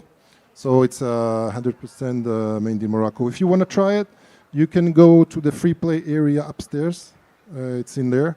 And if you want to visit me and chat, I'm in zone 53. You can scan if you want more information. And I would love to get your input, your questions, your suggestions, anything, anybody.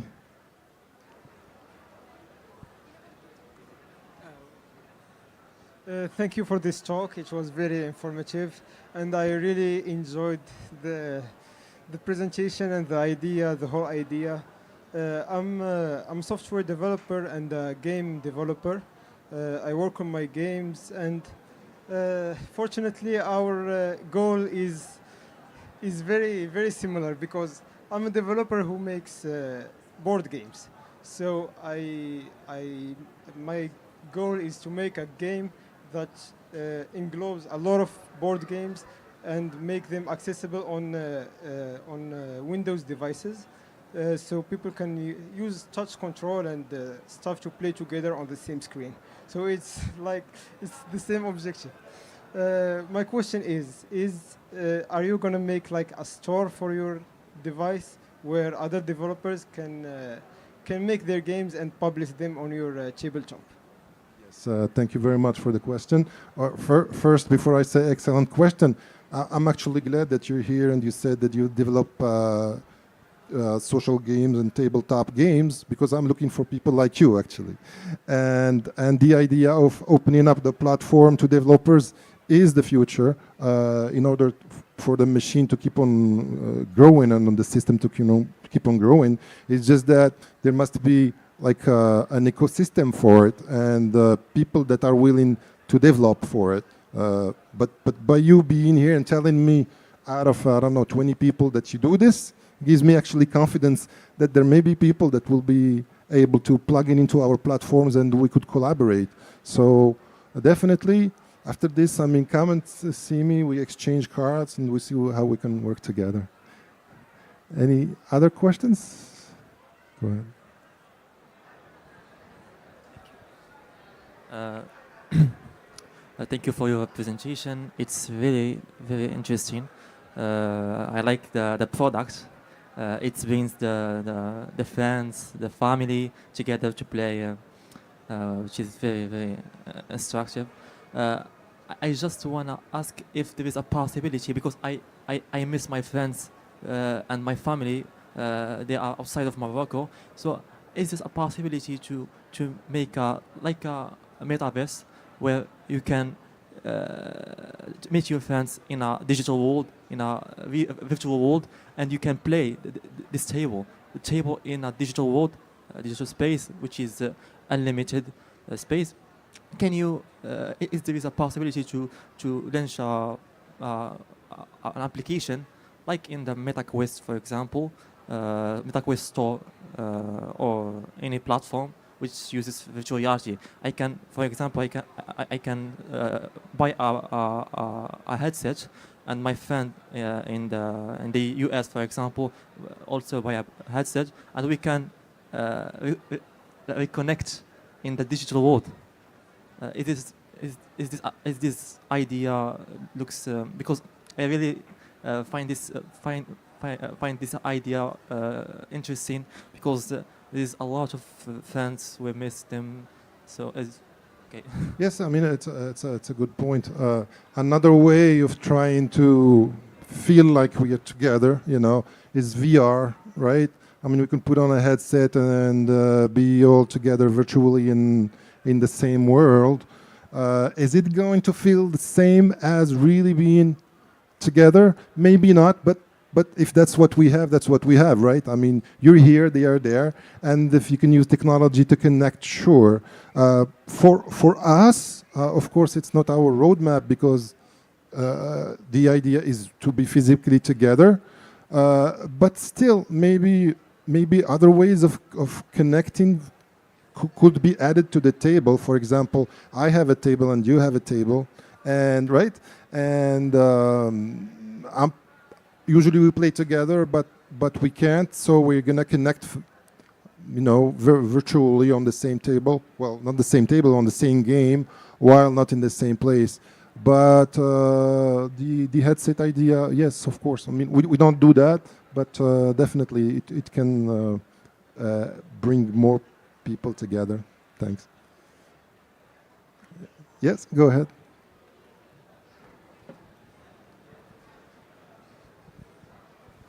Hello, thank you for your talk.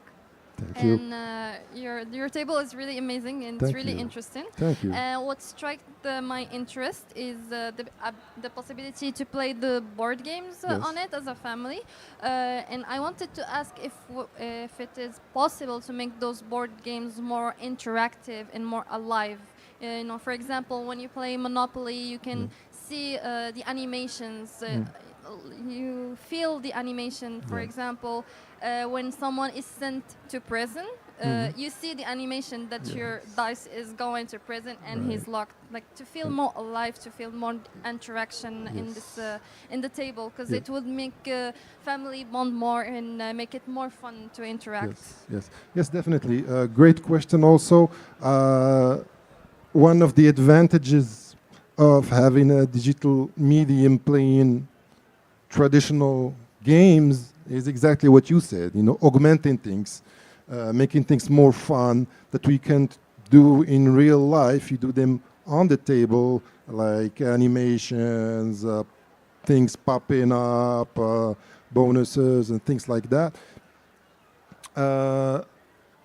Moreover, what would actually, beyond what you said, what we also like to do is add these things, these IoT devices, if you heard about, right? NFC devices, where you could mix the physical play with the digital play. For example, for a board game that requires dice, we would love to have something like real dice that you roll on the table, and then the table somehow detects what the numbers are, and that type of interaction. So that bridges, that makes a bridge between the real and the virtual.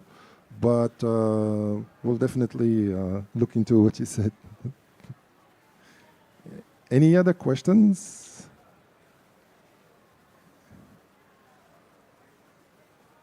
Go in once. Go in twice. Okay. Well, thank you very much for your attention. I appreciate it.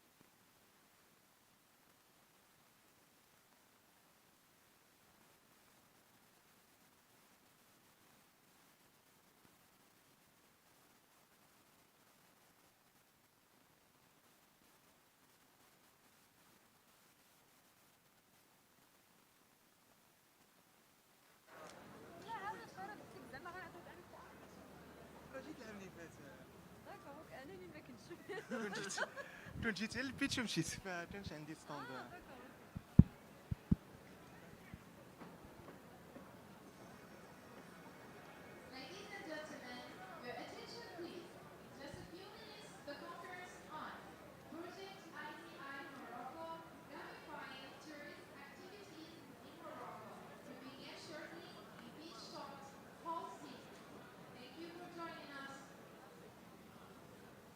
دابا الا خرجت مثلا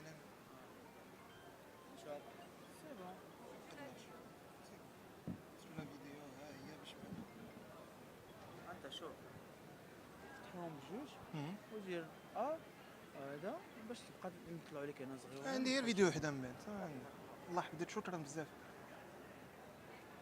نديرو هادي ياك نديرو هادي خذ راحتك خذ راحتك.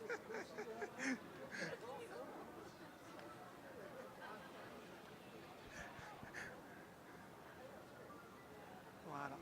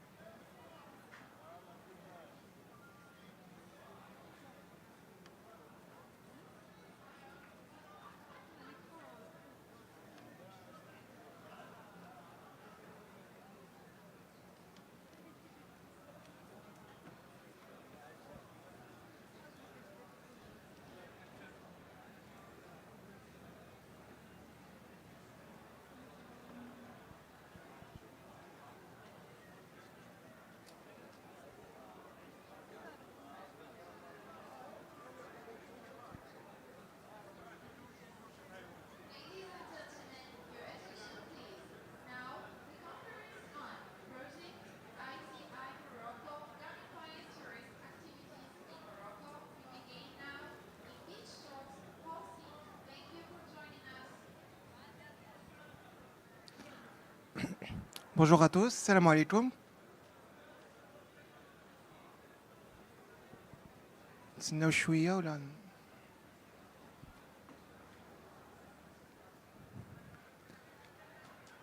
المهم نبداو. Bonjour à tous, donc معكم أمين بالحسن. Je suis le fondateur ديال Easy Morocco. Donc c'est un projet ديال la société Easy Explorer. Donc Easy Morocco هو واحد l'escape game outdoor. L'objectif هو تقدروا visiter le Maroc, les différents monuments ديال le Maroc via une application digitale. Donc tout d'abord le contexte. علاش on a lancé le projet. On sait tous que le Maroc a une richesse en termes de patrimoine, en termes de culture. On a la ville de Rabat qui est devenue la ville lumière où il y a la capitale africaine de la culture. Et en fait, on a encore les événements, la CAN, la Coupe du Monde 2030. Et donc la problématique, c'est qu'aujourd'hui, on a beaucoup d'hôtels, on a beaucoup de guides touristiques, mais on n'a pas beaucoup d'activités touristiques qui permettent de visiter le Maroc, de visiter nos monuments, mais d'une manière différente, avec le jeu. Et donc, on a créé Easy Morocco. Donc, Easy Morocco, c'est quoi? C'est tout simplement un jeu d'évasion. Donc un jeu d'évasion, c'est quoi? C'est pendant 2 heures, vous allez être sur place, vous allez sur place dans l'endroit où vous voulez visiter, et pendant 2 heures, vous êtes dans une histoire qu'on a créée autour de l'histoire, le patrimoine ou la culture marocaine. Quand on va sur place, on a une histoire qu'on raconte, et puis après, on a des défis à résoudre. L'objectif, c'est que pendant 2 heures, on doit résoudre plusieurs défis pour s'évader de l'aventure, ça veut dire résoudre le défi final. Aussi, Easy Morocco, en fait, c'est une application numérique. En fait, tout cet escape game, en fait, c'est un escape game 100% digital, pardon. 100% digital, ça veut dire que vous n'allez pas avoir besoin d'un bouquin ou de cartes, etc. Il y a que votre téléphone et bien sûr le ticket que vous allez récupérer. Donc vous allez être sur une application où quand vous allez sur place, vous commencez, donc vous êtes géolocalisé sur une map et au début, on vous présente une histoire autour du jeu et vous avez 2 heures pour explorer, donc vous allez un peu partout et dans chaque endroit où vous allez, en fait, vous avez des défis à résoudre, des informations que vous récupérez.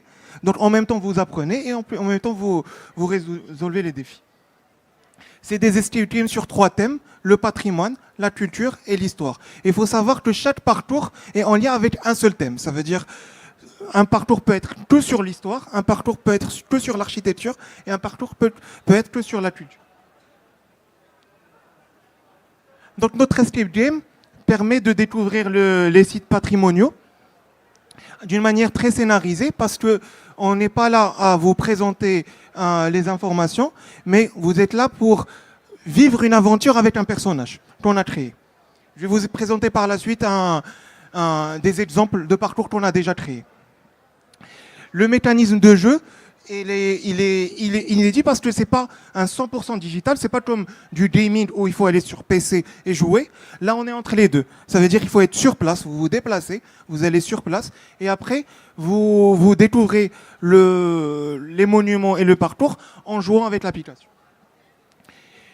Et vous avez aussi des informations qu'on appelle des saviez-vous qui sont géolocalisées sur la culture. Ça veut dire, prenons l'exemple, par exemple, vous allez devant le Parlement du Maroc, en fait, quand vous arrivez devant, en fait, ça déclenche une information type saviez-vous, donc ça va être une petite phrase en expliquant qu'est-ce que c'est quoi ce Parlement, etc. Donc c'est une technologie géolocalisée qui est intuitive et qui permet d'utiliser des scénarios immersifs. Je vais vous donner une petite vidéo pour vous expliquer un petit peu le contexte.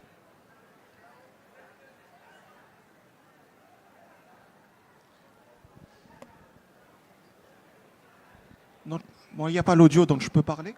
Donc là, vous allez par exemple à l'Qsba de l'Oudaya, vous téléchargez l'application et là, vous pouvez faire des jeux interactifs avec le lieu où vous visitez. Ça veut dire que quand vous allez devant la porte de l'Oudaya, ça va déclencher le jeu. Quand vous allez dans les ruelles qui sont de l'Oudaya, ça va déclencher les jeux autour de la découverte. Et donc, c'est des jeux qui permettent de découvrir, d'interagir avec les monuments et en même temps réfléchir sur la culture.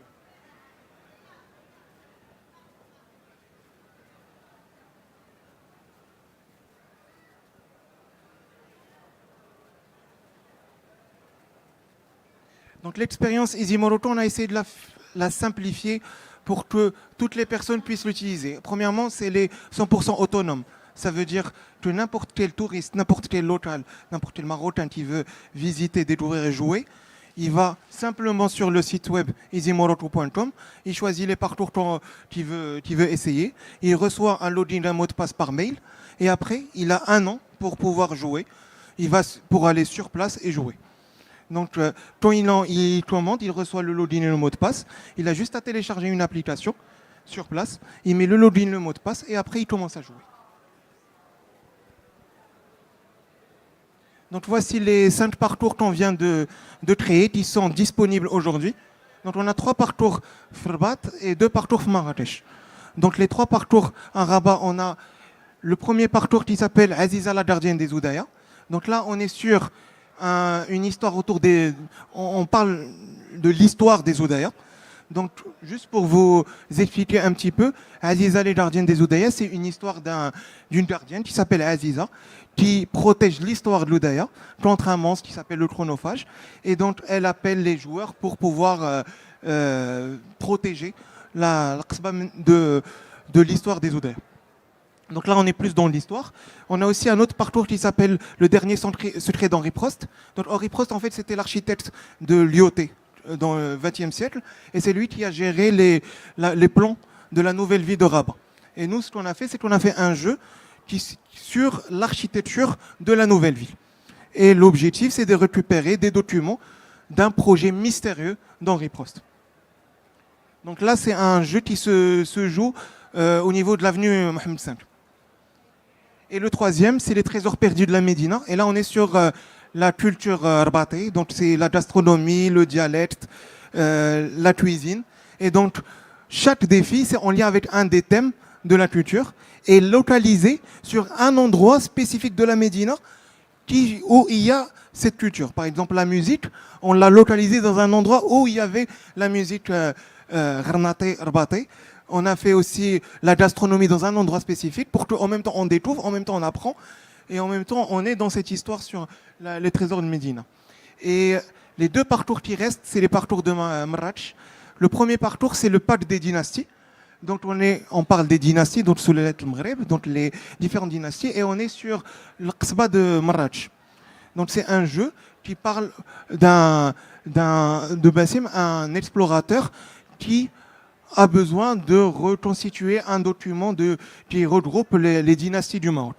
Et donc là, on va d'un endroit à un autre de l'Aqsba, et en même temps, on découvre les informations sur les différentes dynasties, Saïdiyin, Alaouine, etc.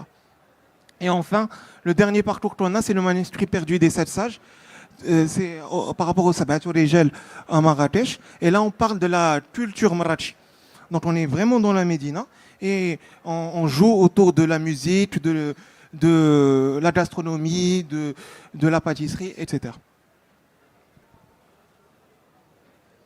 Donc là, c'est une présentation des scénarios que j'ai expliqués. Donc Aziza, la gardienne d'Oudaya, c'est une gardienne de l'histoire des Oudaya et nous, on doit protéger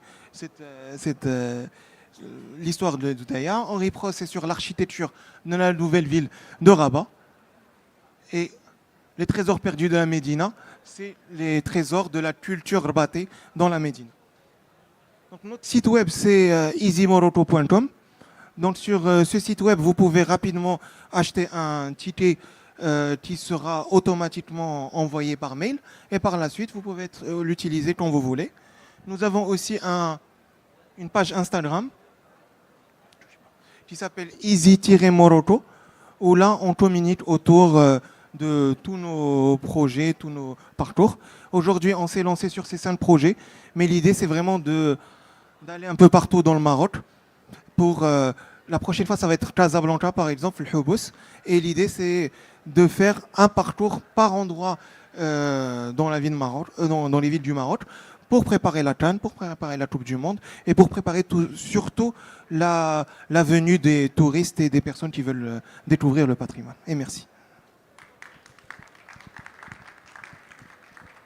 Donc si vous avez des questions...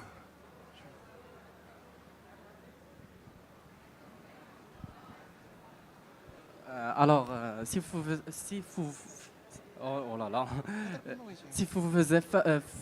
faisiez pas un défi, est-ce qu'il y a des conséquences? En fait, un escape game, on a 2 heures pour résoudre le défi global, pour s'évader de l'aventure. Donc ça veut dire pour pouvoir arriver au défi global, il faut répondre aux différents défis. En fait, il y a 2 catégories de défis. Il y a les défis principaux, où là, il y en a 7 à 8 par tour. C'est obligatoire de les faire en moins de 2 heures. Après, il y a les questions bonus qui permettent de gagner des points. Et l'objectif final, c'est de résoudre le défi final en résolvant les 7 ou 8 défis et récupérer minimum 15 000 points. Donc ça veut dire pour les questions bonus, on peut répondre à des questions, et ne pas répondre à d'autres questions pour pouvoir réussir. L'objectif, c'est d'arriver à 15 000 points. Et pour les défis globaux, là, on est obligé de résoudre. Ce qui est bien, c'est que aussi, ce que je n'ai pas parlé, c'est qu'on a rajouté des informations, mais aussi on a rajouté des selfies, des zones à selfies, pour que les gens, vu que c'est des gens qui veulent visiter, donc généralement c'est des touristes, ceux qui veulent visiter, ils peuvent faire des selfies et partager leur expérience sur les réseaux sociaux avec l'image du personnage d'Aziza, etc.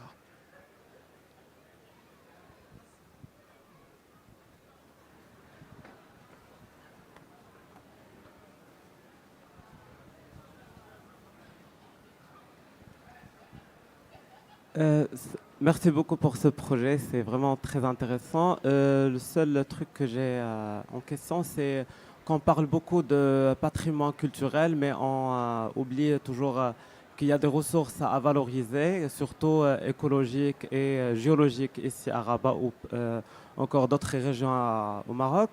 Par exemple, il y a des géosites et des écosites que les touristes doivent savoir. Par exemple, il y a à Tifels des géosites, des expositions des aires géologiques qui sont vraiment très intéressants, de précambrien ou d'autres aires géologiques et qui n'ont pas dans d'autres coins au monde. Donc, est-ce que vous pensez à faire intégrer ces ressources ou ce patrimoine qu'on doit le valoriser? C'est une très bonne question parce qu'en fait, avant de commencer ce projet Easy Morocco, moi de base, en fait, je travaille sur la vulgarisation de l'éducation, c'est-à-dire l'éducation écologique, l'éducation scientifique, dans une association qui s'appelle l'Association marocaine des petits débrouillards, où on fait de la vulgarisation de les sciences, mais d'une manière globale, même la biodiversité. Et donc, oui, nous, dans l'association, on travaille beaucoup sur ça. Et donc, vu que c'est un projet qui démarre, vraiment, on est sur les premiers mois de lancement, on voulait commencer par le patrimoine, parce que c'est quelque chose qui va pousser les gens à l'utiliser. Mais pourquoi pas vraiment lancer, mais pas que visiter un parc, mais vraiment faire des défis, des jeux en lien avec l'impact écologique, l'impact et même des explications scientifiques autour de ça. Ça, c'est prévu par la suite, mais ça va prendre du temps parce que voilà, c'est une petite boîte, on se développe petit à petit. D'autres questions?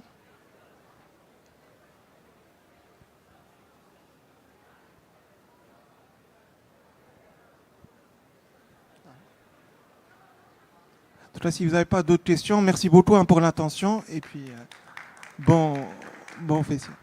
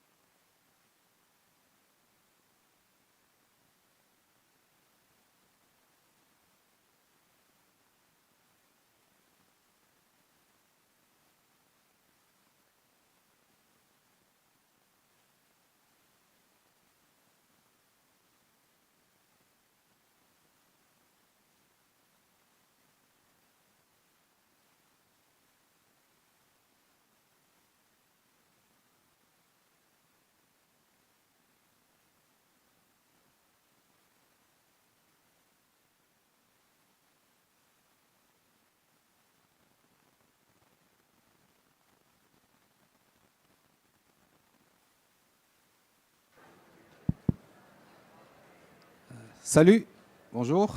Donc, je me présente Khalid Rajraji, je suis développeur du studio KNC Lab.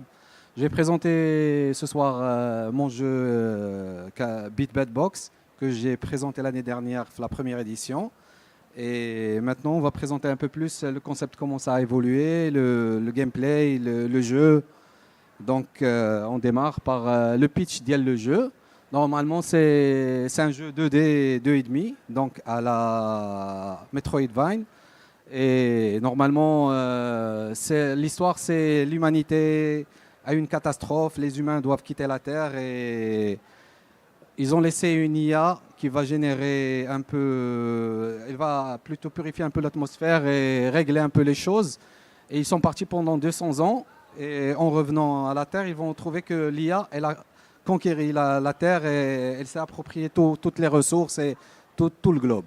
Donc au lieu de créer une guerre, faire une guerre contre elle, ils vont s'organiser et envoyer un humanoïde. Donc là, on vous présente le concept art de l'humanoïde. Donc on a fait plusieurs propositions au début. Le visage, les traits, le corps. Après, bien sûr, par rapport à ce qu'il va faire comme action, comme truc dans le jeu, on a développé le corps. Et donc, on est arrivé à un moment où il fallait... Parce que comme il va tirer, je vais vous montrer, il tire avec un blaster. Et donc, on l'a intégré sur son armure. On a fait plusieurs propositions de couleurs. On voyait ce qui marcherait avec la map, les couleurs qui sortiraient sur ses habits et tout. Donc, à la fin, on a opté pour... ça, c'est le boss, un des boss du jeu. Il y a aussi les ennemis. On a créé plusieurs ennemis, chacun avec sa faculté, chacun avec ses actions. Et donc, on les a modélisés. Ils sont en 3D. Le boss aussi. Donc, et là, on arrive au personnage principal. Donc, après plusieurs tests en dessin, on a modélisé et voici le résultat final. Donc, bien sûr, le personnage dans le jeu, le gameplay, il a le gauntlet qui génère, il absorbe du plasma et avec le plasma, il génère plusieurs éléments. Le bois, la pierre, le blob, le steel. Et c'est avec ces éléments-là qu'il va détruire les ennemis, qu'il va traverser le niveau en utilisant intelligemment ces éléments-là parce qu'ils absorbent le plasma. Donc pour chaque utilisation, il y a un niveau de plasma qui est consommé. Donc le bois, il consomme moins que le stone, moins que le blob et moins que le steel. Donc il faut une gestion dans le jeu quand même pour ne pas perdre, pour ne plus avoir d'éléments à utiliser. Donc ici, c'est les niveaux. Donc les ennemis, c'est des ennemis dotés d'intelligence, donc ne seront pas scriptés. À chaque fois, ils vont vous attaquer d'une manière différente. Et donc il faut prévoir que vous n'allez pas connaître parfaitement leurs actions. Donc il faudra faire avec et essayer d'être plus ou moins intelligent dans la gestion des combats. Donc pour les matériaux, on a par exemple le métal, le steel.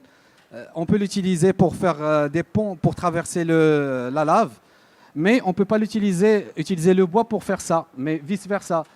On va utiliser le bois pour faire des radeaux et traverser les zones avec de l'eau, avec des matériaux liquides, mais si on utilise le métal, ça risque de couler.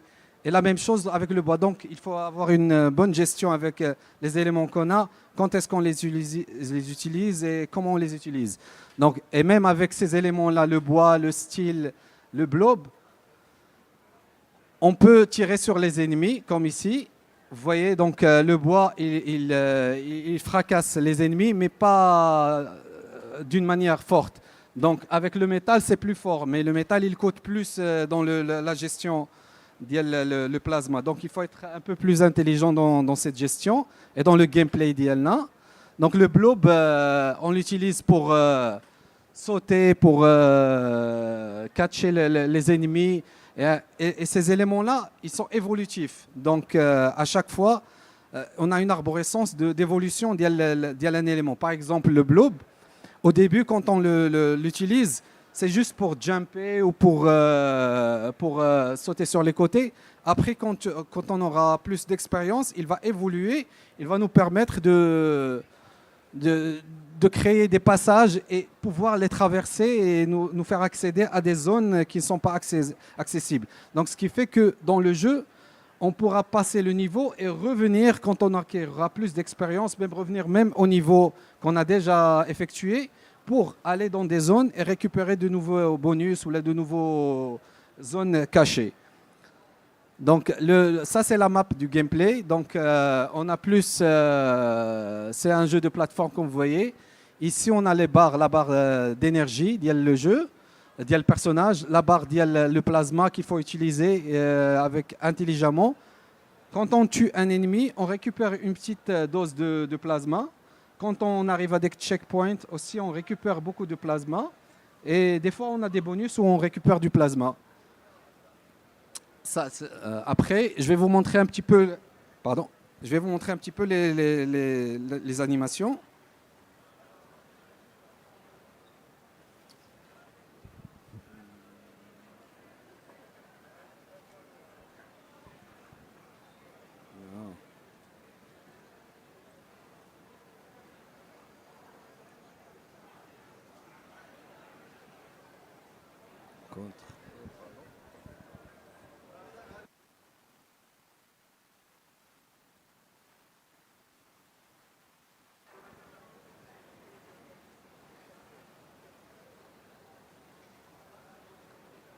Donc, on a un peu la map ici. Je vais vous montrer un peu la map de tout le niveau qui a été modélisé.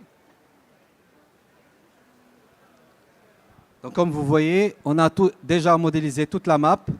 Donc, il évolue dans ces zones-là. Donc, ici, il pourrait utiliser les cubes pour monter. Donc, il va traverser tout au long du niveau. Il trouvera des ennemis. Donc, on voit qu'il y a des zones qui sont pas accessible pour le moment, mais quand il acquérera plusieurs éléments, il pourra faire en sorte d'arriver à des niveaux. Donc, la map, elle a été faite entièrement en 3D. Donc, cette zone-là, il va y avoir de l'eau avec des ennemis qui jaillissent un peu partout. Donc, le décor, il bouge, il va bouger un peu partout. Donc, on n'aura pas juste un fond statique.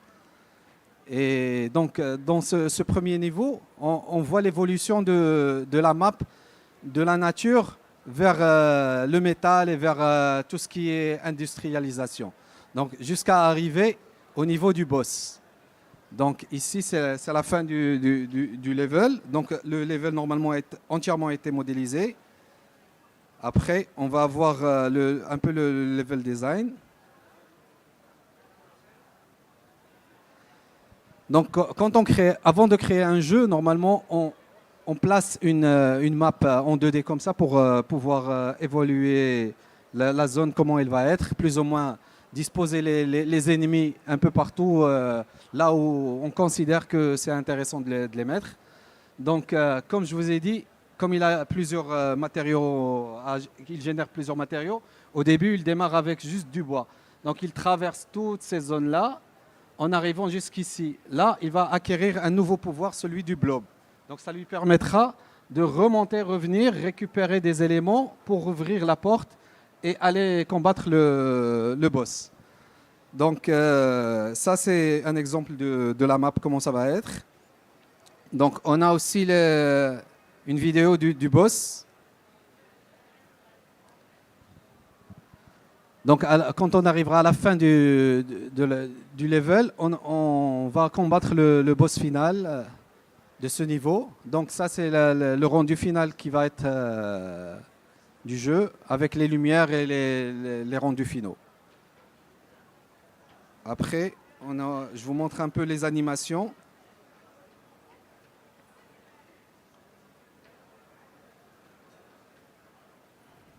Donc on aura plusieurs styles d'animation qui vont être intégrés dans le jeu, qui vont nous permettre de traverser, de se balader dans le jeu.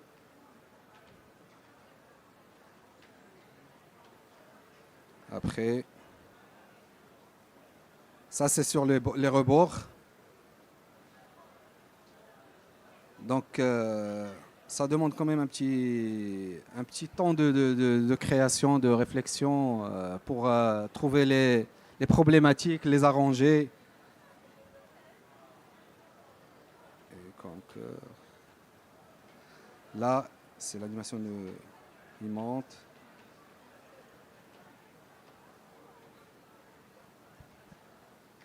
Donc le personnage évolue au fur et à mesure de la conception du jeu. Donc on découvre des fois que des choses ne marchent pas très bien. Et donc on doit revenir sur des choses comme le gameplay, le graphisme normalement il est figé. On a travaillé avec le moteur de rendu et le moteur de jeu Unreal Engine. Et donc la modélisation a entièrement été faite sur Blender. Et le personnage character design a été fait sur Maya. Donc après le rig, après les animations, il y a le temps d'intégration. Et donc on estime qu'il faudrait dans un an et demi pour finaliser le jeu complètement de A à Z. Donc voilà. Vous avez des questions?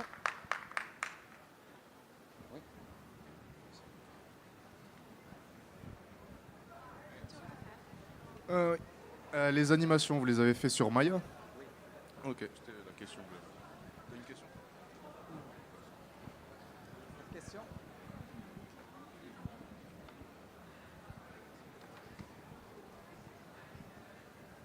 Soyez pas timide. Allez-y, posez les questions.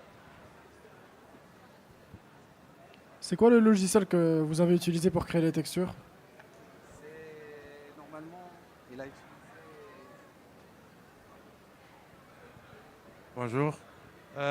En fait, on travaille sur une pipeline pratiquement dédiée à l'animation. Après la création des personnages en 2D, faire des réflexions par rapport à son style, son caractère design, on commence à le modéliser sur ZBrush. C'est un logiciel tu connais, c'est un logiciel de sculpting. Après, quand on a fini à peu près l'ensemble du personnage, il y a toute une partie technique pour que l'animateur puisse avoir un personnage qui peut animer. Ça veut dire ramener un squelette, faire des expressions et tout. Le côté graphique, maintenant avec Substance Painter, c'est un logiciel qui est vraiment très très fort. À une époque, on faisait les textures sur Photoshop et c'était galère d'avoir des UV, enfin des skins qui sont vraiment adaptés au personnage. Maintenant avec Substance, c'est que tu travailles sur le personnage 3D direct. Ça veut dire si tu as des problèmes de tiling ou d'une texture qui est mal faite, tu le vois sur place. Et bien sûr, là, c'est des rendus précalculés qui sont faits par le logiciel avec lequel on travaille, qui doivent quand même ressembler le plus possible au rendu sur Unreal. Et le passage vers ces logiciels-là, maintenant, c'est vraiment très... c'est devenu ouais. plus facile que... Ouais. Maintenant, les logiciels comme Unreal, ils intègrent les textures. Normalement, pour la map, on a les textures, elles ont été faites sur Blender. Le personnage principal, c'est sur Maya et Substance, bien sûr. Et toute la map a été faite sur Blender. Donc, toutes les textures, maintenant, Unreal, il accepte les UV directement. Donc, quand tu ramènes, toi, la modélisation, il reconnaît tes UV. Il reconnaît les textures, il les plaque automatiquement. Il reste juste à ajuster les lumières, les rendus, pour avoir le même rendu que celui qu'on a testé sur Blender, ou sur Maya, ou sur n'importe quel logiciel de 3D Mais maintenant, avec Unreal, il intègre aussi la modélisation, beaucoup de choses. Mais comme on est plus à l'aise avec des logiciels comme Blender, comme 3D Max ou comme Maya, donc on a tendance à modéliser, à faire les éléments sur ces logiciels-là et tout intégrer sur Unreal parce que c'est lui l'engin de compilation du jeu. Voilà, donc voilà, je réponds à votre question. Question. Vous êtes des étudiants d'art. Ah, ok, d'accord. Enchanté. Hamid, tu as le micro?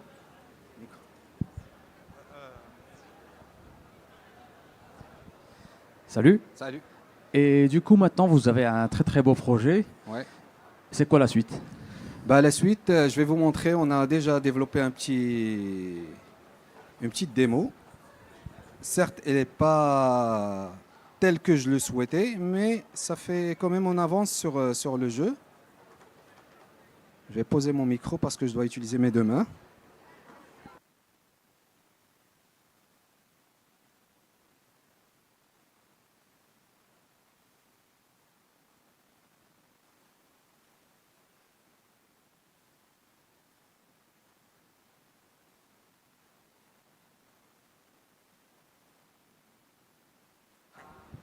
Alors, je parlais plus côté... je suis ici. Ouais. Je parlais plus côté financement et sortie du jeu, etc. Bah, c'est ça, c'est le Beitul Qasid comme on dit chez nous. On est ici à OMGE pour essayer de voir, rencontrer des gens, rencontrer des gens qui peuvent nous aider financièrement. Parce que comme vous savez, l'industrie du jeu vidéo, c'est pas un truc qu'on peut acquérir facilement, surtout quand on est trop gourmand dans ce qu'on veut faire. Ouais. Moi, ce jeu-là, c'est un truc où il y a beaucoup de choses à faire. C'est pas comme un mini-jeu. Je ne dénigre pas les autres jeux, juste que c'est compliqué à faire un jeu aussi complexe qu'un jeu de mobile ou qui demande pas énormément de ressources ni énormément de temps. Vous voyez, donc un jeu dans ce style-là, ça demande énormément de ressources, énormément de temps, une grande équipe d'une vingtaine ou trentaine de personnes. Donc tout ça, c'est des salaires, c'est des mois de travail, donc c'est des machines. Donc tout ça, ça a un coût, ça a un budget, ça a un temps. Et donc pour pouvoir arriver à finaliser le jeu, moi j'estime 1 an et demi avec une bonne équipe. Une équipe de 20 à 30 personnes, je pense qu'avec 1 an et demi, on pourra le finir facilement. Donc maintenant, ce que je vais essayer de faire pour le moment, c'est finaliser parfaitement la démo pour pouvoir aller présenter ça à des investisseurs ou un éditeur qui va pouvoir... Pardon? Des investisseurs marocains ou étrangers? Peu importe. Moi, du moment qu'ils croient au jeu, ils croient à l'histoire, ils croient à ce qu'on va faire, pour moi, il n'y a pas de souci. Que ce soit, de préférence que ce soit marocain. C'est parce que ça va être un produit 100% marocain, réalisé, produit et fait par des Marocains. Mais si on ne trouve pas, parce que comme c'est l'industrie du jeu vidéo, c'est nouveau au Maroc. Donc je ne pense pas qu'il y aura des gens qui vont te faire confiance s'ils ne sont pas du domaine ou s'ils ne connaissent pas. Même si on ramène toutes les assurances qu'on veut, c'est très compliqué. Mais je pense qu'il y a plusieurs options pour arriver à encourager les investisseurs et on y travaille. Et on espère, Inch'Allah, que ça va se faire. Voilà. Autre question?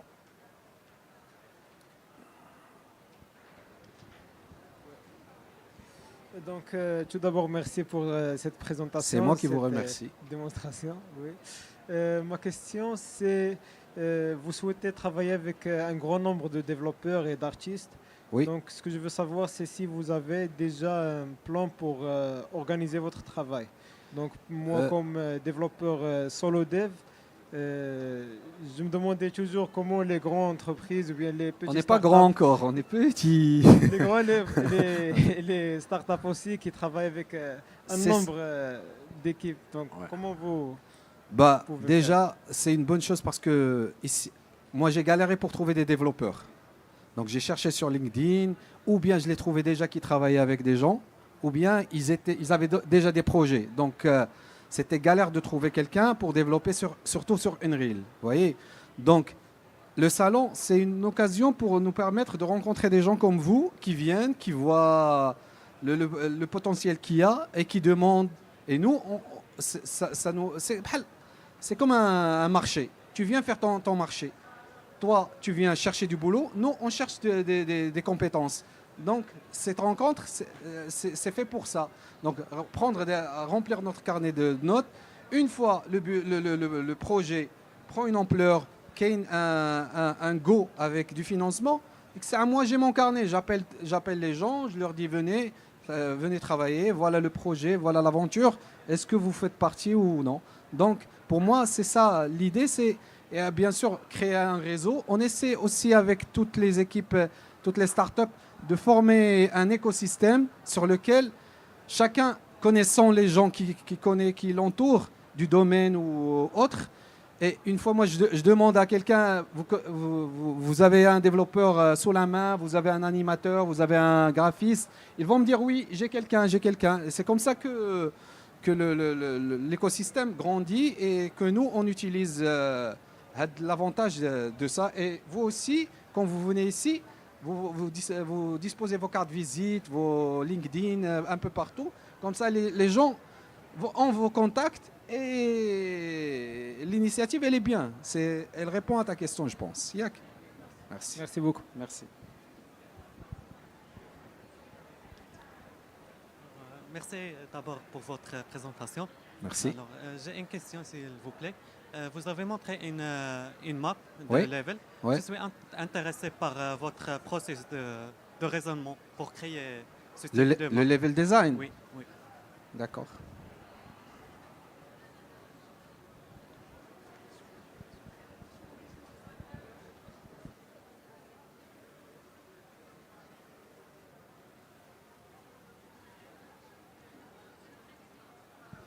Donc, moi-même, je suis gamer.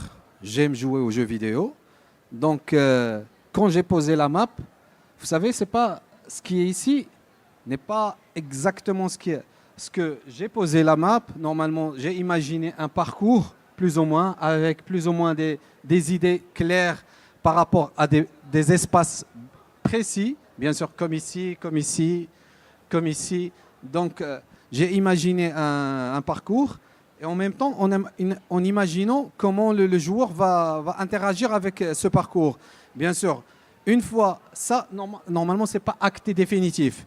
Il faut modéliser, il faut poser la 3D, faire le gameplay. Et c'est là où on découvre, est-ce que ça marche? Est-ce que les distances que j'ai prévues marchent pour le gameplay? Est-ce que je vais m'amuser? Est-ce que c'est pas long? Est-ce que c'est pas trop éloigné les éléments par rapport aux autres? Donc, ça me pousse, mais... Ça, c'est la première phase. La deuxième phase, c'est modéliser. La troisième phase, c'est faire le gameplay. Une fois, on teste.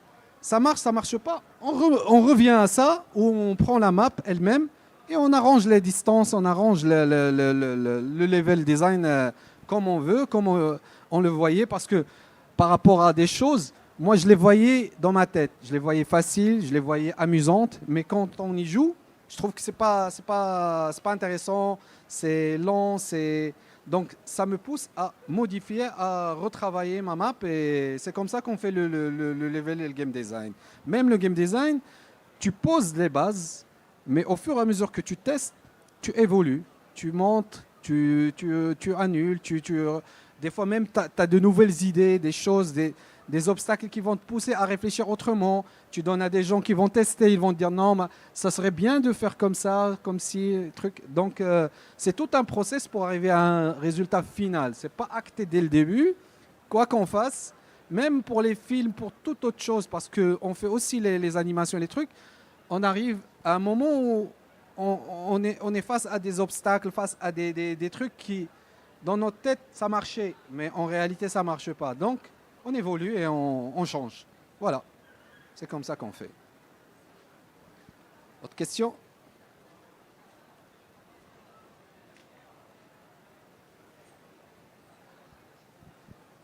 C'est beau.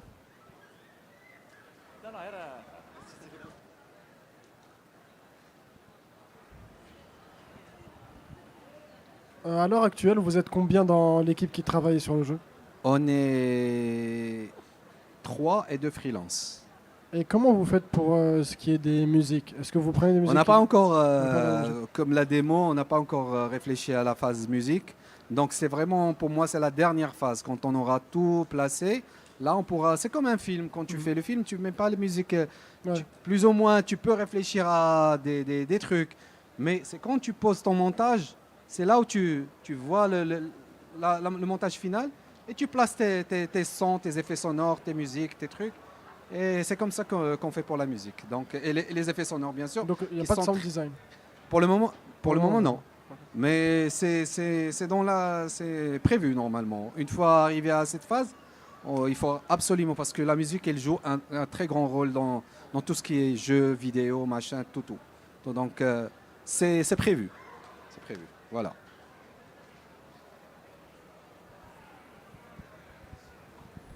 C'est bon. Bah, merci et à l'année prochaine. En espérant vous présenter vraiment une version finalisée. Merci beaucoup.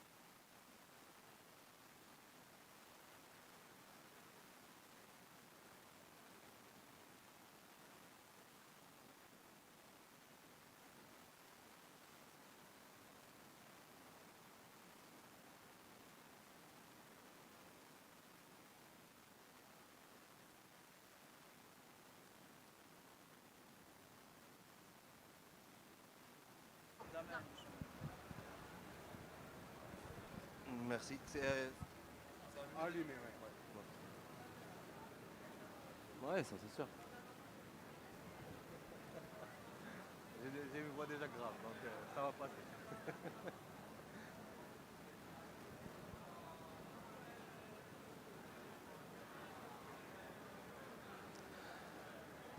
Bonjour tout le monde, j'espère que vous allez bien. Je vais faire appel, s'il vous plaît, pour les personnes qui sont intéressées par une incubation, déjà parce qu'on représente un projet de la Fondation Mohamed V pour la solidarité. Du coup, je voudrais appeler ou faire appel à toutes les personnes qui seront intéressées par une incubation ou un programme d'incubation. On va pouvoir le détailler ensemble. Donc, déjà, premièrement, je tiens à remercier tout le staff d'organisation de cette exposition. Premièrement, la Fondation Mohamed V, c'est un projet relevant de Sa Majesté le roi Mohamed V et le roi Mohamed VI, que Dieu l'assiste. Elle a été initiée pour pouvoir combler le besoin en termes de solidarité, en termes de soutien à tous les jeunes promoteurs ou les jeunes entrepreneurs qui ont besoin d'un peu d'accompagnement ou de suivi afin qu'ils puissent faire réussir leur start-up. Donc aujourd'hui, je présente l'incubateur digital solidaire qui est bien sûr une promotion de la Fondation Mohamed V et qui va vous permettre bien sûr de faire grimper ou de faire exceller votre entreprise. Donc l'incubateur digital solidaire fait partie d'un réseau de sociétés ou un réseau de centres d'excellence qui soutiennent et prennent en charge les jeunes entrepreneurs de la région Rabat et les autres régions. Donc ils sont étalés sur Oujda, sur Salé, sur Casa et sur Fès. Donc ils ont pour mission de faire promouvoir l'entrepreneuriat et l'ingénierie de l'entrepreneuriat en général. Donc, elle relève, c'est une initiative de la Fondation Mohamed V pour la solidarité dédiée à la promotion de l'entrepreneuriat et à la transformation numérique. Elle s'adresse particulièrement aux jeunes entrepreneurs en situation difficile. Et du coup, donc, nous intégrons ce stand aujourd'hui afin que nous puissions donner une occasion à tous les jeunes qui ont un besoin en financement, qui ont un besoin en accompagnement, afin qu'ils puissent faire réussir leur entreprise. Donc notre objectif, c'est de rendre l'IDS une plateforme de promotion de l'entrepreneuriat, un axe de transformation numérique et aussi un levier d'insertion économique des jeunes porteurs de projets dans le domaine digital et bien sûr notamment en gaming. Donc la mission de ce centre est de promouvoir la création des startups et aussi de faire accompagner les jeunes pour qu'ils puissent faire réussir leurs projets. Alors, on a 2 services qui sont disponibles au sein de l'IDS. Déjà, l'IDS, c'est un centre qui est à Salé, qui peut intervenir pour faire promouvoir l'entrepreneuriat et les entreprises. Donc, on a 2 piliers essentiels, 2 services essentiels, c'est l'incubation et la formation. Alors, pour l'incubation, c'est un processus par lequel on fait des sélections de start-up qui sont bien sûr innovatrices et qui sont prometteuses dans le domaine digital. Ils suivent un parcours de 18 mois, donc on les prend en charge pendant 18 mois. Et du coup, on va essayer un peu d'expliquer le processus d'incubation qui commence par une phase d'intégration. Donc généralement, tous les porteurs de projets doivent s'inscrire sur un site. Donc on va pouvoir vous présenter par la suite. Ils peuvent bénéficier d'une intégration et une formalisation de leur entreprise, c'est-à-dire la création du statut juridique et aussi, bien sûr, d'autres services qui vont les aider à, bien sûr, grimper avec leur entreprise. Donc la première phase, c'est la phase d'intégration dans laquelle on fait une formalisation de la relation entre l'incubé, qui est une personne ou un porteur de projet sélectionné, par laquelle on va créer sa société, on doit lui donner un statut juridique conforme à son activité et à la grandeur ou au stade de maturité de son entreprise. Par la suite, on prépare un business plan et un business model Canva qui va pouvoir lui procurer l'opportunité, bien sûr, de présenter devant des guest speakers ou devant aussi des investisseurs, si vous voulez.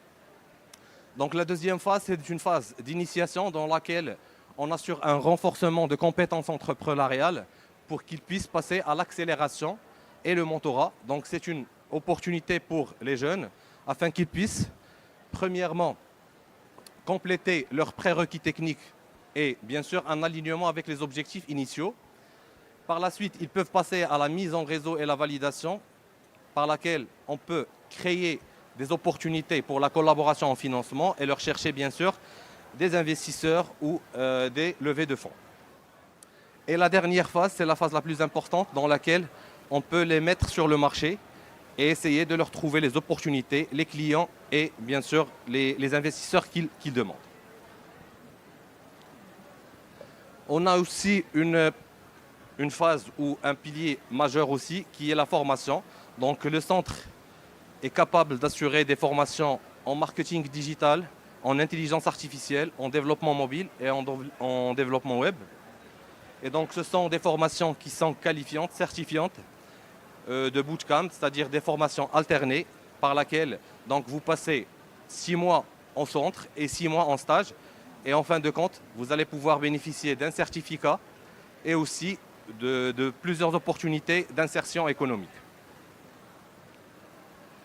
Alors, pour pouvoir s'inscrire, il faut juste consulter le site, faire votre inscription, soit pour le programme d'incubation, soit pour l'école de coding, ou pour le marketing digital, et aussi pour les autres formations.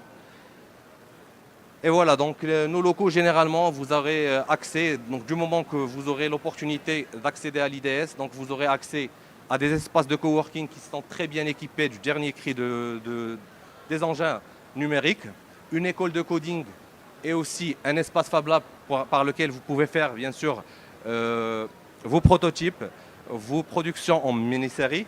Et aussi il y a des espaces de formation et des espaces bien sûr de détente et des cafétérias. Voilà, donc nous allons pouvoir vous répondre à toutes vos questions. Si vous avez d'autres questions et si vous êtes intéressé par ce processus d'incubation, n'hésitez pas de nous contacter ou de rendre visite sur le site C11. Comme ça, nous pouvons répondre à toutes vos questions. Alors, j'aimerais préciser juste une chose, c'est que toutes les prestations ou tous les services, ils sont totalement gratuits. Donc, ils sont un don de Sa Majesté le roi Mohammed VI, que Dieu l'assiste. Et donc, pourquoi pas ne pas en bénéficier du moment que vous êtes bien sûr intéressé et vous en avez le besoin. Je tiens à préciser aussi une chose, c'est que tout projet qui sera sélectionné, il aura le droit à un appui en équipement qui est à hauteur de 100 000 dirhams, qui pourra utiliser bien sûr sur le site ou sur le centre pendant 18 mois. Et du moment que l'incubation est finie, vous allez pouvoir en bénéficier et vous allez pouvoir en procurer ou se l'approprier. Donc voilà, je vous remercie pour votre attention. Et bien sûr, n'hésitez pas de nous contacter dès que possible pour qu'on puisse répondre à toutes vos questions. Merci. Thank you. C'est très bref. Ouais. On aimerait bien que si on aurait en tête.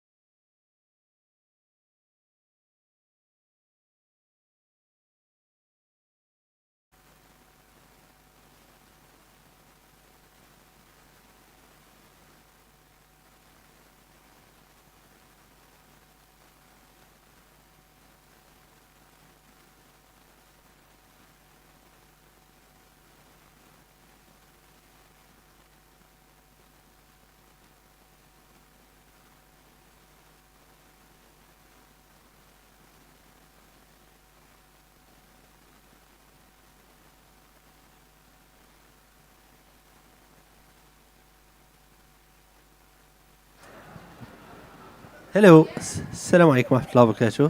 Bonjour, bonjour tout le monde. Donc, on va essayer de commencer notre présentation d'aujourd'hui qui tourne autour du studio Coco Games et des jeux éducatifs sur lesquels on travaille, d'accord? Donc, je vais rapidement parler un peu de Coco Games. Donc, nous sommes un studio de développement de jeux vidéo multidisciplinaire. Nous travaillons sur plusieurs types de jeux vidéo, que ce soit des jeux éducatifs, des serious games ou bien aussi des jeux destinés au divertissement. Nous existons depuis 4 ans en ce moment et notre vision est de créer des jeux à la fois à but de divertissement mais aussi à but d'apprentissage, d'accord? Donc, je vais un peu partager avec vous certains des clients avec lesquels nous travaillons. Donc, en ce moment, on travaille avec UM6P, Atchigeri, sur 5 projets. En fait, les x1, x12, etc., c'est le nombre de fois qu'on a travaillé avec la boîte, d'accord? Donc, Atchigeri, Awarino, UM6P sont des boîtes marocaines, AB Web aussi, et Legends of Learning, c'est aux États-Unis, d'accord? Donc, alors, on va un peu raconter la petite histoire. Avant de fonder Kokoro Games, nous avions travaillé sur Ringui. D'ailleurs, c'est là où la majorité de l'équipe s'est rencontrée. Ringui, c'était l'un des premiers jeux VR qui était sorti du Maroc et qui a atteint le marché international. Après, il y a Zham. C'était un jeu 100% qui a été lancé ici au Maroc avec l'objectif de montrer un peu comment les gens, en fait, conduisent lorsqu'il y a zham, tout simplement, ou bien l'embouteillage. D'ailleurs, Tariq, c'est l'une des personnes qui avait travaillé dessus. Et il y a Tijari City, c'était un jeu de building, un jeu de stratégie qu'on avait travaillé avec Tijari avant Kokoro Games. Après, les jeux éducatifs, là, on a travaillé sur pas mal de jeux éducatifs après qu'on ait décidé de se lancer dans l'entrepreneuriat. C'est principalement des jeux de maths ainsi que des jeux de sciences, on va dire. Et bien sûr, nous travaillons sur des serious games. Alors, je veux juste faire une petite différenciation entre ce qu'est un jeu éducatif pour nous et ce qu'est un serious games, d'accord? Alors, déjà, c'est la même chose, sauf que l'audience, elle est différente. Pour les jeux éducatifs, c'est plus des personnes qui sont... C'est destiné plus à des personnes, par exemple, qui sont encore en train d'étudier à l'école, ou bien dans une université, ou bien des enfants carrément. Généralement, les jeux éducatifs sur lesquels nous travaillons, c'est des jeux qui visent une audience entre 7 et 14 ans, d'accord? Après, les serious games, c'est pour une audience un peu plus corporate, on va dire. C'est des clients, par exemple, ou bien des grandes boîtes qui ont besoin d'enseigner leurs apprenants quelques concepts par rapport au domaine sur lequel ils opèrent, d'accord? Alors là, on va essayer de voir une petite vidéo ensemble.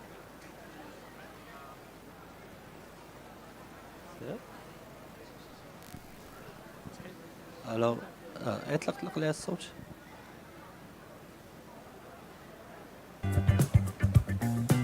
donc ça, c'est une petite démo read.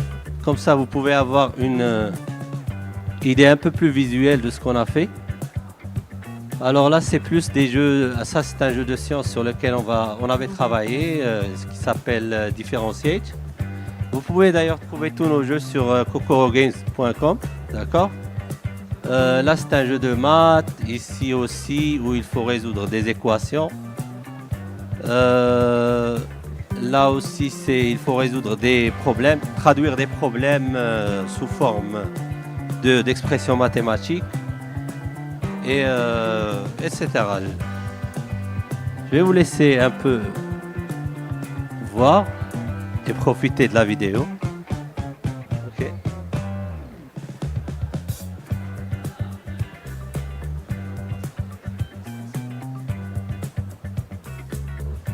Ah oui, alors, bon, c'est pas grave. Avant de passer à la suite, alors...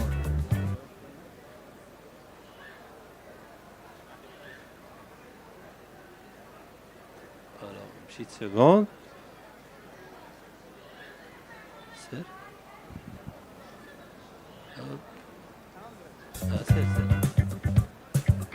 Donc, comme j'ai dit tout à l'heure, nous travaillons sur plusieurs types de jeux. Et nous faisons aussi des jeux culturels, à caractère culturel, où l'objectif, en fait, c'est de faire montrer un peu la culture marocaine. Par exemple, là, c'est Artisan. C'est l'histoire de Ali et son objectif, c'est de devenir l'un des masters en céramique. Là, on a, c'est les gameplays, en fait.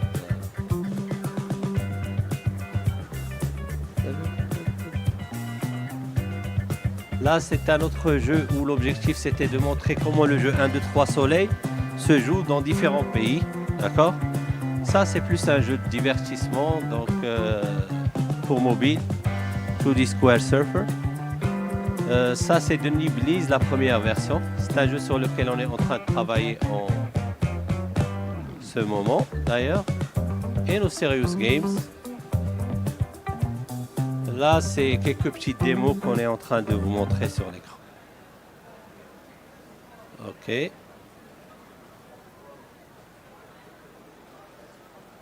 Ça, c'est commencé, alors un petit instant. Donc,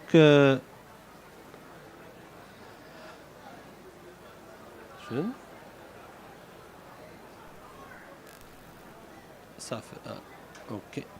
Désolé. Alors, Monster Nightmare. Alors, avant de passer à la prochaine étape, en fait, je veux aussi parler du fait qu'on a été sélectionné dans le programme du VGI, Video Game Incubator. Je ne sais pas s'il y a parmi l'audience des personnes qui connaissent un peu le programme. En tout cas, c'est un programme qui a été lancé par le ministère de la Jeunesse, de la Culture et de la Communication, en partenariat avec l'ambassade de France et l'Institut français du Maroc. Et on est en train de travailler en fait sur des projets dans le cadre de ce programme. Ce n'est pas des projets éducatifs, mais on aimerait bien en parler rapidement avant de passer à un exemple. D'accord ? Donc peut-être je vais laisser la parole à Tariq pour présenter le projet. Okay. Merci Abdallah. Alors bonjour, moi c'est Bouman Starek, je suis actuellement cofondateur au sein de Morocco Games. Je m'occupe de la partie créative sur les projets. Alors comme a dit Abdallah, on est fiers d'être inclus dans le VGI, le Video Game Incubator, et de pouvoir travailler sur ces projets-là qu'on va vous montrer maintenant. Alors le premier, ça s'appelle Monster Nightmare, Dixit Ara, qui est un Metroidvania. C'est inspiré des jeux de Castlevania en fait. Et c'est un jeu qui a une destination pour un public entre 14 et 35 ans, avec pour une niche de mid-core to hardcore gamer, et dans un style très stylisé, très cartoon qu'on va vous montrer, avec en single player. Voilà. Alors ici vous voyez le personnage principal de notre jeu qui s'appelle Ahar. Le jeu il est très inspiré de la culture marocaine, c'est un univers fantaisiste, c'est pas un univers réel, mais avec beaucoup de touches marocaines. Alors dans cet univers-là, Ahar joue le rôle d'un enfant. Dans le monde, le village a été corrompu par une étrange maladie. Lui-même, il a été corrompu, mais contrairement aux autres qui perdent un peu leur forme humaine, lui, il obtient la capacité de pouvoir habiter ces monstres. Ça veut dire qu'il peut les utiliser pour se battre. Notre personnage, ça reste un enfant dans un univers où tout commence à changer. Et le but, c'est vraiment d'utiliser les capacités de ses ennemis pour pouvoir progresser dans ce monde. Tu peux passer ? Vas-y. Le deuxième jeu, c'est de Niblis. Niblis, c'est un autre genre totalement différent. Ça, on est plus sur du puzzle, plateforme, gestion. Toujours pour un public plus jeune que je dirais que Monster Nightmare, dans du casual to midcore, et c'est du puzzle stratégie, toujours en single player. Vas-y. Alors là, vous voyez, on est dans un genre complètement différent. Là, on est dans un monde où il y a la majorité de la verdure, de la nature qui a été décimée par un ancien cataclysme dont on ne sait rien pour l'instant. Et en fait, les Niblis, c'est ces petites créatures-là que vous voyez sur l'écran, ici et là, qui peuvent, en fait, leur but à eux, c'est de repeupler ce monde, rendre la verdure, la nature à ce monde en utilisant leurs capacités. Et ça sera vous, en tant que joueur, de contrôler ces créatures afin de pouvoir replanter, afin de faire en sorte que les Niblis arrivent au centre de la map pour pouvoir redonner de la verdure à ce monde. En fait, les Niblis, ils ont plusieurs capacités et c'est vous qui les contrôlez. Mais chaque fois que vous utilisez une capacité, le Luniblis qui l'utilise, il meurt en fait. Il y a tout le temps cette question de dilemme. Est-ce qu'on... c'est des petites créatures. Si tu peux passer, on peut les montrer. C'est des petites créatures toutes mignonnes, là, comme ça, et il faut les utiliser pour pouvoir arriver à ses fins. C'est rendre la nature, c'est qu'il y a une cause assez noble, mais c'est au détriment de ces créatures-là. Alors vous voyez le style, il est très cartoonish, il y a plein d'interactions qu'on a prévues entre les monstres, entre eux, pour raconter des petites histoires. Genre quand il y a un iblis qui se sacrifie pour que les autres puissent continuer leur trajet sur la route, ils passent et ils font un petit salut, genre comme ça, merci camarade, et ils passent ensuite. Et il y a plein d'interactions qu'on veut créer, il y aura aussi des monstres que les iblis devront travailler entre eux afin de pouvoir battre les différents ennemis et les différents obstacles qu'ils vont rencontrer. Et notre troisième jeu, qui s'appelle Artisan, qui est un autre genre, dans un genre totalement différent aussi. Là, on va plus sur de visual novel, sur de l'automate game, avec un public, je dirais, entre 25 et 35. C'est du visual novel, c'est de la narration. Et c'est un produit qui est vraiment inspiré de la culture marocaine. C'est une histoire que je pense que beaucoup d'entre nous connaissent. C'est l'exode, en fait. Ça se passe dans le Maroc des années 1960-1970. Et l'exode, quand beaucoup de nos grands-parents, parents qui sont partis des villages vers les villes pour trouver un meilleur avenir. Et là, on joue le rôle de Ali, en fait, qui veut veut apprendre un métier, en fait. Et ce métier, ça sera la poterie. Et il va partir dans un voyage de son village vers la ville. Il va rencontrer des personnes. Et en fait, c'est un jeu qui est très basé sur la narration, très basé sur l'histoire et sur les choix, en fait. Les choix que vous allez faire durant une partie vont influencer le reste de votre partie. Vous pouvez faire des choix d'aller, par exemple, une idée qu'on a, c'est que là, vous avez le choix entre partir à Marrakech et à Saouira pour faire votre carrière, et en fonction des choix que vous ferez, vous finirez dans un endroit différent. Sachant qu'en plus de la partie narration, il y aura aussi la partie mini-jeu qui s'appelle Nous contacter. La partie mini-jeu, en fait, et là, on va parler vraiment de la poterie. Vous allez vraiment jouer à créer de la poterie marocaine, de la céramique, pouvoir la peindre, la mettre au four. Et il y aura plein de mini-jeux aussi qui tournent autour de là, sur fond de toile marocaine. Voilà, merci. Et, si vous voulez nous contacter. Si vous voulez nous contacter, voilà, c'est notre adresse email et notre numéro de téléphone. Après, je vais juste vous montrer un jeu sur lequel on avait travaillé et voir un peu si vous vous rappelez un peu des différents sujets que vous avez. Non. Ok. Donc ça c'était un jeu de science où l'objectif en fait c'est de découvrir les organes internes et externes des organismes vivants. Ok. Donc qui connaît la différence entre un organisme interne et un organisme externe parmi nous? Désolé. Internal structure and external structure. Anyone? I will switch to English because the game is in English and I remember the team in English and all the information in English, so I'm sorry. So anyone knowing what's the difference between internal structure and external structure? No? No? Okay, let's discover that together. So, okay. First thing, we need to know what a living organism is, okay? And the difference between living organism and non-living one is simply that, for example, oxygen is not a living organism. Just lions, cats, for example, snakes, animals in general, okay? And then we have two types of animals, vertebrates and okay. So, which one of those is a living organism? Okay. Maybe we could have a mic to give them. Okay.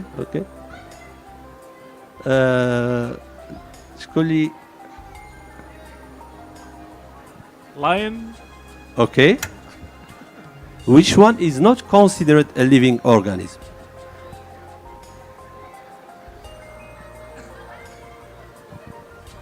The stone. Okay, the stone, but not the lion. Let's not say on the lion. Okay. Another one. Maybe the person who just got up, but I don't think he understands English. Maybe someone else. Okay.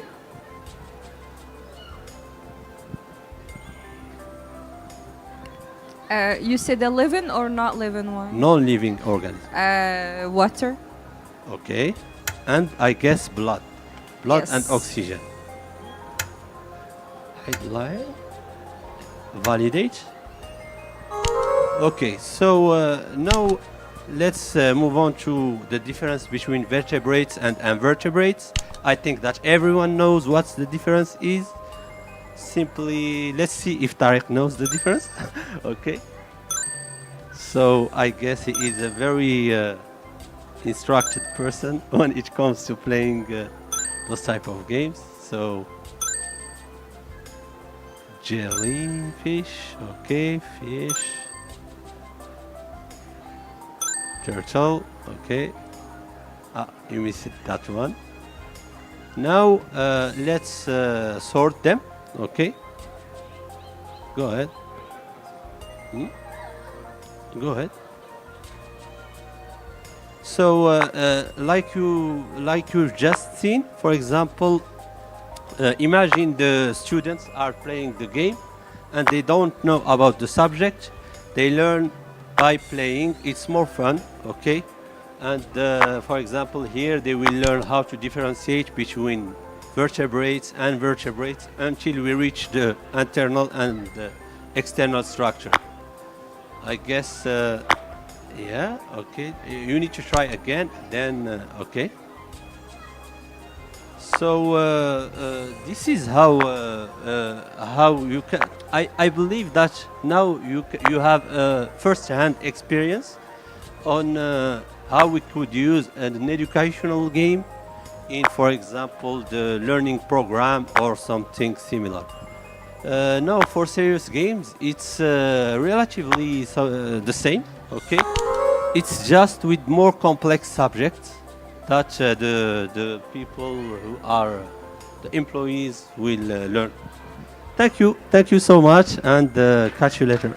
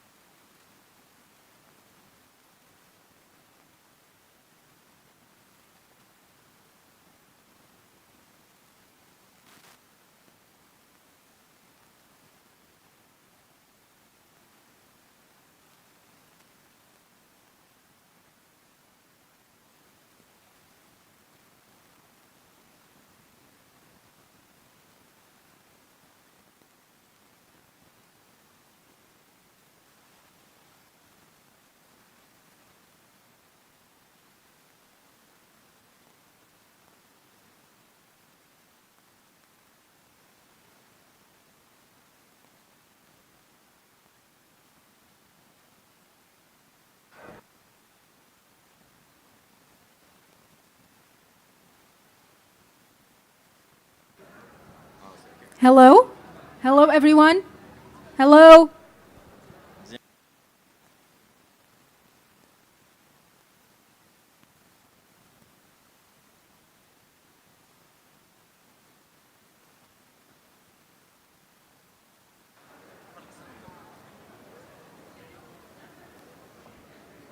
We begin now?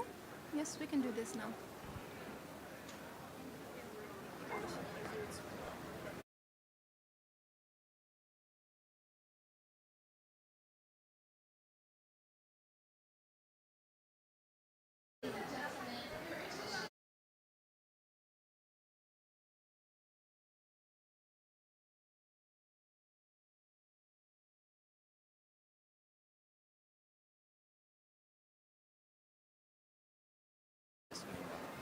Hello everyone, I hope you are having a very good time in this event.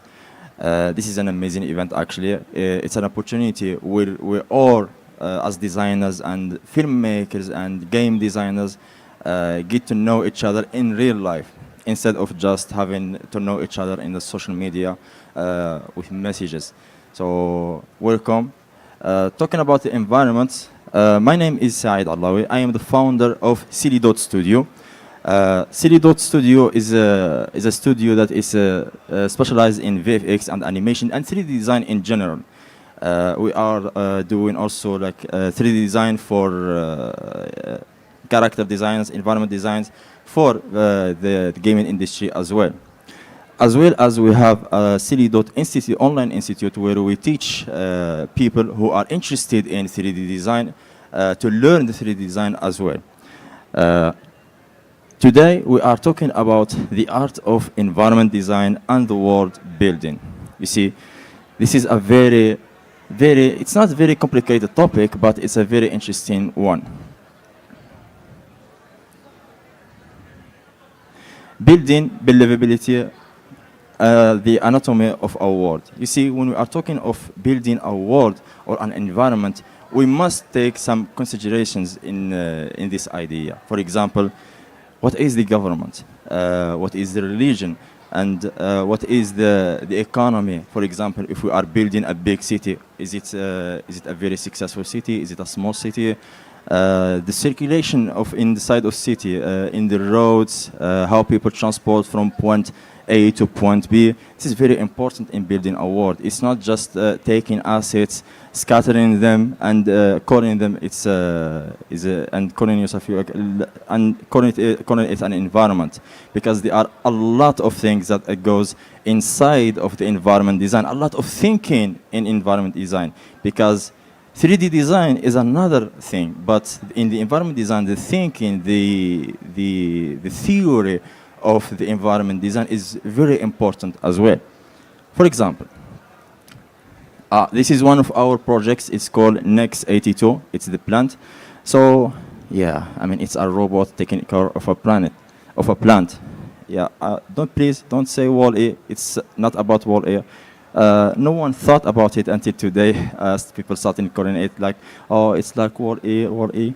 But it wasn't inspired by Wall-E. It was inspired by this generation. It was inspired by the AI and the robots that we are seeing nowadays. So I was like, why not make a robot that cares about nature, a robot that helps people take care of the nature. So this is the idea that was written by our team member Salah and directed by me actually. Yeah. This is a picture from the movie. Now, this is a character. This isn't a character design. This is an environment design, right? So, to those who don't know who is this is a very famous character from an anime called Jujutsu Kaisen. It's a Sukuna. Very cute dude, very nice dude. I mean, everyone loves him. Yeah, just don't play with him. He might cut you in half. You don't know. And this is his dimension. Actually, this is where he lives, I think, but this is his dimension. We had to study his dimension. I mean, we read the manga, we watched the anime like 3 to 40 times. We take screenshots because we needed to study the dimensions and design it. to look more realistic and suits the character as well. I have a question, and I need you to raise your hand if you say yes. Would you put your head between those teeth? Nah, I know you wouldn't. Yeah. This is our man in his environment, in his home. Yeah, very cute dude in his very cozy home. Yeah, you know. So, this is just a preview from our movie. Umayma, can you please play the video?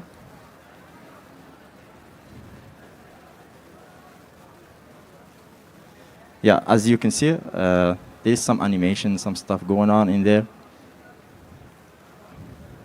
It's all about the environment design. I mean, you can imagine the robot like working out there, like moving by himself, but the environment gives it more life. It's all about the environment because the message that comes from the environment is more stronger than the message that the character gives. Because, for example, if I put him inside of a city, you will see, or you will think, it's just a robot that is like run away from some company or something, right? So it is about the environment. We need to think about this, the importance of the environments inside, not just in filmmaking, or but in everything, product design, in game design. So the environment is very important. This is a cube. All 3D designers love this cube. Actually, they delete the cube and they just add it again. Why? Please, I don't have the answer. Ask anyone. So, let's take this cube. Simple cube. We may do a little bit of modeling, make it like, I don't know, a shop, for example. So, yeah, we added some window there, a door, some things there, right? But can we call it an environment? Can we call it a building or something? Yet, no. It needs what? It needs a ground, right? Let's give it some ground. There is a ground, there is some tiling and stuff going on there, but can we call it an environment yet? No, we can't. Why? Because it looks stupid. So we need to make it more live. Give it some texture, right? Now it looks a little bit believable. Yet, it's not very believable because anyone who sees this image, he will like throw up because it's ugly. No one likes it, no one loves it. So let's add something else. A logo in there. Yeah, now it's a sushi bar. I don't know why it's a bar there, I'm sorry. I mean, it's supposed to be like a sushi restaurant or something like this. Please don't get hungry because I am not. Yeah. There is a poster there or whatever it is. It's a sign outside of the shop, right? So let's add some other elements inside of this environment. There is a wall, there is like a garbage, there is like, I don't know, is it electricity, something electricity there. And there is a chair, a bench, excuse me, there is a bench in there. Now we're starting to see some life in this picture, right? Now, let's give it some more assets. Some lights, for example. Do you see lights there? Because I don't. So let's make it more interesting and add other elements like conditioner, air conditioning, and some things. Now let's make the ground a little bit dirtier. You see, it's coming along by details. You see, when you add the smallest details to this environment, you started seeing the full image of the environment because the details, the smallest details are what makes the image believable. It's not about building the huge building or the huge mountain. It's about the smallest details. As humans, it doesn't matter if you are a 3D designer or not, because as humans, we have an experience. You see, our brains have been seeing things since we were born. So we have an experience in our brain. Sometimes when you are talking to a person, you are like, and you are talking to him and you are looking in his face and you see like, I felt like he was like, he got mad at me or something. You didn't see it, but you see like, I felt like he get mad. No, it's not like you are not sure or something, but because of the experience. How many faces in your life have you seen? So many, thousands, maybe 10,000. If you are so social, maybe millions. So you have an experience in detecting those smallest details. A human brain has that ability to recognize the smallest details in anything. So this is how you can convince anyone if the environment is looking more realistic or not with the smallest details. Now, is it finished yet? No, it is not, of course. So let's add some background in there. It's just an HDRI in the background, nothing special. But if we add some haze, now we are getting something, yeah? But still, those lights, I mean, I don't know, I can't see any lights in there. Let's change the lights a little bit. Now we are getting to see some results in here. Now we are getting to feel the environment. It's all about feelings. It's not about just what you see. It's not about the logic. It's about the feelings. Sometimes when you are seeing something and you are like, I feel it's good, then it's good. But when you are saying like, I feel it's like missing something, or so it's all about the feeling. When you feel it's good, stop. It's good. Don't ruin it, because we are good at ruining things when you are like unsure of ourselves. Yeah, let's add some garbage in there or whatever. Now it looks more like believable. Yeah. This is like a dawn light, something like that. To people who like to run, this is your place. You can run here. Yeah. About the woods, about the forests, you see, the forest, I mean, I think most of you or all of you have gone to the forest at some point in your life, right? So when you get to the forest, you feel something. It's a fear. Like you are scared. For example, you are scared from a snake that comes above a tree and bites you in your neck. You are always like, what's it? It's a snake or not. Maybe it's just a bench or a tree. It's not a snake. You are always afraid from wolves. There are no wolves, but you are afraid of them. This is the woods. This is the forest. Forest makes you feel something. Forest makes you think about the worst things that you can face, right? Why? You see, can you see a pattern in those trees? There is no patterns. It's scattered, right? You are like, there is no patterns in here. But no, there is a pattern in here. You see, most people think that trees and the forest don't fight, they are just trees. But fun fact, trees do fight each other. It's not like fighting physically, like boxing or something, but they fight each other for light, for the sun. This is why you always will see like smallest trees are in the borders of the woods and the forests. But the tallest trees, they are always in the middle of the forest. Why? Because they're always trying to reach the light. This is why sometimes when you are like in the middle of the forest, you will see a tree like a fallen tree or something like that, because it's a weak tree. It wasn't grown up yet, so the other trees have taken advantage of and make it die. Yeah, the tree is a monster. Now, this is what we all imagine trees. I mean, this is what I imagine when I imagine in the forest. It's like very dark, something like Harry Potter or something. Yeah. Now, this is a forest that was made by a man, by humans, right? When you are in the middle of there, what do you feel? It's just a park. You feel nothing. It's safe. Why? Because because your brain says, it's made by humans, so there is nothing dangerous in here. It's safe. And there is another thing that plays a role in this. It's the pattern. You see, all the trees are in the same line. This is not a forest. This is abomination. Now, this cannot be called a forest or whatever. This is just a park for me. Each time I see something like this, I'm like, it's a park. It's not a forest. Forests are scary. This is a real photo from China. This is a forest 62. By the 2023, China has planted 62 hectares of the trees. This is a real photo. But you can see that all the trees, especially the new trees, are the same level, which is very different from the real forest, because if you see the real forest, you will always find that the trees are like in here, especially in the middle here, are taller, and the ones in here are a little bit smaller. This is nature, actually. So yeah, this is the environment design. We need to think differently when we are designing something.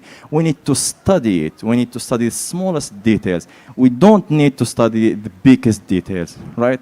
I mean, as a designer, you need to have an eye. I call it the 3D inside your mind, because now if I, as a 3D designer, when I am standing in here and I am looking around, I can design the whole this area in my mind, and I can see you from above there. It's in my mind, but I can do it. It's like a Harry Potter thing. Yeah. I will leave you with just a demo from our movie to see the environment design and to see this scene. I really do love this scene. It took me like how much time? Like 15 days? Yeah. So enjoy it. Umaima, volume, please.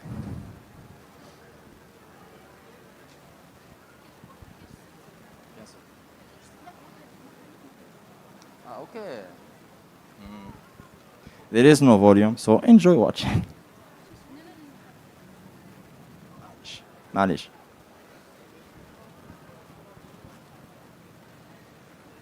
Yeah. Imagine the sounds. Yeah, you can imagine the sound in your, or you can come to us at C27. You can watch the full movie there. Welcome.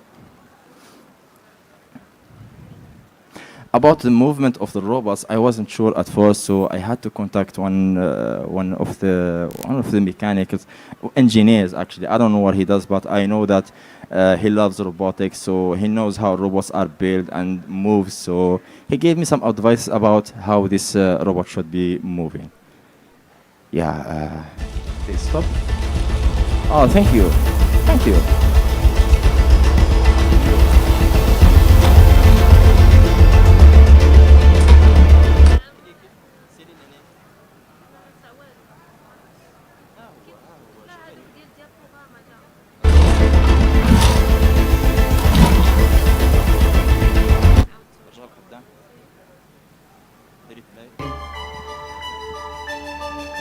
Enjoy the sound.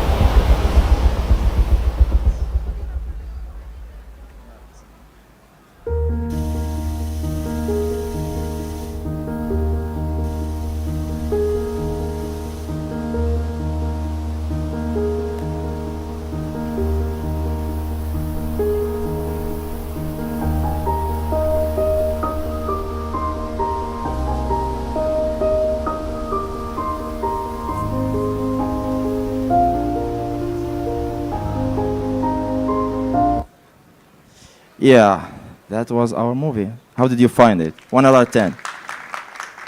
1 out of 10. What? Give me a number. 1 out of 10.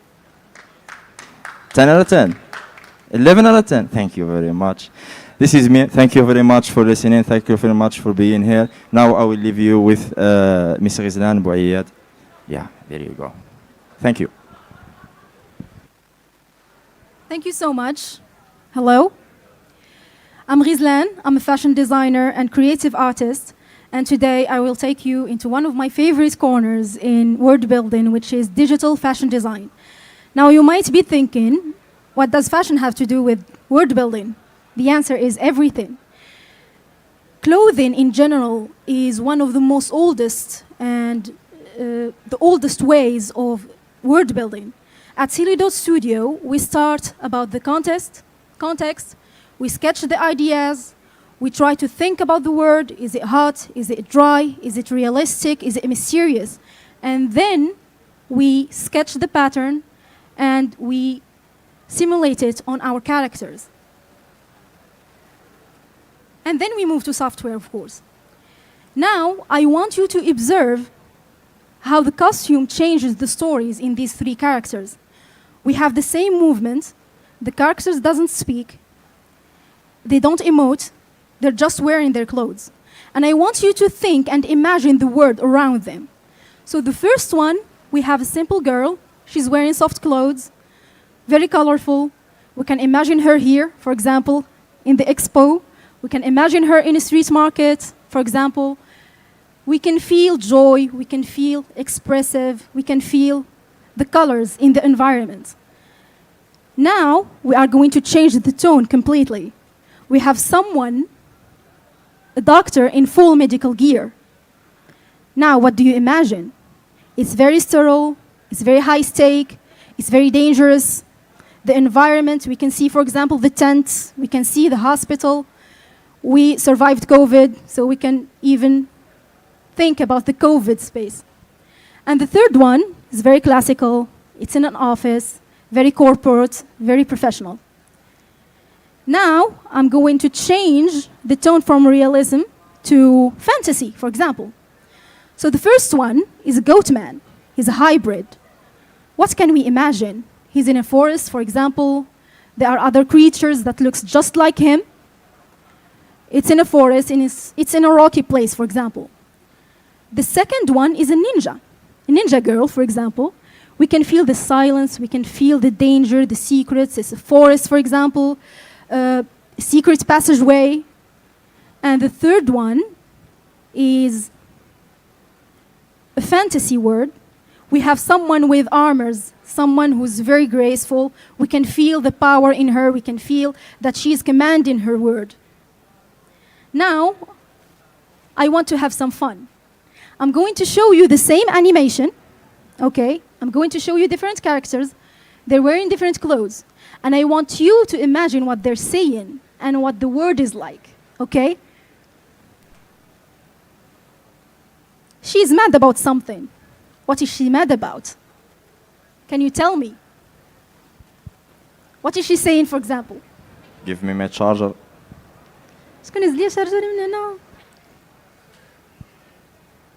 What's the word is like? Where is she? In a home, yes, in her home. What about this one? Yeah, he's mad about it. He's mad about something. You didn't loop me in, for example, in a decision. You missed my promotion. I need to wait another 2 months. What about our friend? Who let the corona out? واش ما دايرش البابات؟ احنا واحد اليوم Where is she? Where is she?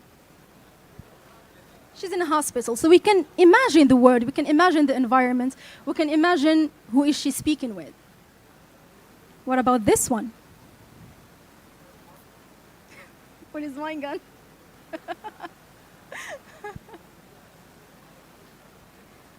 Or in a game, for example, in a game, you went in without backup, for example. You messed up the whole plan. So we can imagine they are soldiers, we are in a forest, we are in a mountain, for example, we are in a secret place. And what about this one? Yes. For me, I feel like this one wouldn't bother arguing, he would attack right away. So in my head, he's speaking to someone that looks like just like him, who took my things from my cave. So I can imagine the cave. I can hear the dripping of the water. I can have the smell. Like we imagine the environment. And just for fun, this one. What is the spaceship? What? So the human went to the moon and he's asking them, we left you alone. So this is what I want you to imagine the next time, whether you are the 3D designer, creative artist, I want you to think that clothing in your next projects, for example, that clothing of a character tells a powerful story. You need to align what the character is wearing with your environment. That's my idea. And I want you to imagine the feeling of an environment. And I am going to leave you with Umayma. She's the expert in here. She's going to speak about emotions and immersion in world building and environment design. Thank you so much.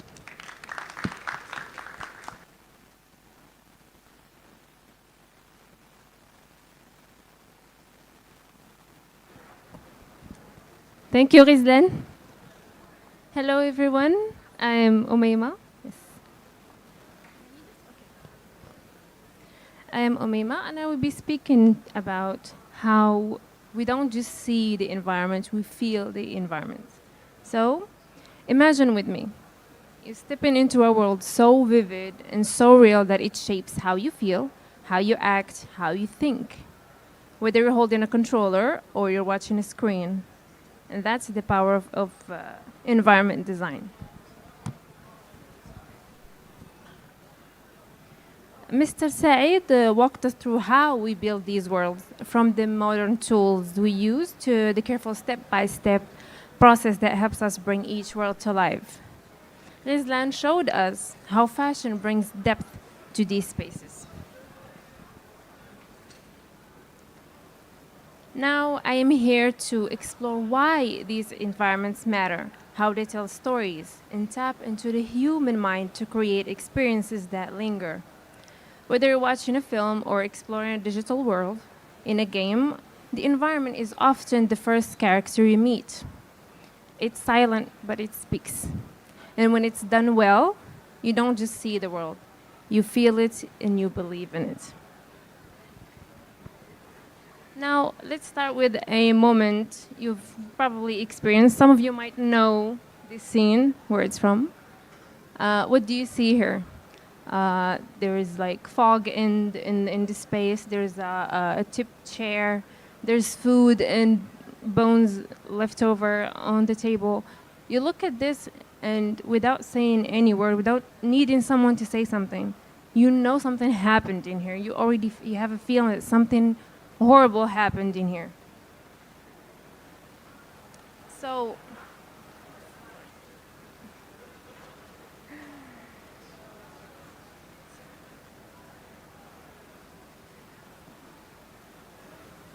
we achieve this through deliberate choices. For example, spatial design, like open fields. It invites exploration. Narrow corridors, they build tension.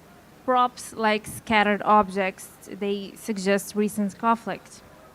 Fashion, as my colleague Rizlan mentioned, they play as well a real role in achieving this. For example, vibrant outfits reflect a thriving culture, while, for example, tattered outfits hint at a struggle. That is what we call environmental storytelling. And it's one of the most powerful aspects of 3D world building. These are the details that let a space speak without needing dialogue or exposition. Next, let's talk about immersion.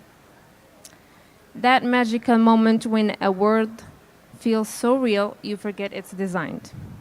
In video games, for example, immersion comes from interactivity. For example, as you see in these videos. In films, It comes from the visual richness, detailed sets that feel lived in, lighting that shifts with the time of the day, seamless digital backgrounds. Maybe some of you will know these movies. Okay, good. Both films and video games, they rely on shared tricks, textures that add depth, lighting that sets the mood, and consistent details like clothing styles that match the world's climate and history. By building these elements, we create spaces that don't just look believable, they feel alive, pulling you in deeper into the experience. It's also important to talk about the psychology of 3D environments and how space influences emotions and behavior. In video games, a well-designed environment gently leads the player. For example, the light placement, the object arrangement, the verticality of all the environment acts as an unspoken instruction. In films, camera and set design use the same principles, guiding the eye, establishing tone, and revealing information. For example, when you walk into a palace, what is the first thing you do? You look up because of its design, it's spatial, there's light, so you look up. This is for example. Another example, if you walk into a video game, for example, and there's like a hallway, an empty hallway, you already feel there's isolation and you feel alone. You don't need sound or anything, but the visual itself is what makes you feel that way. All of this brings me to the core idea. The environment is a character. It holds history. It changes over time. A ruined city, a peaceful garden, a glitching cyberpunk alley. These places are more than just settings. They carry memory, emotion, meaning. And when designed well, they don't just support the story, they become the story. So whether we're building cinematic worlds for a short film or a massive explorable map in a game, the goal is the same. We're not just designing objects, we're building emotional landscapes, worlds that breathe, worlds that invite people in, worlds that make you feel something. And when those feelings are real, even if the world is fictional, then we've done our job. Thank you. Thank you so much, Umayma. Thank you everyone for listening to us, for coming here, for sitting with us. I want a bigger clap. Why? That clap was very poor. Come on. You can do better. Come on. Thank you. Thank you very much, guys, for being here. Let's just know each other at the C217. I'll be there, of course, all the time till Sunday. So anyone who is interested to introduce himself, to know us, to network, so welcome. Thank you. Thank you.